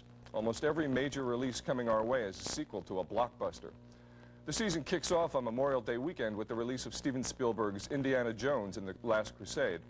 The third in the Indiana Jones series, Indy 3 features our intrepid archaeologists battling Nazis over control of a religious icon rumored to have supernatural powers. Sound familiar? The real news is that Harrison Ford will be joined in the cast by Sean Connery, who will be playing Indy's father. In an additional twist, River Phoenix, who was nominated for an Oscar for Running on Empty, will appear in a flashback playing Indiana Jones as a boy. Early in June, Paramount Pictures, which has long been a box office leader, also has another sequel up its sleeve, Star Trek V, The Final Frontier. While the extremely successful Star Treks 3 and 4 were directed by Leonard Nimoy, William Shatner directs number 5, and that probably means a return to the action format of Star Trek II, The Wrath of Khan. Later in the month, Ghostbusters 2 will reunite Bill Murray, Dan Aykroyd, Harold Ramis, and Sigourney Weaver, the team that helped make the original Ghostbusters one of the most popular films of all time.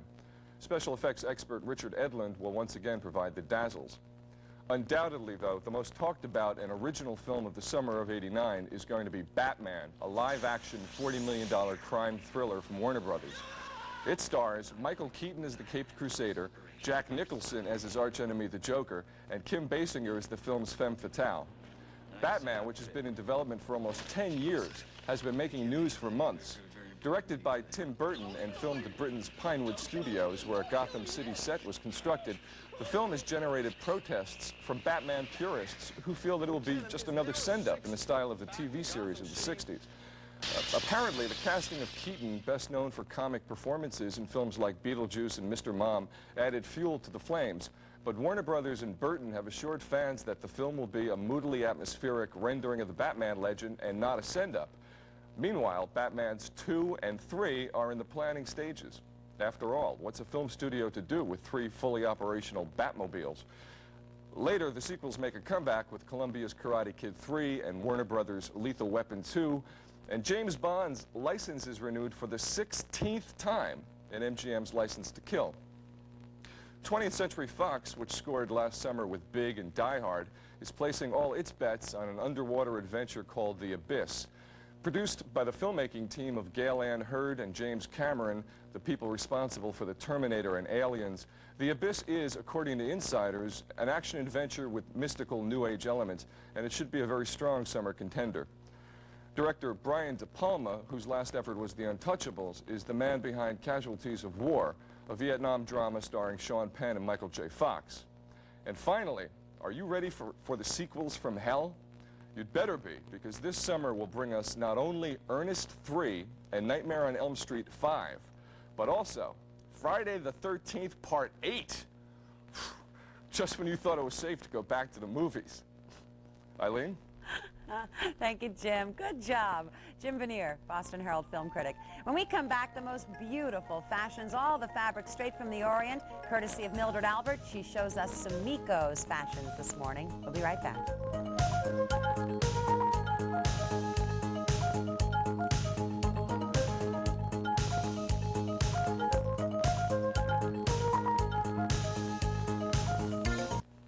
Applesauce, applesauce, applesauce.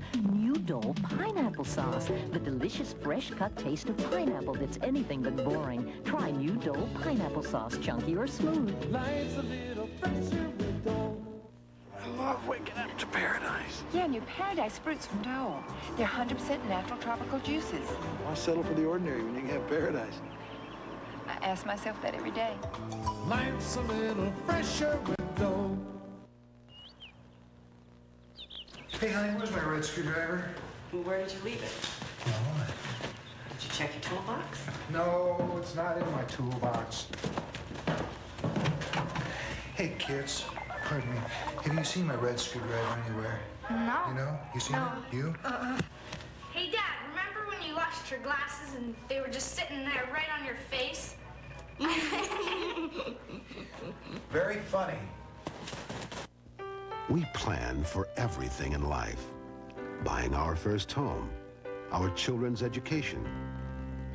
Planning your funeral makes things easier for you and for your loved ones.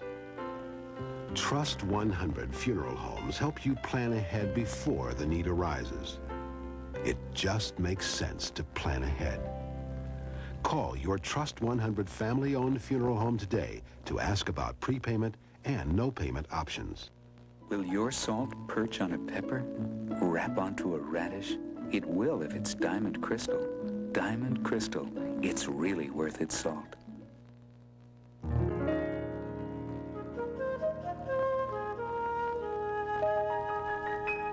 It's 9:21 and 58 degrees. It is always truly a pleasure to welcome one of New England's most interesting, hard-working ladies who really knows fashion. Mildred Albert joins us this morning with fashions from Sumiko. Oh, she's a darling. She I is. must tell you, because she's Taiwanese herself. And even though we said that a lot of these things come from the Orient, she has clothes from all over, from Europe, from everywhere. But she has this instinct, finding the most beautiful fabric. She designs a number of the things, and so many of it came from the Orient. That was why I showed the costume that was worn by an empress of China. And now that the relations between China are going to be so wonderful, we're going to see many, many influences of fashion from China. Sure, we are. But what we're showing you today from Sumiko, not necessarily only from the Orient. Right, but there are some. In fact, the first one, Claire Louise. Are we going to show that again? Because the costume that Claire Louise is wearing gave you just a little hint of it before we went to break. But take a look at this. This is beautiful. Now, where does this come from?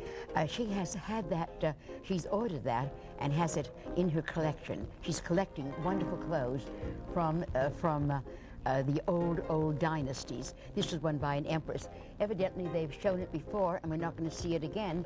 Is that right? Is that true? Did I make a mistake? We don't know where Claire Louise is. Well, because somebody told us she was all through. We'll do it later. We'll do it later. Good, Okay. fine. Joy, though, Yeah, is yes. ready. Okay, here we go. Yeah, good. We chose this for two reasons. The knitted clothes in fashion have become so fashionable, and they now are an all-year. Knit is all year round. Yes. So it makes it a very good purchase, doesn't it? And it travels so well. This, of course, is that fabulous color that people love. And on the shoulders, that little bit of Angora. Yes. Isn't that interesting? You know, I think it's fair to say you're looking at, obviously, a beautiful body that Joy has, but knits are very flattering. Everybody can wear knits. Yes. Everyone can wear knits. It's great. And one mustn't ever think of knits only for one season. I find that knits are an all year round when I use, say, the word fabric, let's say a knit. I know that Sumi does a gorgeous job for anyone that needs a beautiful outfit, whether it's very dressy or daytime, but also, I mean, I know that if you're going to be the mother of the bride or go to a special occasion, yes, she's a great place to go. We do have some? Good. Yes, Thank you, Joy, very much. Okay, now Pat. And this is a gorgeous leather suit, isn't it? There's another interesting note. Leather people used to think of leather for the winter or something. We sew and wear leather all year long. It's much cooler now. It's cooler, it's lined, it doesn't wrinkle, it travels well. And this particular suit, as you can see, can be worn cocktails, theater, and certainly can be worn anywhere you want to wear it. Isn't that beautiful? And leather, you can wash it. You take a little sponge and a little bit of warm water and very gently just rub off any little spot. Because I think that, to me, is very, very important. Oh, well, it makes it more economical. Cleaning bills can kill you with some leather, clothes. certainly. Yes, yeah. Thank you, Pat. That's beautiful. Now, that would sell for about $800. I think so. Right? It's around that that price range. Okay, Karen? Now, look at you know, this. take a day like today. Let's say you're going to a wedding. This is cotton. This is cotton, and it has a very little motif running through it. It's not too dressy, it's dressy enough. It's a marvelous wedding. I say a wedding dress. Not so much for the bride, but for a wedding guest. I'd love to own it, and I don't have a wedding to go to. I think that's beautiful. Yes, it's a beautiful dress for the summer. Yeah, you can start wearing it right now. Yeah, Karen, thank you. That is so gorgeous. The detail on it is absolutely beautiful. And also, we mustn't forget, Sumiko has her shop is in Framingham, it's in Waltham. Yes. And also there's a third shop that she has, Dedham. In Dedham. In Dedham, yes. yes. She's worked hard enough to expand. It's really terrific. She's a fabulous lady. Yes, I know. I happen to agree. Just take this. Where could you not wear this? You could wear it in the morning. You could wear it in the afternoon. I wouldn't wear it in the sandbox with my baby. That's yes, that you're right. That you shouldn't wear it. No, you're right. But that is beautiful. Look at it. Just picture yourself going to New York. You wear it at night at the theater. You wear it on the plane. You can wear it if you have a very important breakfast. It's a marvelous Sunday brunch dress. And you can wear it when it's very warm outside. I mean, you can wear that from spring all the way through. That's right. It's cotton. It's so lightweight. Look how simple that dress is. Isn't that beautiful? To me, this is one of the most practical, one of the most beautiful ensembles that any woman could want. Now, when you do it with your red shoes, your red gloves, your red hat, you are a dream. Yeah, that's beautiful, Susu. Oh, just lovely. Thank you very much. Absolutely gorgeous. Doesn't she do that well? Yes. Well, you know, Susu has been with one of our top models. I know. For you, I was going to say that, but she just does such a great job. Okay, now, Joy, take a look at this. Take all the balls that we have. Tonight, there's a ball at the Lafayette. Tomorrow night is the silver ball. This is the kind of dress that you will wear. It's an organza. There's nothing more feminine or prettier than organza. Beautifully beaded. This is where Sumiko has such wonderful taste. Don't forget, this is all hand done. Yes. And when you have somebody who understands clothes, they know what to demand, what to expect. Now, this sells for about $1,000. I think so, yeah. yes. That's apt, but look at the detail. Gorgeous. Just beautiful. And organza is so feminine and so pretty. Yes. Thank you, Joy. Beautiful. And now, Karen. Of course, this here is the pièce de résistance. Every top designer has done what we call these jeweled jackets. They are very, very special, and they're very, very exciting. The deep purple, this wonderful encrusted jacket, even to that little flower in the hair. Now, it's a halter dress. Just look at it when she turns around. There isn't a dress that a woman wearing this dress would feel elegant. Isn't that she would just feel so confident and so beautiful. And this is the very heavy encrusted jewels. I've seen these dresses at such enormously extravagant prices. This was $1,300, which for most of us is a lot of money, but it's a better price than most of these jewel dresses are going if for. it comes from the very top designers, start at least $6,000, $7,000 minimum. Minimum. Just beautiful, Karen. Thank you. Now, have we found Claire Louise? We've found Claire. I was afraid she toppled over somewhere with that headdress on and no one picked her up. But here she is. This is so beautiful. This is actually an exact replica of an empress of the, about 2,000 years ago, of the Qing dynasty. Today, of course, you could never duplicate it. No. But I want you to notice some of the similarities that we're going to be seeing. I was just thinking that. Yeah. The fabric, the jewels. The jewels, the way the pattern is made, the ease of the costume, the longer jacket, the full sleeves. You'll see many of these influences in the clothes from the Orient from here in. Isn't that something? That's great. It'd be good to look forward to that. And, of course, the magnificent colors. Yeah. And don't forget, women in those days had to shave their heads. That's why they wore such elaborate headdresses. Yeah. Once they married, they had to shave their heads. Isn't that something? And of course, saved on the feet were hairdressing bound. bills, but yes. But yeah. And look at even the fringe. You see the fringe today. Yeah. And so many of the outfits that we show. Not the case today, though. In China, it doesn't happen. No, Women don't not shave yet. their heads today. No. That's all changing. Yeah. But there'll be a great influence from China from here in. Or let me say the Orient. The Orient. Yes, you're right. Mildred, thank you. And Sumiko, thank you. Sumi is located in Waltham, Dedham, and Framingham. That's right. And she's the most interesting person, not only a hard worker, but she knows fashion. Yes, she does. And to me, that's the most important thing. If you go to a store where you know that what you are buying is good fashion with accessories and such, that's one of the most important things. I also think it's great when people are involved in their profession and very enthusiastic. She loves to see women look good, and I think it's nice, and it shows when people go in there. Okay, thank you, Mildred. Thank you. How's love. Jim? Just wonderful. Yeah, and you're keeping well? Absolutely. Good. Okay. And of course, your angel, I know, is. Yes, my angel is keeping both of my angels. Both of them. Thanks, Mildred. Thank you, Sumiko, and thank you, ladies. When we come back, do you know there's something called rich kid syndrome, and it has nothing to do with how much money you have or you earn. It has to do with giving our children too much and perhaps not teaching them good values in the process. We'll meet someone who's local, a doctor who's written a book and has a lot to say on the subject. Good advice for all of us, I believe. We'll be right back.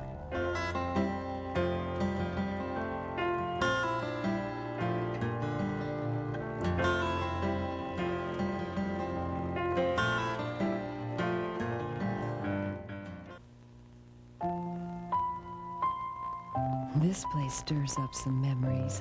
I used to sit right here and watch Grandma fix dinner.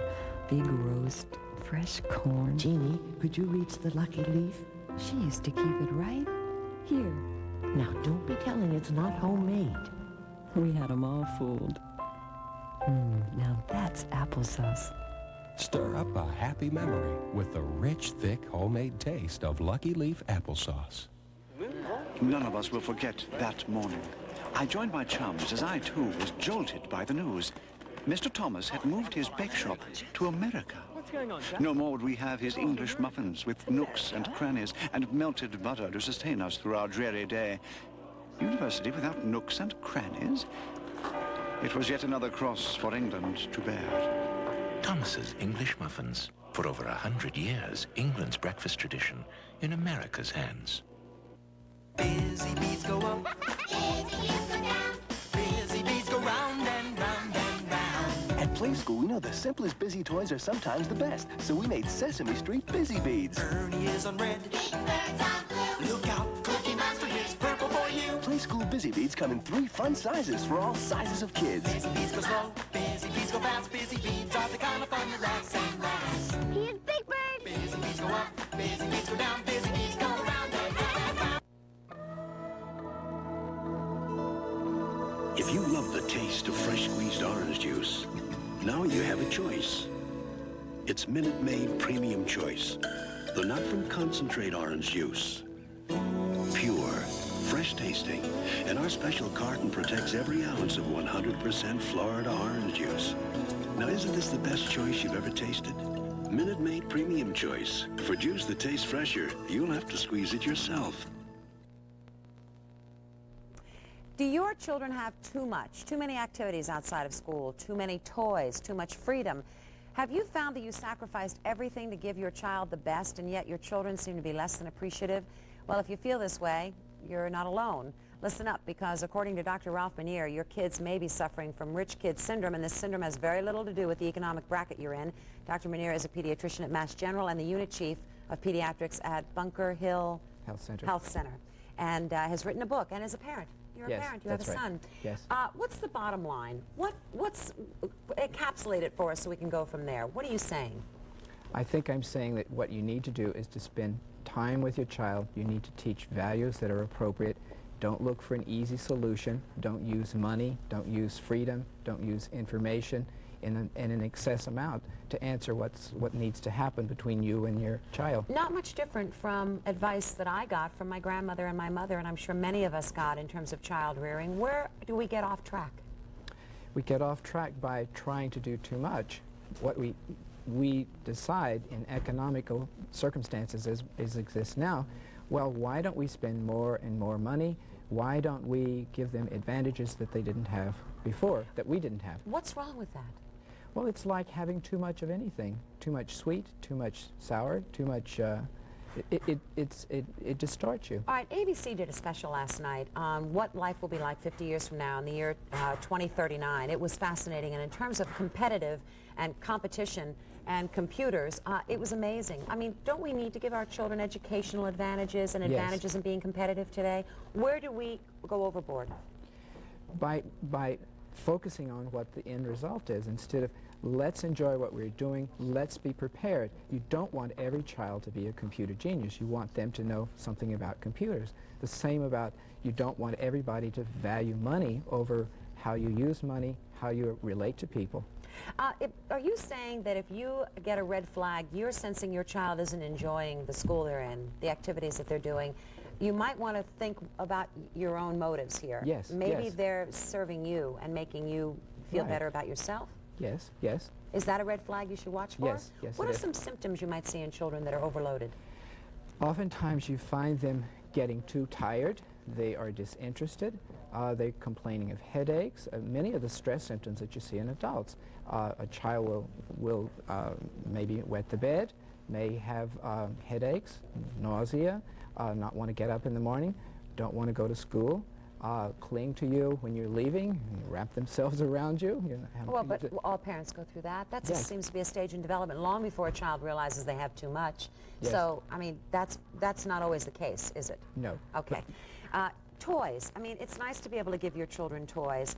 Where do you know that you've struck a balance that's appropriate in terms of them having too many things? And how do you instill values at the same time that they have a lot of material possessions?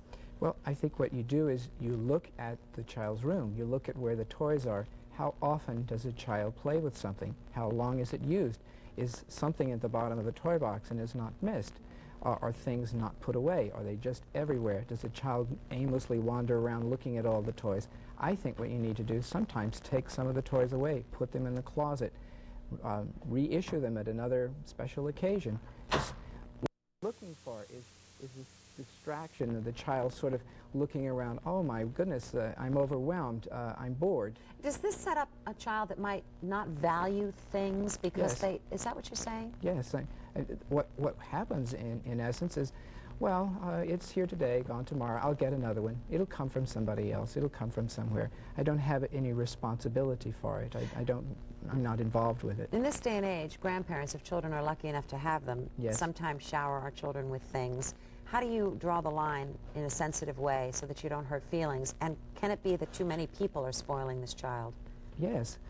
I think that a parent needs to speak to the grandparents to talk about what do you think you're going to be giving the child for a birthday? What are you going to be doing when you come and visit? Have some dialogue with your parents so that you know that you can give them some advice about, well, they already have such a particular toy, or I don't think that that's a good toy to give, or why don't you just bring yourself, and why don't you spend some time doing something, going somewhere with the child, rather than always showering things, presents. From a child's point of view, both parents are working. Yes. The parents come home at night.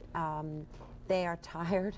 They know and they want very much to have time with their child. What does the child want most from parents at that point? They want them. They want the parent. They oftentimes want to tell them all the joys, all the excitements, everything that happened in that particular day. If you think back, if you're a parent, you think back and you think, what happened yesterday when I came home? Well, I had to get dinner, my husband had to come in, he was tired, and what did my 7-year-old want to do? He wanted to tell me of the grade he received on his paper. Well, what you need to do is to be so prepared that the 7-year-old doesn't feel like I'm talking, please listen to me, please listen to me. What you need to do is to sit down. Maybe you come home a little bit later because you stopped somewhere by the side of the road and rested a little bit. I mean, we're not on this fast track to go somewhere. Well, we are on it, but you're saying get off of it. Yes.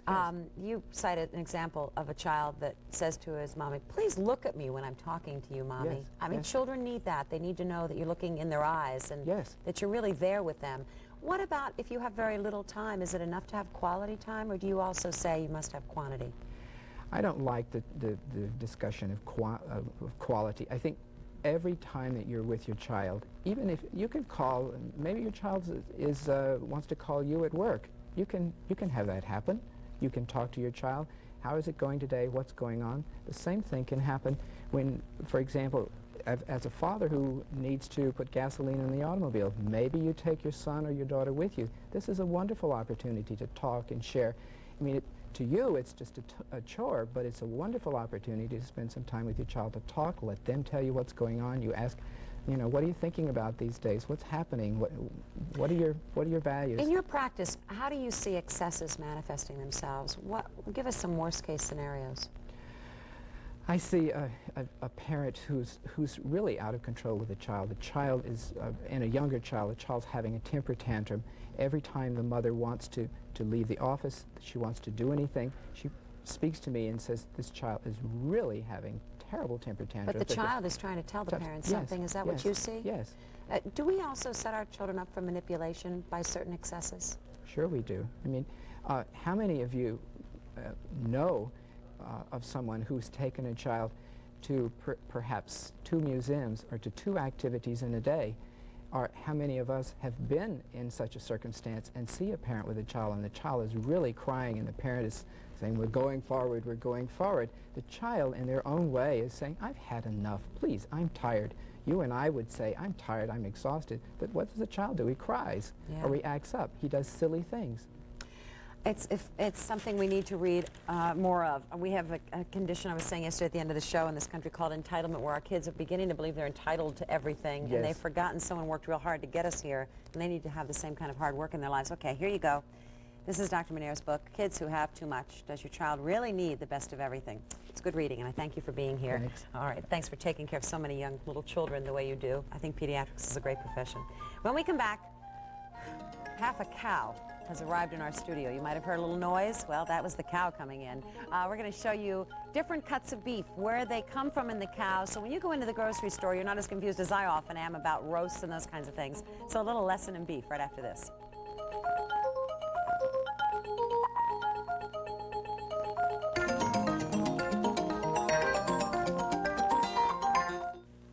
I started work right after I got my degree. Eventually, I put everything on hold and started a family.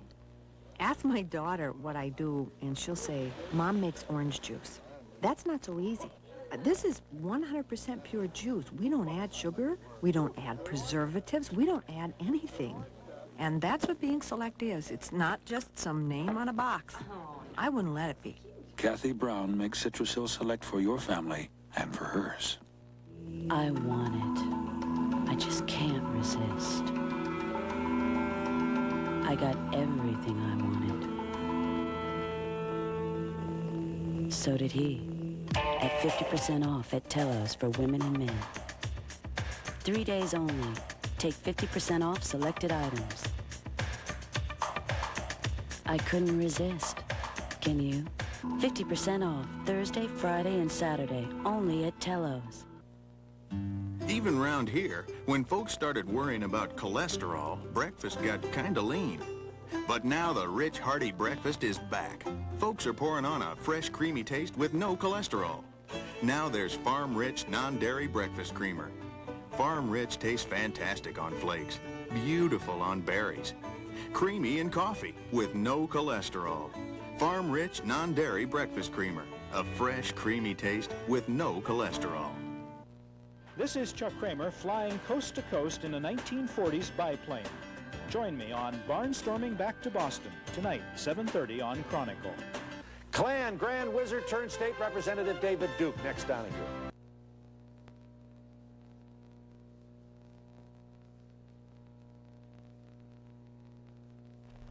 How many times have you gone into the supermarket or the butcher and been completely mystified over which cut of beef you want? What's the difference between a rump roast, a chuck round, a rib roast, and a rump roast? Where exactly does a tenderloin come from? Well, today we're going to demystify the beef buying process, and who better to help but Mark Macklin, the head chef of Boston's Morton's of Chicago, and we want to thank the Cambridge Packing Company for delivering this steer. Not a cow. I've been saying cow. They don't sell cows, steer. right? Yeah. It's a steer. Wow, it's a half a steer. Yeah. Right? One side of it, yeah. All right, now you know your beef because of you sell it, right? Sure. All right, let's get into this. We have a diagram behind us that kind of shows really what we're looking at here. Don't we, Mark? This is what we have right in front of us. Is exact what's on the easel over here. And this is what the butcher would cut up before they sell the pieces of meat. Yep. The different cuts of beef. Why don't we go through them? What should we do? Start with the best? Yeah, first? sure. Why don't we do that? Okay. This here right here is a prime rib. What I did was I Frenched the bones so you can see the bones are in it. Right. And that's located right in the back side of this.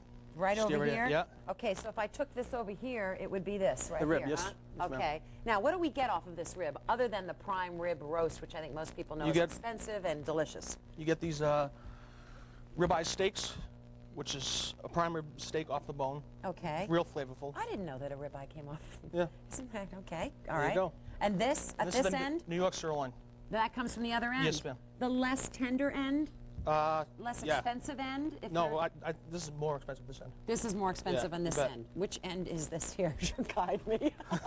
Let's see. This way. Which way? Okay. There we go. This is like a game show. We'll call that, where's the beef? Okay, here we go. That way, huh? Yes. Okay. How much a pound? I mean, this is expensive. Yeah, we paid almost $9 a pound for this one. Yeah, now, for sirloin. And you pay less than we pay in the stores, probably, Yeah, because definitely. you buy, sure, okay. But you wouldn't get meat like this in a supermarket. Why not? Because it's prime grade, it's dry aged beef.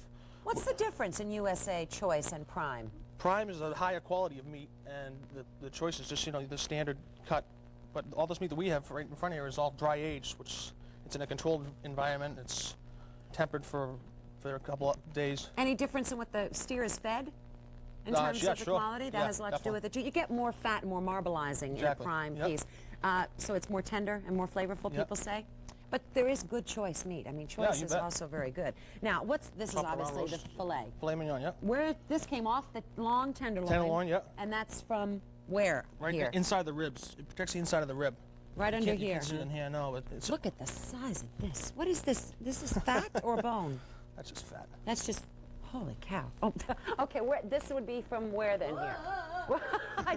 Where would this be from? inside the rib. Inside here. Yeah, this runs down inside the rib, and then you have the T-bone or the porterhouse. We serve porterhouses.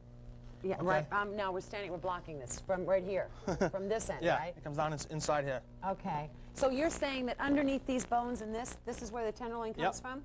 You bet. Okay. Are you getting a little tenderloin when you buy this porterhouse? This yeah, well, part of it that's right here? what difference is the porterhouse from the T-bone. The porterhouse has a bigger tenderloin on it, and the T-bone has a smaller. Smaller filet mignon, tenderloin on it. Look at the size of it. You serve this size at Morton's? Yes, ma'am. To who? 48 ounces. Quite a few people. Jolly Green Giant? That is a lot amazing. of people split them. 2 people left. Oh, well, I would think so. That's amazing, that piece of meat. Be very hungry. Okay, now the difference This is a smaller version. Just a smaller version. smaller version of it. Exactly. Porterhouse. This is 24 and it's 48. Is porterhouse the same as T-bone? No, because of the size of the fillet. Okay, that's the difference. Yeah. Okay. Now, we get to ground meat. Ground meat, usually from the bottom half of the cow, the flank, and it's hamburgers different grades because of how much fat they put into it and where on the cow it's taken from. Come over here and talk roasts with me, will you? Because once you get past the rib and you start buying roast, now stew and ground meat is pretty obvious to everybody. Yeah, sure. The stew meat is good if you've you know, you cook it in a stew. It means you have to kind of Braise put it, yeah. in water. I mean, Exactly, it's okay. got to braise, it needs moisture. Same with chuck, right? Yeah, well, yes. There are some chuck steaks that you can just pan fry or roast. You can. Should you marinate them first because Yeah, they're if you not as marinate, tender? break the enzymes out inside. But basically you make a pot roast with this Yeah, too, right? sure. A chuck roast. Okay, now the short ribs, they're good for what? Just, you know, nibbling on, they're just barbecuing. Braising or Yeah. something maybe? Okay. And then this foreshank, this is what the ground meat comes from? Yeah. Is that what you were telling us before? Right, this- Back over here. Okay, brisket. This corned is, beef, again, pastrami. underneath the ribs? Yep. No, that's right on the bottom of the cow. Right on the bottom of it. You know what I'm saying? Like Right the under belly. there, the belly. Yeah. Okay, and corned beef or just Pastrami. make a, yeah, or make a brisket. Yeah. Bake a brisket. There you go. What's this? Short plate. I've never heard of this. It's- You haven't either, huh? Yeah, you know. I've Is heard it new to I've heard- you? No, I've heard it. Have you? It's, Okay, what is it? What is it? It's down there It's down in somewhere. there. It's nice, flavorful. I would definitely braise the meat, though. Braise the meat. Okay. Now we get into the steaks. These are the steaks? From here up is where your best meat is. Oh, yeah, from here up, right? Yes. Now, when you get into pin bone, how would that? I'm not going to find that marking in the supermarket either, right? I don't think that. No. Okay. Let's move up to rump roast. Sure. Is rump roast pretty obvious in terms of where it is on the cow? Yeah, I would. There he is. The hind quarter, you The bet. hind quarter. A rump roast is a tender. You can just put it in the oven and bake it. Yeah, you just roast it. Yeah, roast it in the oven. It's a good cut, right? Sure. Yeah. Okay, we're asking what is braised. Braised is when you sear off your meat first, and then you cook it with moist. A little water Yeah. or something, but you don't cover it, do you, when you braise it? Well, yeah, sure, you should You cover do? it. Yeah, You cover it? keep the moisture inside your pan and And I keep claim it to be moving. a cook. Fat chance. Okay, round. Is this top of the round? That's not as tender or the best? No, that's well. It all depends on the grade of the cow, but top of the round is a good size. I mean, that's what you get in a lot of like roast beef sandwiches and stuff like that. Get So- top of the round. Yeah. Okay. And then tip. This is very good, isn't it? Sirloin tip. Sirloin tips. Yep. That's a good cut. Yeah. Is it? No, the hind shank. Same thing. Thrown into the ground meat, Yeah. or do you? That's all. All ground in meat. there. Yeah, Okay. exactly. And then there you go with another. There are 3 tips here, so that Yeah. means which one would be the better sirloin I tip? would say right in here, sirloin. Right in here, because Coming there off you the go. bottom, It's yeah. coming up. Okay. I thank you, Mark, very much. Morton's You're of welcome. Chicago, new to You our bet. area here. Best steak in Boston. Steakhouse, terrific. And again, thank you, Cambridge Packing Company, for delivering these cows. You looked very funny walking Steer. down the street. Walking down the street with this on your back, but people understand. Okay, I need a better jacket. Thank you very much. Nice to have you here, Okay. Mark. Thank you. All right, when we come back, it's time for the news and the weather. Right after this.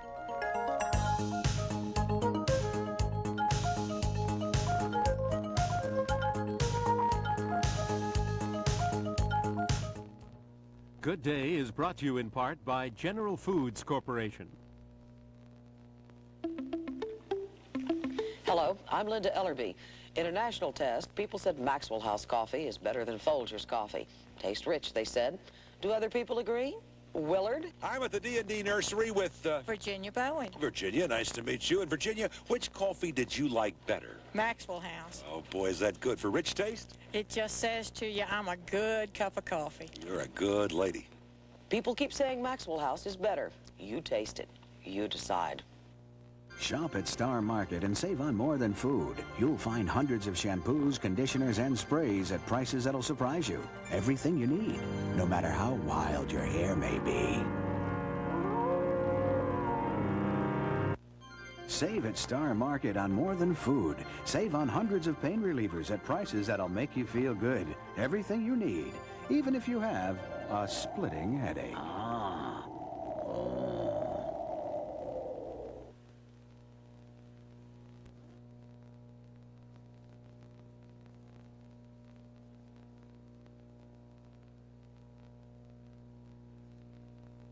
On my way in this morning, I was in such a hurry, I almost ran over our next guest. Jim Boyd was leaving the station. And Jim, I just want to apologize before you bring us the headlines for almost hurting you this morning. Good morning to you. Good morning, Eileen. As they say, no harm, no foul. We'll take a look now at some of the stories topping our news at this hour. Ousted Philippine President Ferdinand Marcos is reported to be near death this morning. His doctors say he is in very critical condition at a Honolulu hospital, suffering from heart, respiratory, and kidney failure. Marcos reportedly is now down to 112 pounds. His wife wants to bring him home to the Philippines to die, but President Corazon Aquino will not allow that. Well, Chinese students staging a hunger strike in Beijing's Tiananmen Square say that they will end their fast, but they say they will stay in the square and continue their pro-democracy demonstrations despite a threatened crackdown by the communist government. Chinese leaders have also reportedly decided to accept the resignation of Communist Party chief Zhao Ziyang. Zhao, who had been conciliatory toward the students leading the country's biggest protest since 1949, submitted his resignation earlier this week. Locally, the Seabrook Nuclear Power Plant has cleared a major hurdle this morning. Low-power testing could begin at that New Hampshire facility as early as next week. Yesterday, the Regulatory Commission approved a new low-power license for Seabrook. Opponents are now hoping to convince an appeals court that Seabrook is unsafe and to get an order to block the operation. Well, Boston police are searching for suspects in connection with two separate shootings. 15-year-old Jason Collins was sitting on a bench near Adams and Yeoman Streets when he was shot in the neck. And an unidentified 18-year-old was shot twice in the chest this morning in Boston's Franklin Field housing project. There are reports that that might be a gang-related incident. And President George Bush is in Maine this morning getting ready for a weekend summit with French President Francois Mitterrand.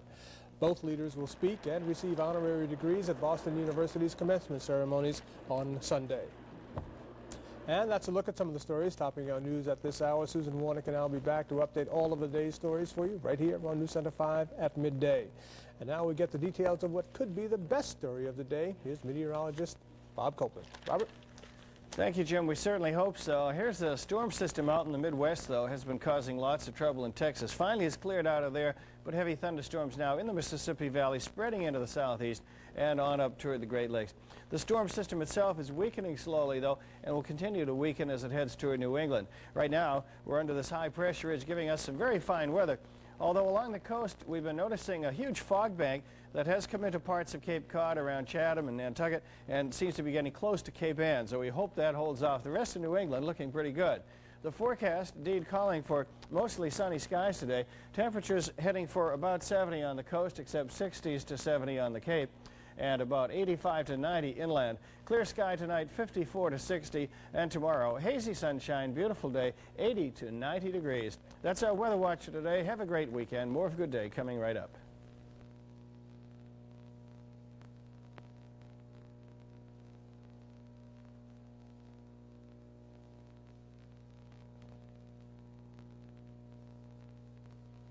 BeachNut presents Mother's Minutes with Joan London. Okay, baby's fed. Now, how do you stop the food from coming back up? Well, if you said propping her up in an infant seat like this, you would be in agreement with the standard treatment. Trouble is, it may be wrong. A recent study has found that babies who lie on their tummies after having their bottles have a better chance of keeping their food down. So if your baby brings back breakfast, you might want to give it a try. Remember, for spitting up, try lying down. Hi, I'm Joan London, and I read something that convinced me that BeechNut Stage's baby food is the best. Their labels.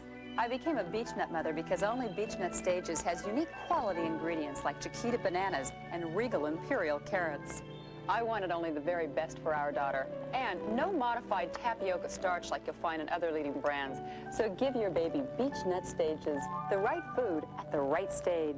Compare labels yourself. There is a difference with BeechNut Stages. Hans is the old-fashioned hot dog. The one that's made with old-time quality. Hans is the old-fashioned hot dog. The one that tastes just right for you and me. Conn's hot dogs are still made with the finest cuts of meat. Hans is the old-fashioned hot dog.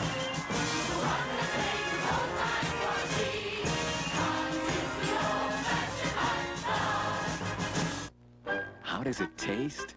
That speck of subtle seasoning and golden spicy brown mustard? Speckle-tacular. The speckles of spice make food taste speckle-tacular. Golden spicy brown mustard. Tastes speckle-tacular. Time's up. To starters. I just finished. What? The first response pregnancy test. While I brushed. 5 minutes, so easy. Look, white not pregnant, pink pregnant. And where? In the pink. A baby? First response, 5 minutes easy. We have a great show planned for you on Monday. Marion. the wife of our Vice President Dan Quayle, will join us live in our studios.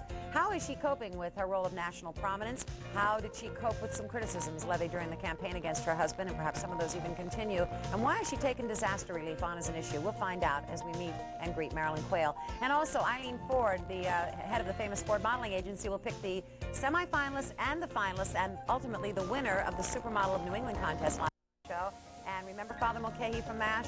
Well, his real name is William Christopher, and he and his wife have written a very touching encounter of their life with their autistic son. They'll join us on Monday as well. So I hope that you'll make it a good weekend, everyone, and I look forward to next week sharing it with you. See you then. Bye-bye.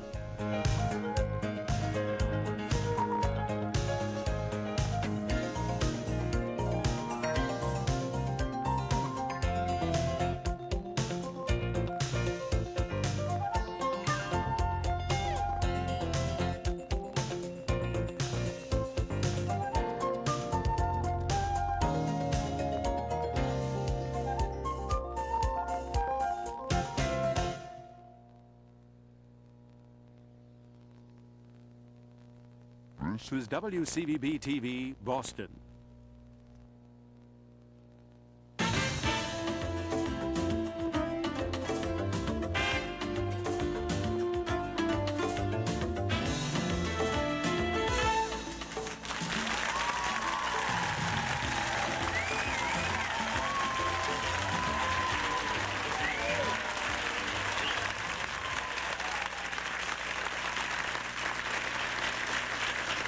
Today's program focuses on a special breed of con man known as the sweetheart swindler.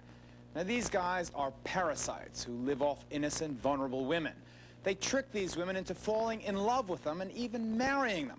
And then the viper strikes, taking their victims for every penny they're worth, leaving the women financially and emotionally crippled.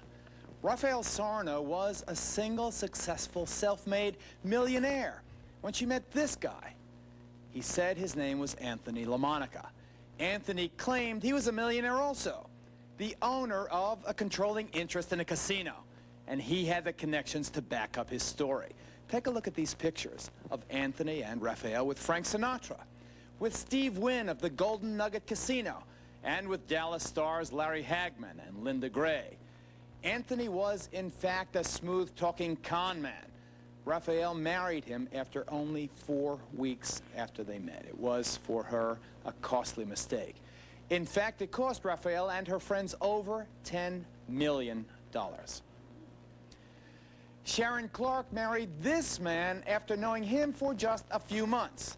This guy said his name was Giovanni Vigliato, a self-made millionaire who traded antiques and jewelry. Well, Giovanni was, in fact, another sweetheart swindler who took literally everything from Sharon and her mom. He then abandoned Sharon in Canada with only $3 in her pocket, a T-shirt on her back, wearing shorts and nothing else. Mary over there also married Giovanni. In fact, so did 103 other women. Mary married Giovanni after knowing him for just 10 days. Giovanni convinced her to sell her home, all of her belongings. He said that he was very rich and they were going to live in high style in his home in Hawaii, complete with servants and bodyguards, etc., etc., etc. Giovanni abandoned Mary a few weeks after their wedding vows, again, leaving his victim with nothing. These con men are the lowest of the low. They are devoid of conscience or feelings or concern for the women whose lives they destroy. Today we'll show you how these snakes operate and how to protect yourself from being taken by the sweetheart swindlers, who are the focus of this edition of Geraldo.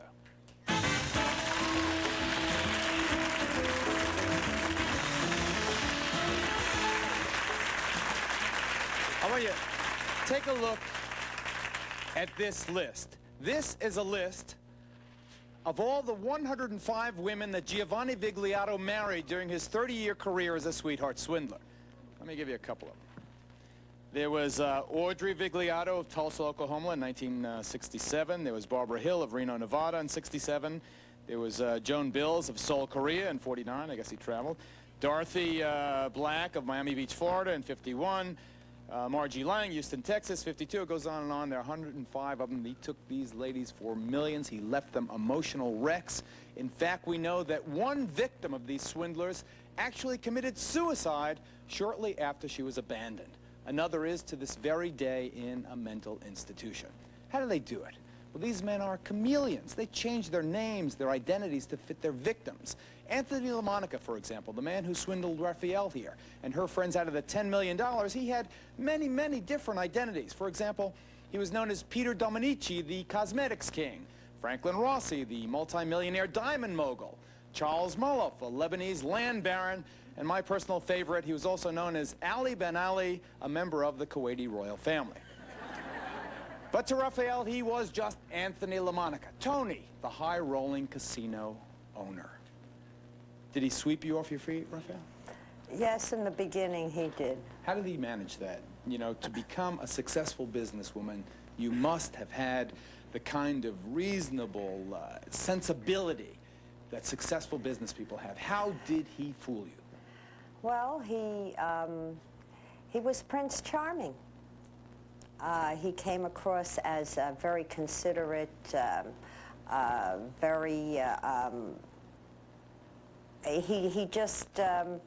he took you out in the fashion you were accustomed. He brought you presents. He showered you with flowers.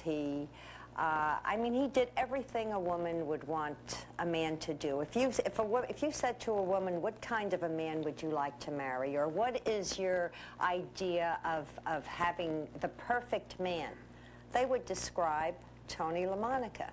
But he was certainly no beauty. He was not good looking. He was a dog, in fact. Yes. He was not good looking. But this is another reason why you would trust him. Look at the guy. Yes. Look at this is not a guy that will be on the cover of GQ magazine. No. That's one reason why you would trust him, because he isn't tall, dark, and handsome. He isn't. I was dating someone before I met him, and he was gorgeous. He was tall, handsome. I mean, Clint Eastwood. He looked exactly like a young Clint Eastwood. And this guy, I mean, you knew he was out for your money. And when I met Tony, I was still seeing this guy. I had just met him like 2 weeks, and I thought, well, I have to get rid of him because I know what he's after. And someone comes along that's complete opposite. And all he wanted to do was for me. And I had a big sweater factory, and I'd be tired at the end of the day, and he'd rub my back and rub my feet, and he'd go out and get me very attentive, very attentive. How did you come to be in Atlantic City with Tony? Were you married by then? We were married, and we went to Atlantic City for the summer. Now, before we get to the Atlantic City, because of the shortness of the courtship, tell us again how much time passed from your first meeting, Tony, to your holy wedlock. 4 weeks. Let me go back to the prudent businesswoman. Let me go back to the sensible, creative person who formed with her own hands, her own brain, her own soul, this multi-million-dollar business. 4 weeks, Raphael? Yes. Why so short a time? I think that you have to be caught at a certain, in a certain frame of mind. I had reached a point where I was working very hard, and also my family had a lot to do with it. He wanted to meet my family. We went up to my family, and up to see my family. In fact, we got married in my brother's living room. And my family said to me, my God, haven't you worked long enough? I mean, here's a man that adores you. He can support you in the manner you're accustomed. You mean he's flashing a lot of money? Oh, he always had $10,000 in each pocket. Always carried a lot of money. And they said to me, it's time, you know, you settled down, and I was divorced 15 years. I know that it took 4 weeks between meeting and marriage. How long did it take before Tony broached the question of marriage? Up in New Jersey, he did that. How long had you known him then? I knew him 3 weeks. 3 weeks. And he said, I'm going to marry you. And not only that, he got on the phone and he couldn't have been talking to anybody special. I think he was just talking to nobody, because when he got on the phone, he says, Roger, I found somebody I want to spend the rest of my life with. I'm in love. He's probably talking to the weather operator. Right. That's what he was doing. I mean, I never saw the bill because, I mean, why should I question the bill? You know, and he said he had a house in Lake Mead, and that he was a retired casino owner, and he had $500,000 every 6 months that came in. That was his income. And he wanted to sell the house in Lake Mead and get rid of everything because he wanted to spend the rest of his life with me. In fact, when I met him in Miami, he said he was passing through because he wanted to decide where he wanted to live because he was retiring. And he thought he wanted to retire in New York. But when he met me, he didn't want anything else. He wanted to settle with me in Florida. So you got up to New Jersey, you met the family. When did he take you to the casino? After we got married. Did he take just you, or did you take a whole bunch? Well, no, it was just he and I. And he was treated like royalty. Describe briefly how he was treated. Oh, we had the best suites. We had anything we wanted. Anything we wanted. In fact, after about 3 months, I even got a charge card, which I heard nobody ever had. I could charge anything. I could go any place with this card and charge anything to the casino. There came a time when Tony says, I've got a great idea for you, Raphael, and all of our friends, your friends had by this time become his friends, an investment scheme. Yeah, but I'll tell you how that happened. We were at this party with Frank Sinatra. Right.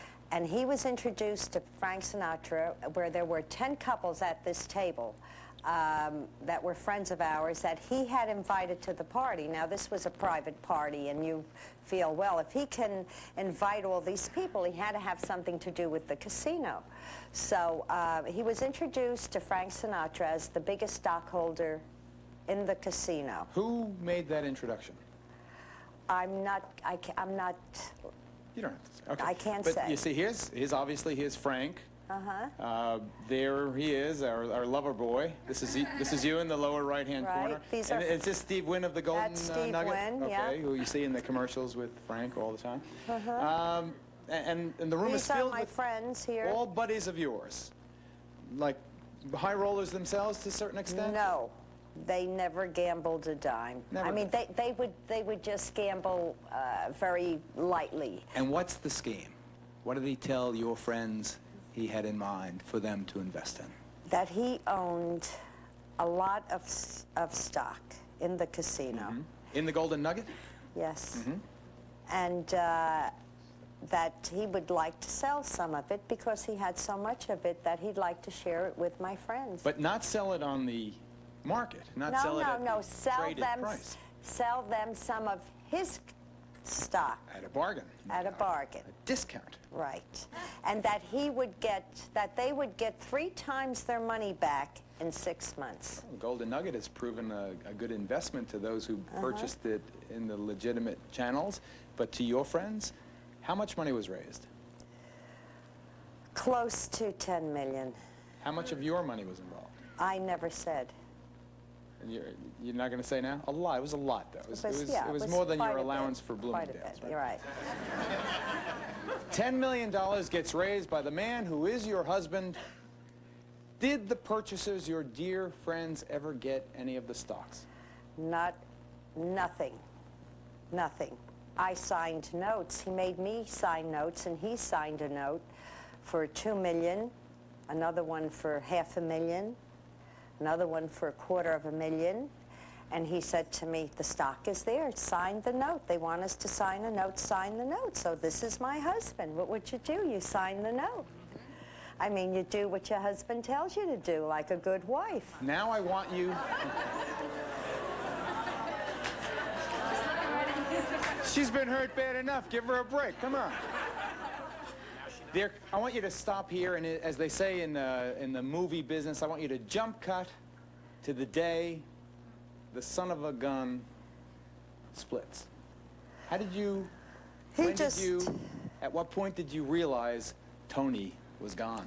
He just walked out one day. He said he was going to the track or to Miami, I forget, on business, and he was going to see somebody. He always left the house at 7:30 in the morning. He was out, boom, up and out. And pretty busy for a retired guy. Never saw him after that. Never took a toothbrush. So he walked, just said, "Bye, darling"? He said, "See you later." That was it. I want you to tell us now. You can think about it for a couple of seconds. I want you to tell us at what point you realized Anthony LaMonica was not coming home. Well, it was a week, and he hadn't, no matter where he was, he always called me. He called me morning, he called me at night. In fact, he married another woman while he was married to me. And he even called, I can't remember a day he didn't call me. Okay? He even called me, I guess, when he married this woman. And he took from her in 3 days all her money and her car, and she took a gun and blew her brains out, and she's brain dead right now.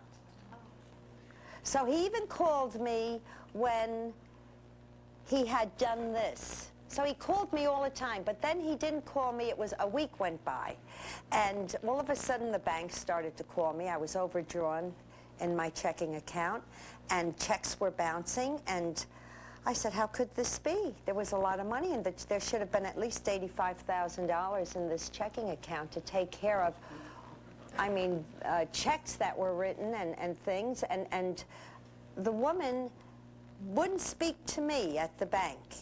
She was very friendly with Mr. LaMonica. 2 weeks went by before I talked her into talking to me about it. I said, why are you calling Mr. LaMonica? I haven't heard from him in 2 weeks. Mrs. LaMonica, you know, you're overdrawn at the back. I said, what do you mean I'm overdrawn? So it was like close to $100,000 that he just wrote off. Raphael, let me ask you to put the story on pause for 2 minutes. We have to take a commercial break, as fascinating as your sad tale is, and then you'll tell us the realization point. And later, we'll also tell you how Anthony LaMonica, alias 16 other people, finally ended up in prison. Sweetheart Swindlers, our focus. We'll be right back.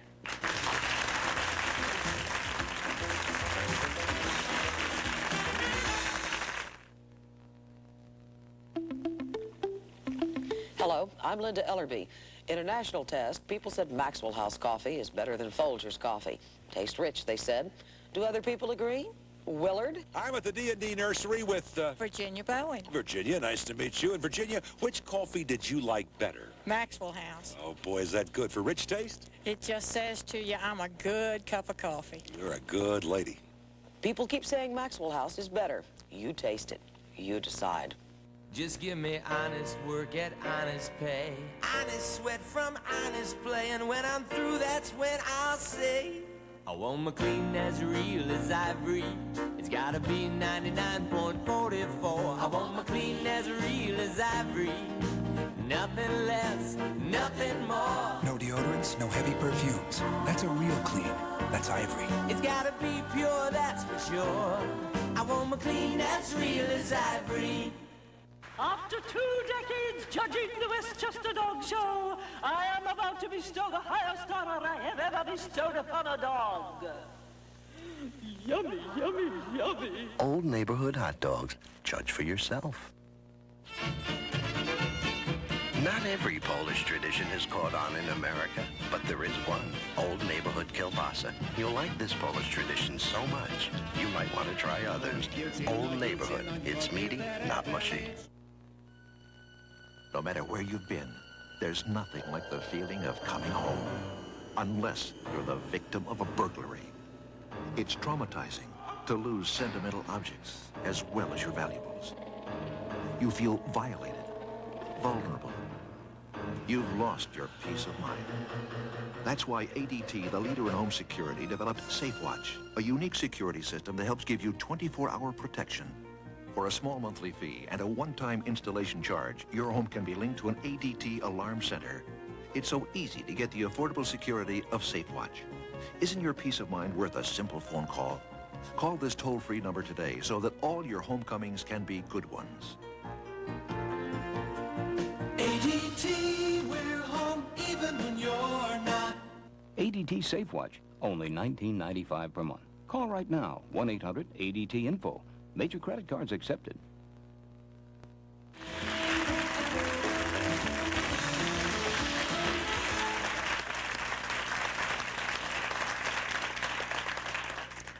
It's the day of reckoning, Raphael.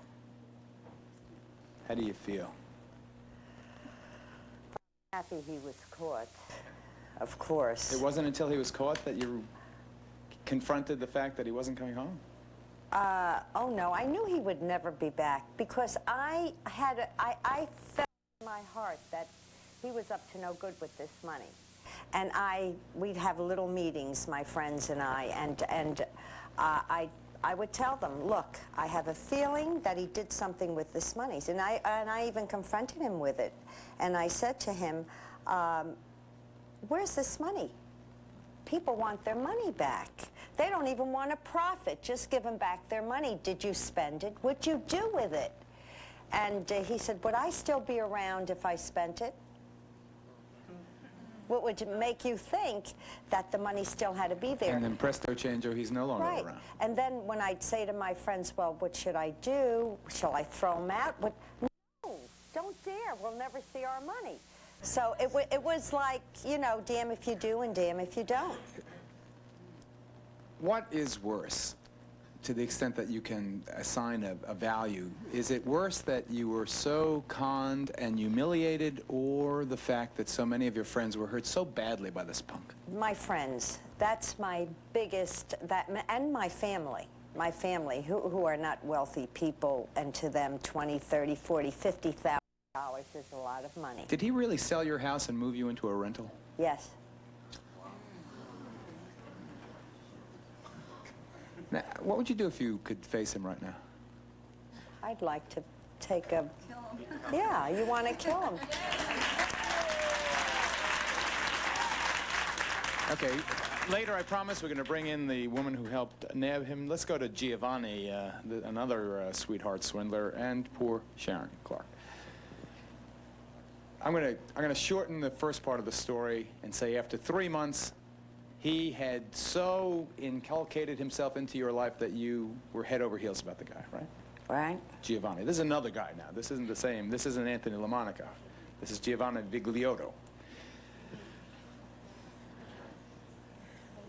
Why? What was it about him? Well, he was intelligent. He was ambitious. He was ambitious, yeah. He married 105 people. That's what I call ambition. He helped me in the job that I had. I had a very hard job, and he stepped in and took over a lot of my responsibilities. He liked the same things that I liked, antiques and art and such as. How did he get you, or tell me precisely what he took from you and your family? Everything we owned. Detail it to the extent, I know it's painful. Detail it to the extent you feel comfortable. Well, I had a real good position. I was a general manager of a big country music park. So I left my job.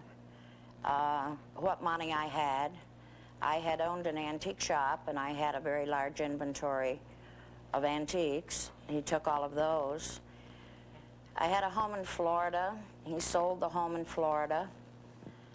And then my mother, she had a jewelry shop. He took all of her jewelry, all of her clothing, and left her in an empty apartment with one bag with her nightgown in it, ready to travel.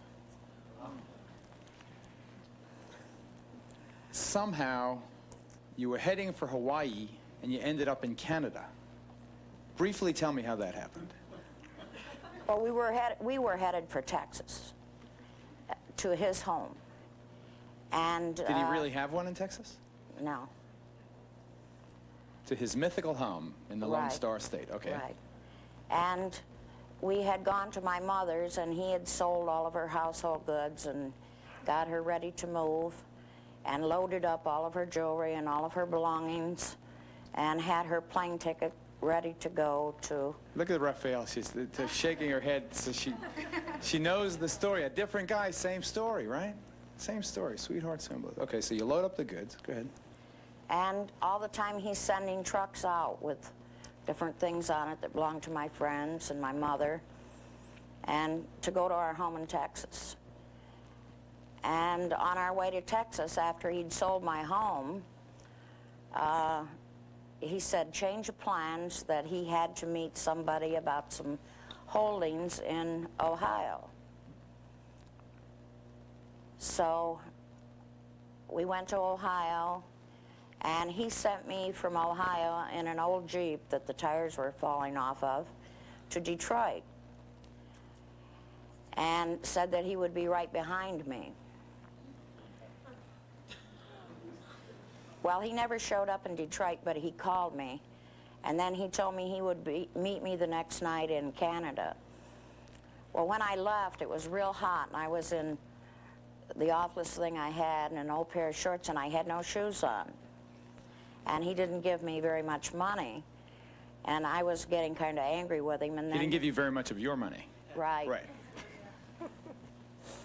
So I waited in Canada for him for 24 hours, and he didn't come. They never do. The Sweetheart Swindlers will be right back.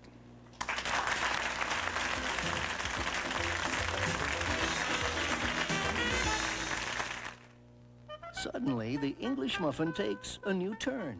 Oatmeal Goodness Bread introduces English muffins with oat bran. All the important oat bran of a bowl of oatmeal in each one. And a crunchy, chewy taste you can't turn down. New from Oatmeal Goodness. We're feeling right, we're eating light. We're living light years from now on. Introducing new Tender Vittles Light brand cat food with half the fat and twice the fiber of canned. Serve Tender Vittles Light and help your cat live light years. Every 6 seconds, someone in America gets one. A free phone card from U.S. Sprint. The phone card lets you sample Sprint's extraordinary fiber optic sound quality from any phone in America without changing phone companies. And you'll save money every time you use it. To get your free phone card, call Sprint now and talk with the best.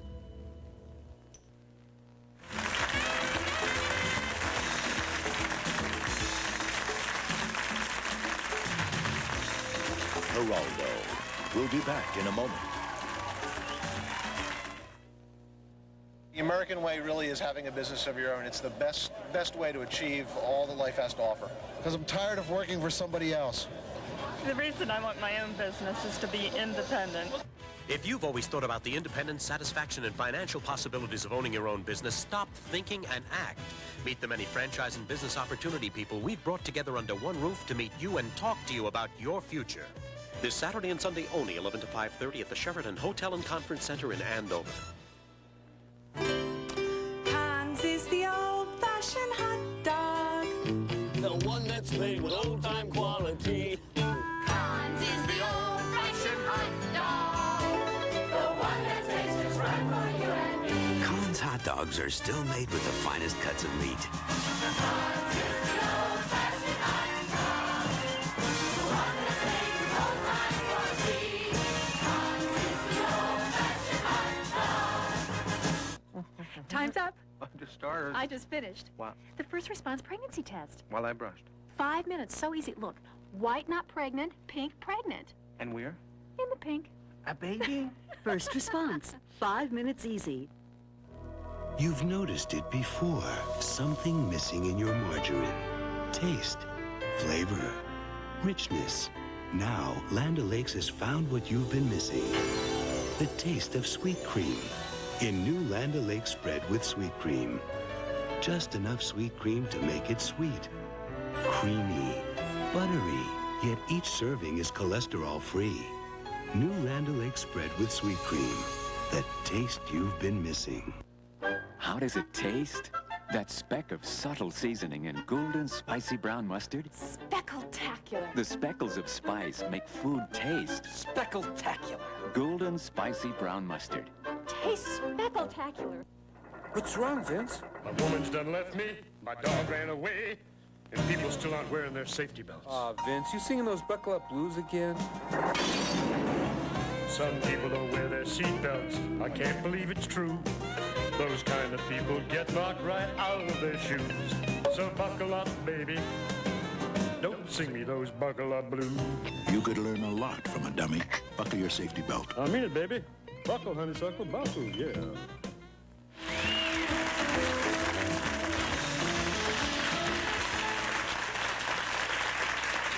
Like the perils of Pauline, let's leave Sharon stranded in Canada just for a couple of minutes. And Giovanni is no longer. Sharon also marries Giovanni Vigliotto. Mary also marries Giovanni Vigliotto. Now, Mary does it just 10 days after she meets him. And by the way, this is my favorite part of the story. Giovanni Vigliotto's real name is Fred Jipp. He's a Brooklyn, New York high school dropout. Mary, incidentally, is telling her story for the first time publicly today. She testified in the trial of Mr. Jipp. We have agreed to protect her identity. Now, Mary, you meet Giovanni, alias Fred Jipp, where? In the Southwest. Was it Arizona? Right. Now, you were the one headed to Hawaii. Yes. What was it about Giovanni that you found so compelling? He was so convincing of his concern and love. And when you hit your mid-age, security and love become things that become more important. And he just reeked of all this love and Let's see Giovanni's picture as Mary tells us. How much he wanted to take care of you.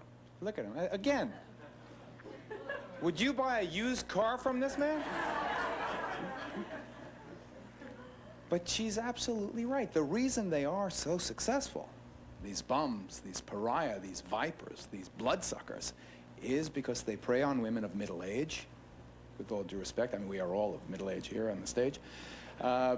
They offer security and love. And he proposes to you, Mary, after how many days of knowing him?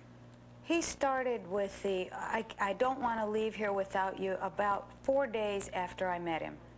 Because he told me he had to get on, he had some very important business to take care of, and he had to go, and he couldn't think to leave me behind because he feared that I wouldn't be there when he would come back for me. So you married him how long after meeting him? 10 days. We're going to be giving you some helpful hints, ladies, on how to avoid the sting of the sweetheart swindler. One of them, I'll give you a preview, is not to marry them after 10 days. The other is not to sell your stuff, the stuff you have worked so hard to accumulate as you, Mary, did. Correct. What did you sell for Giovanni? Well, I owned a home, and he felt we had no need for that, so it had to go. And of course, you were going to Hawaii. Right, we were moving to his home where I would be taken care of. No more hard work, no more 2 jobs. And I love you, you're everything that anyone would have ever wanted. How could anybody not want to have someone like you? They instill this confidence that you're going to be the most important part of their life. And when your life, you've hit the empty nest syndrome of your family's raised and you're still working and you look at another 20 years to work, and someone comes along and says all these things that reassure you of a future of love and companionship and all the things that you've longed to do but couldn't do because you weren't with a partner. So you sold everything. What's the dollar value? Well, my home went and I gave away all the furnishings except for the things that he said, what do you want to take with you that you have a hard time parting with? So he was so helpful that he packed them, all the more valuable items. Not only did he pack them, He drove the truck. Does the truck ever come back? Does it ever surface? Where are the goods? Where's Giovanni? He sells things that he takes at flea markets. All the memorable things that you've treasured your whole lifetime are just taken away. You never see the pictures of your kids. You never see the things that were handed to you from your grandmother who's gone, and all the things you grew up treasuring. A lot of them don't have a lot of monetary value to them, but they have an emotional value. They strip you. Speaking of that, you had a dog.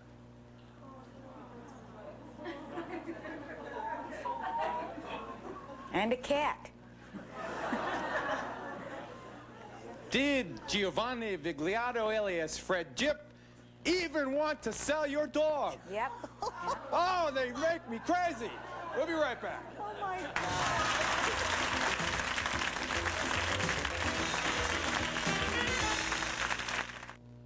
I want it. I just can't resist. I got everything I wanted. So did he. At 50% off at Telos for women and men.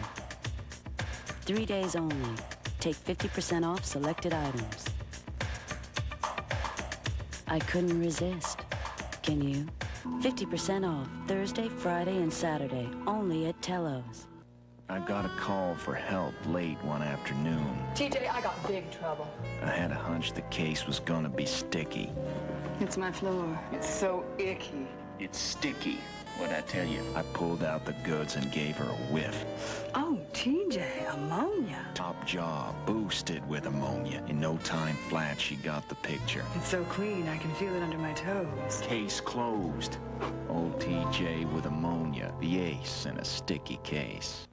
It sounds like the ultimate job, but it's really a con job that exploits unsuspecting kids. News Center 5 investigates The Hard Sell, tonight at 11. I got my price this week, huh? This week, Tony, every week. You got a lot to Star Market meat buyers expect the best. Am I gonna love this load? It's the best I've seen in a long time. Nice. Told ya. Full rump. Yeah. I don't like this one. There's nothing to eat on it. There's plenty of meat on that. I don't want it. Come on, Tony. Forget it. Tony. It's got too much fat. It could be related to you. Listen, I'm down to 260. Yeah? What'd you do, lose 2 pounds? It's working hard for you that makes us shine. There are no warnings, no signs. Anyone can have high blood cholesterol and be risking a heart attack or worse. Luckily, there's something you can do about it. For your own good, remember Newton's law, because what goes up should come down. Have your cholesterol level checked and know what your number means to you.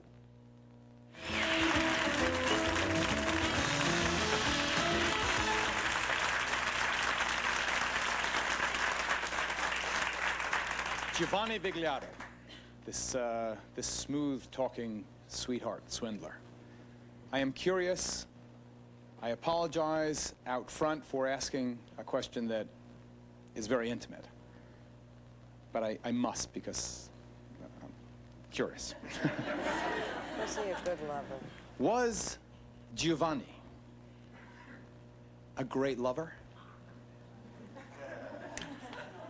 Well, Mr. Vigliotto said he had a diabetic condition. So therefore, the man said because he had this diabetic condition, he was not able to perform in sex. So the fact He was impotent. is, he was impotent. Mary, you got a bad deal. Very, very bad deal.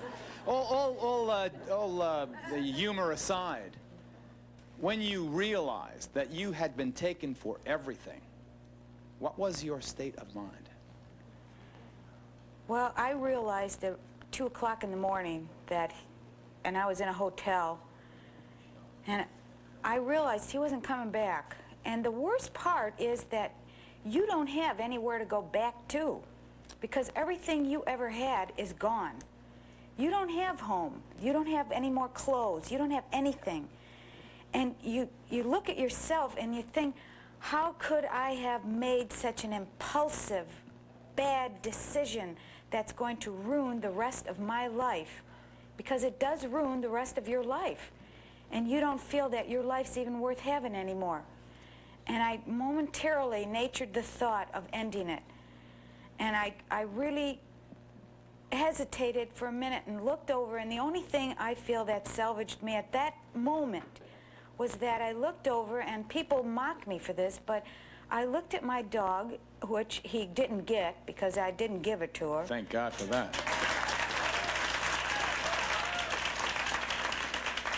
You know, and I thought, now if I do this, who's going to take care of the dog? And that was, it was just that snap minute that you realize that life does go on, and you have to face it and just correct what you have done. And the only one that suffered the most is yourself. Absolutely. You're the one who lost. You didn't take anybody's money. You're without. No one else is. You are. I want to go back to Sharon here, who was one of the people instrumental in Giovanni, a.k.a. Fred Jipp's apprehension. Let me just introduce the other lady on stage with us right now so you know. She is Suzanne Reese. She was also a victim. She was swindled by a man who called himself Joseph Azar. Now, Joe was really Anthony LaMonica. You remember Anthony, the same man who took Raphael? Now, Joe's real name is Lee Sawana. Now, Suzanne wasn't interested in Joe, Lee, Anthony romantically, so Joe just changed his story. He took her for half her life savings, but Suzanne had the pleasure of later confronting Tony, let's just call him Tony because it's so confusing, Anthony LaMonica, and helping the cops bring him to justice. But let me jump over here to Sharon.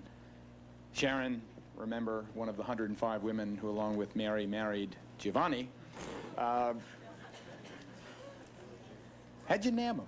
How'd you catch up with Giovanni, the impotent Latin lover or whatever?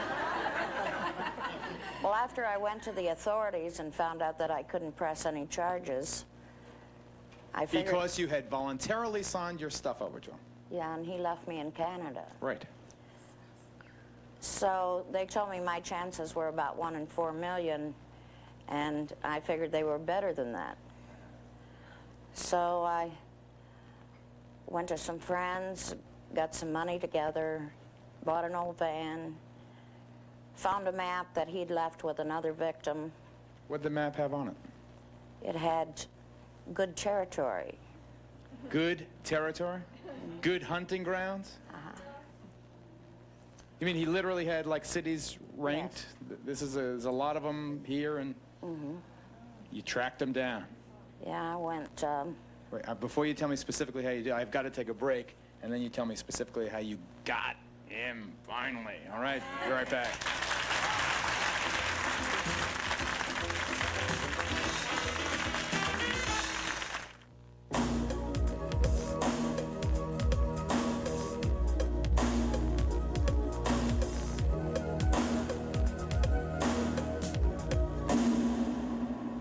Won't you give me a break? Somebody give me a break.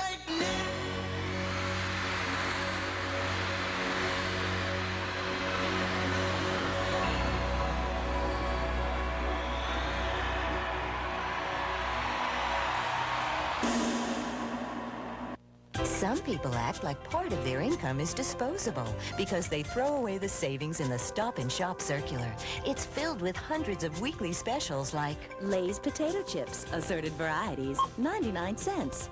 3-pack Big and Thirsty paper towels, $1.59. Prego spaghetti sauce, assorted varieties, $1.29. So look for the Stop and Shop Circular and throw more of your money in here. It's time to stop and shop. Sometimes life in the kitchen can get a bit dull. Starting today, it's going to get a lot more colorful. Introducing Reynolds Crystal Color Plastic Wrap. Brightens everything from leftovers to lunchboxes. Green, amazing, yellow! Reynolds Plastic Wrap in colors. Very cool. Reynolds. Put some excitement back in your kitchen. Wrap it right and bright. I always liked school, even as a young child, but there was a special teacher. He emphasized grades, of course, but he also emphasized values, hard work, perseverance, measuring up. He used to tell me that teaching was the greatest job in the world and to respect teachers. It may be that I couldn't help learning these lessons because this teacher, professor, and college president was also my father.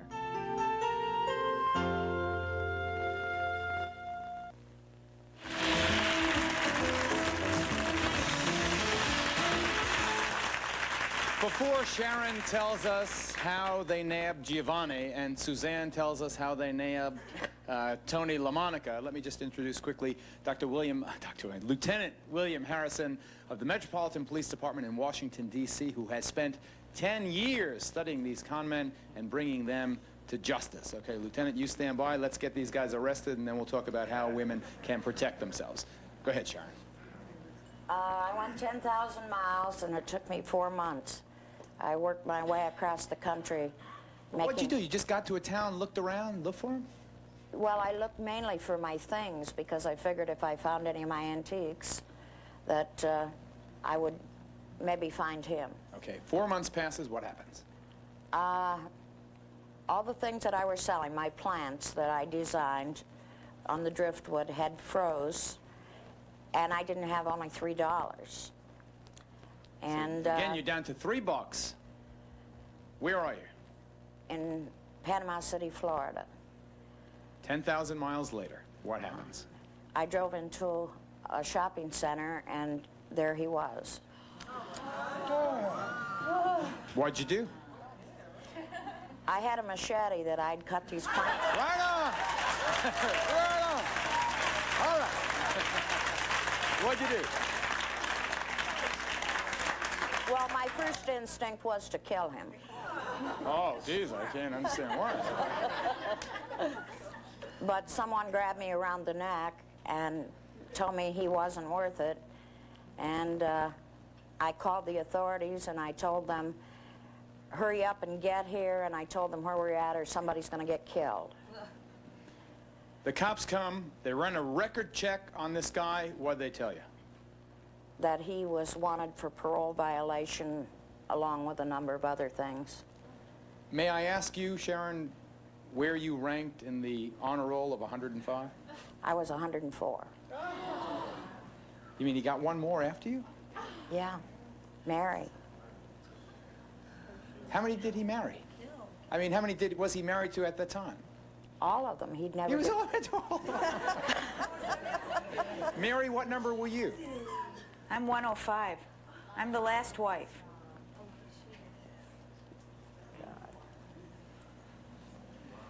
What was Giovanni sentenced to? 34 years. Okay. You go for it, buddy. 34 years. Suzanne, because I don't want to run out of time, I want Lieutenant Harrison to be able to give us advice. In your case, Anthony LaMonica, the famed casino operator, remember Raphael's story? It's a half hour ago. I just want to refresh your recollections.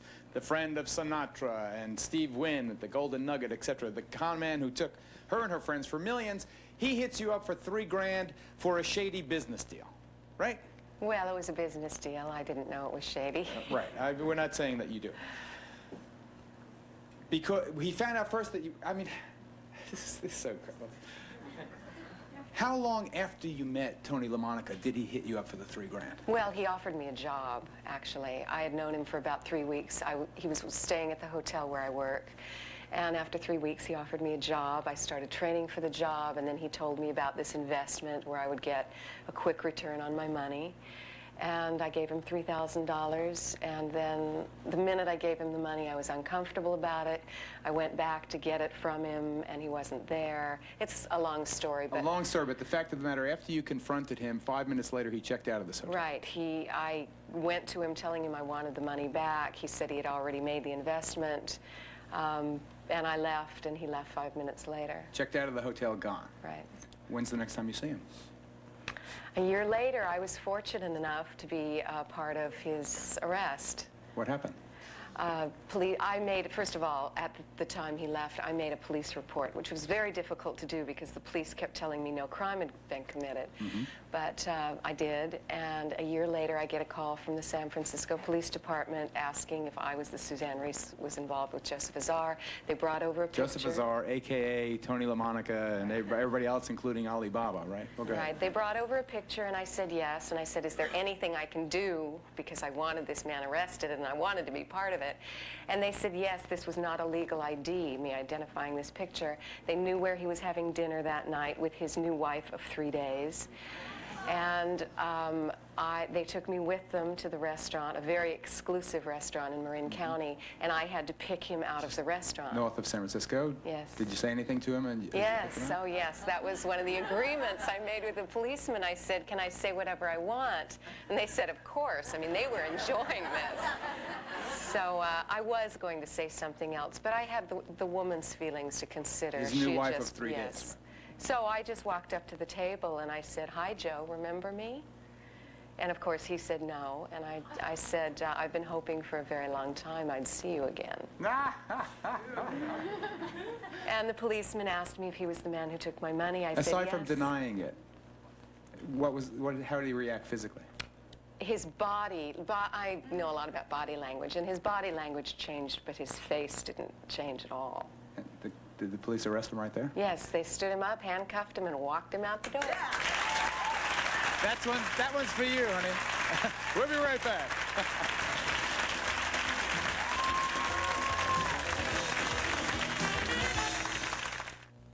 Allergies make your eyes burn and itch. They make you congested, make your nose run. Allergies make you miserable. Introducing Sinutab Allergy Formula for frequent sufferers with the decongestant action of Sudafed and a powerful antihistamine. Sinutab Allergy works for 12 full hours to help stop the itching, stop the runny nose, stop the sneezing. For 12 full hours, Sinutab Allergy helps stop it all. For the special occasions in your life and the everyday ones, Baskin-Robbins will make a very special ice cream cake just for you. Baskin-Robbins, the heart of any celebration. Denture Wares. It's the fresh mouth with fresh news. New Super Strength Collagen now controls tartar for a better clean and freshens up dentures with a minty mouthwash ingredient. Try new Collagen Green, a better mouth freshening clean. Ah.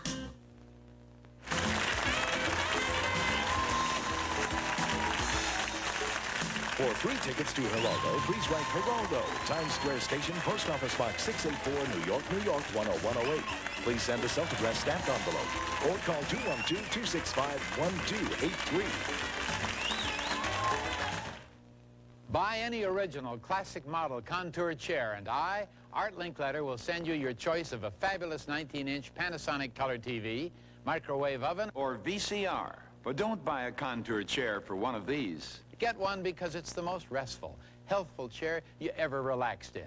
Contour chairs help to relieve low back pain, poor venous blood circulation in your legs, edema, and swelling of the legs. Call toll-free and get full details on our fabulous offer. I chose the Panasonic Color TV. I took the VCR. I got the microwave. Hello. I'd like to have your catalog and certificate mailed to me free. Certainly, sir. See how easy it is? Call for your free catalog and certificate right away. Call 1-800-228-3166. That's 1-800-228-3166. Toll free. Call 1-800-228-3166.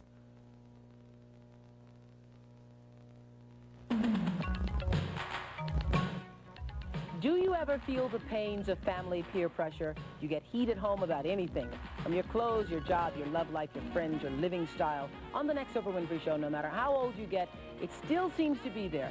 Family peer pressure. You'll meet people with their pressuring families on the next Oprah Winfrey Show. Family peer pressure, when it hits you and hits you hard. Today at 5 on 5.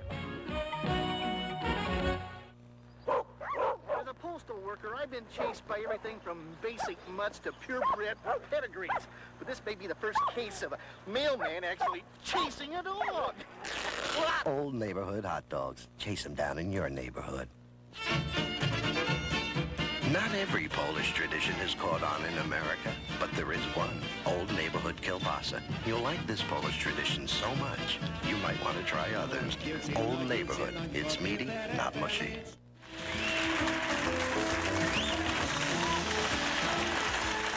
In your 10 years of experience, Lieutenant Harrison, what do you think is the #1 clue for women who are potential victims of these sweetheart swindlers that their paramour, their suitor, is something other than what he appears to be? fact that he has excessive charm, infectious smile, he has a common presence about him, and he has a glint in his eye. And that could describe a lot of people I know.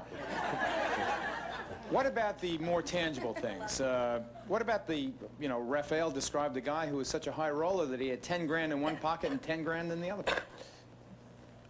I would say that you should be aware of men living out of a suitcase. Be aware of men who are purporting to be self-proclaimed businessmen. Check out their credentials. Check out their friends. And most importantly, don't make substantial loans to strangers, particularly within a short period of time until you get to know them. Does the fact that a person is not only living out of a suitcase but spending cash money instead of a credit card and has no readily discernible roots, that must be a red flag as well? It certainly should be a red flag because most people that are reputable usually don't carry substantial amounts of monies on their person. They have credit cards. It's a risk to carry substantial amounts of monies on your person these days and time.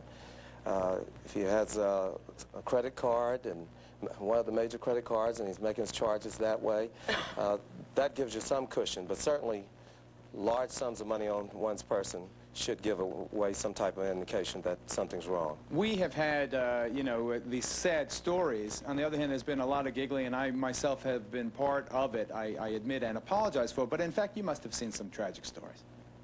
Yes, I have. I've investigated approximately 75 to 100 of these type cases within the 10 years that I was assigned to the Check and Fraud Squad. And psychologically and emotionally, it leaves the female distraught. And it's very unfortunate because a lot of times the emotional harm is beyond repair. These con men have no conscience. Their objective is to get the money. Once they get the money, then the short-term proclaimed love affair is over and they're gone to find another victim. We've got to take another break. I'm sorry we're starting to run out of time here. I want to ask the ladies when we come back, though, if they feel they can ever trust men again, and if any of them have become remarried. Be right back.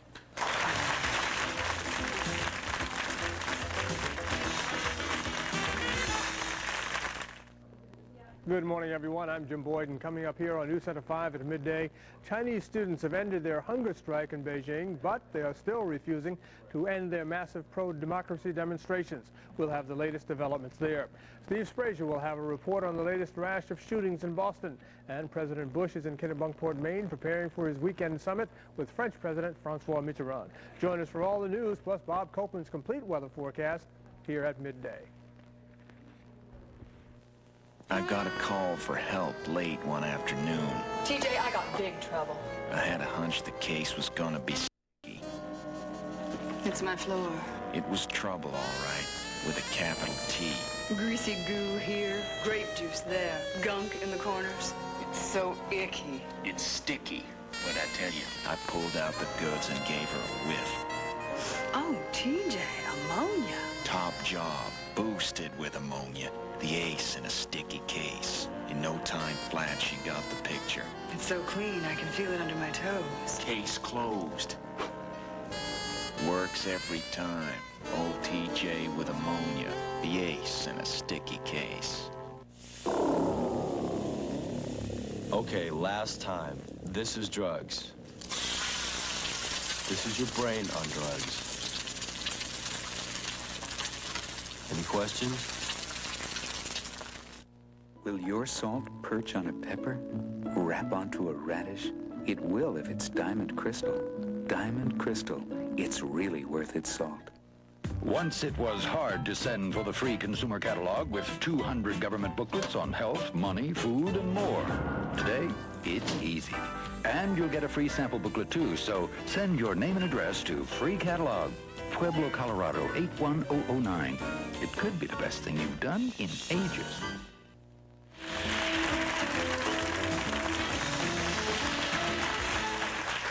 Suzanne, what kind of sentence did Anthony LaMonica get? Well, he got 2 years in Marin County and he got 10 years from the federal government. But there are a lot of other states that want him, so... Raphael, have you remarried? No. What has this done to your faith in men? We've got 10 seconds for you to answer. I can't see going through life distrusting. I think you just have to be more cautious. That's the lesson you learned. Sharon? Well, I am distrusting, and I haven't married, and I don't intend to. Mary, what would you do if you saw Fred Jipp face to face? Well, there's, you know, it's a You dead got 10 issue seconds, now. sorry. Oh, really? Did you remarry, by the way? He's gone, and he's in jail, and that's where he belongs, and he's not going to hurt anybody else anymore. Services have been furnished to the Geraldo Show in exchange for these announcements. Hotel accommodations in New York City provided by the Omni Park Central in mid-Manhattan near Carnegie Hall, Central Park, and Broadway theaters. Call 800-THE-OMNI or 212-484-3300. I'm so sorry we ran out of time. It was such an intriguing show. Thank you all, really. We suffer for you. We've all learned a lesson through your suffering. Thank you. Lieutenant Harrison, thanks a lot. Thank you, audience. Thank you at home for watching. See you next time. Bye-bye, folks.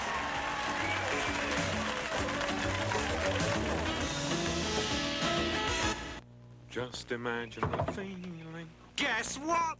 Nobody won last week's Tri-State Megabucks drawing. You woke us up to tell us that. Ah, but you haven't heard the good news. We were all cuddled up. Because no one won, the money gets added to this week's. I had to hit you with my ducky. Making this week's multi-million-dollar jackpot positively gargantuan. What would you do with all that money? I'd hire a security guard to keep guys like you out of here. Quack, quack, quack, quack, Yes, quack, quack. well,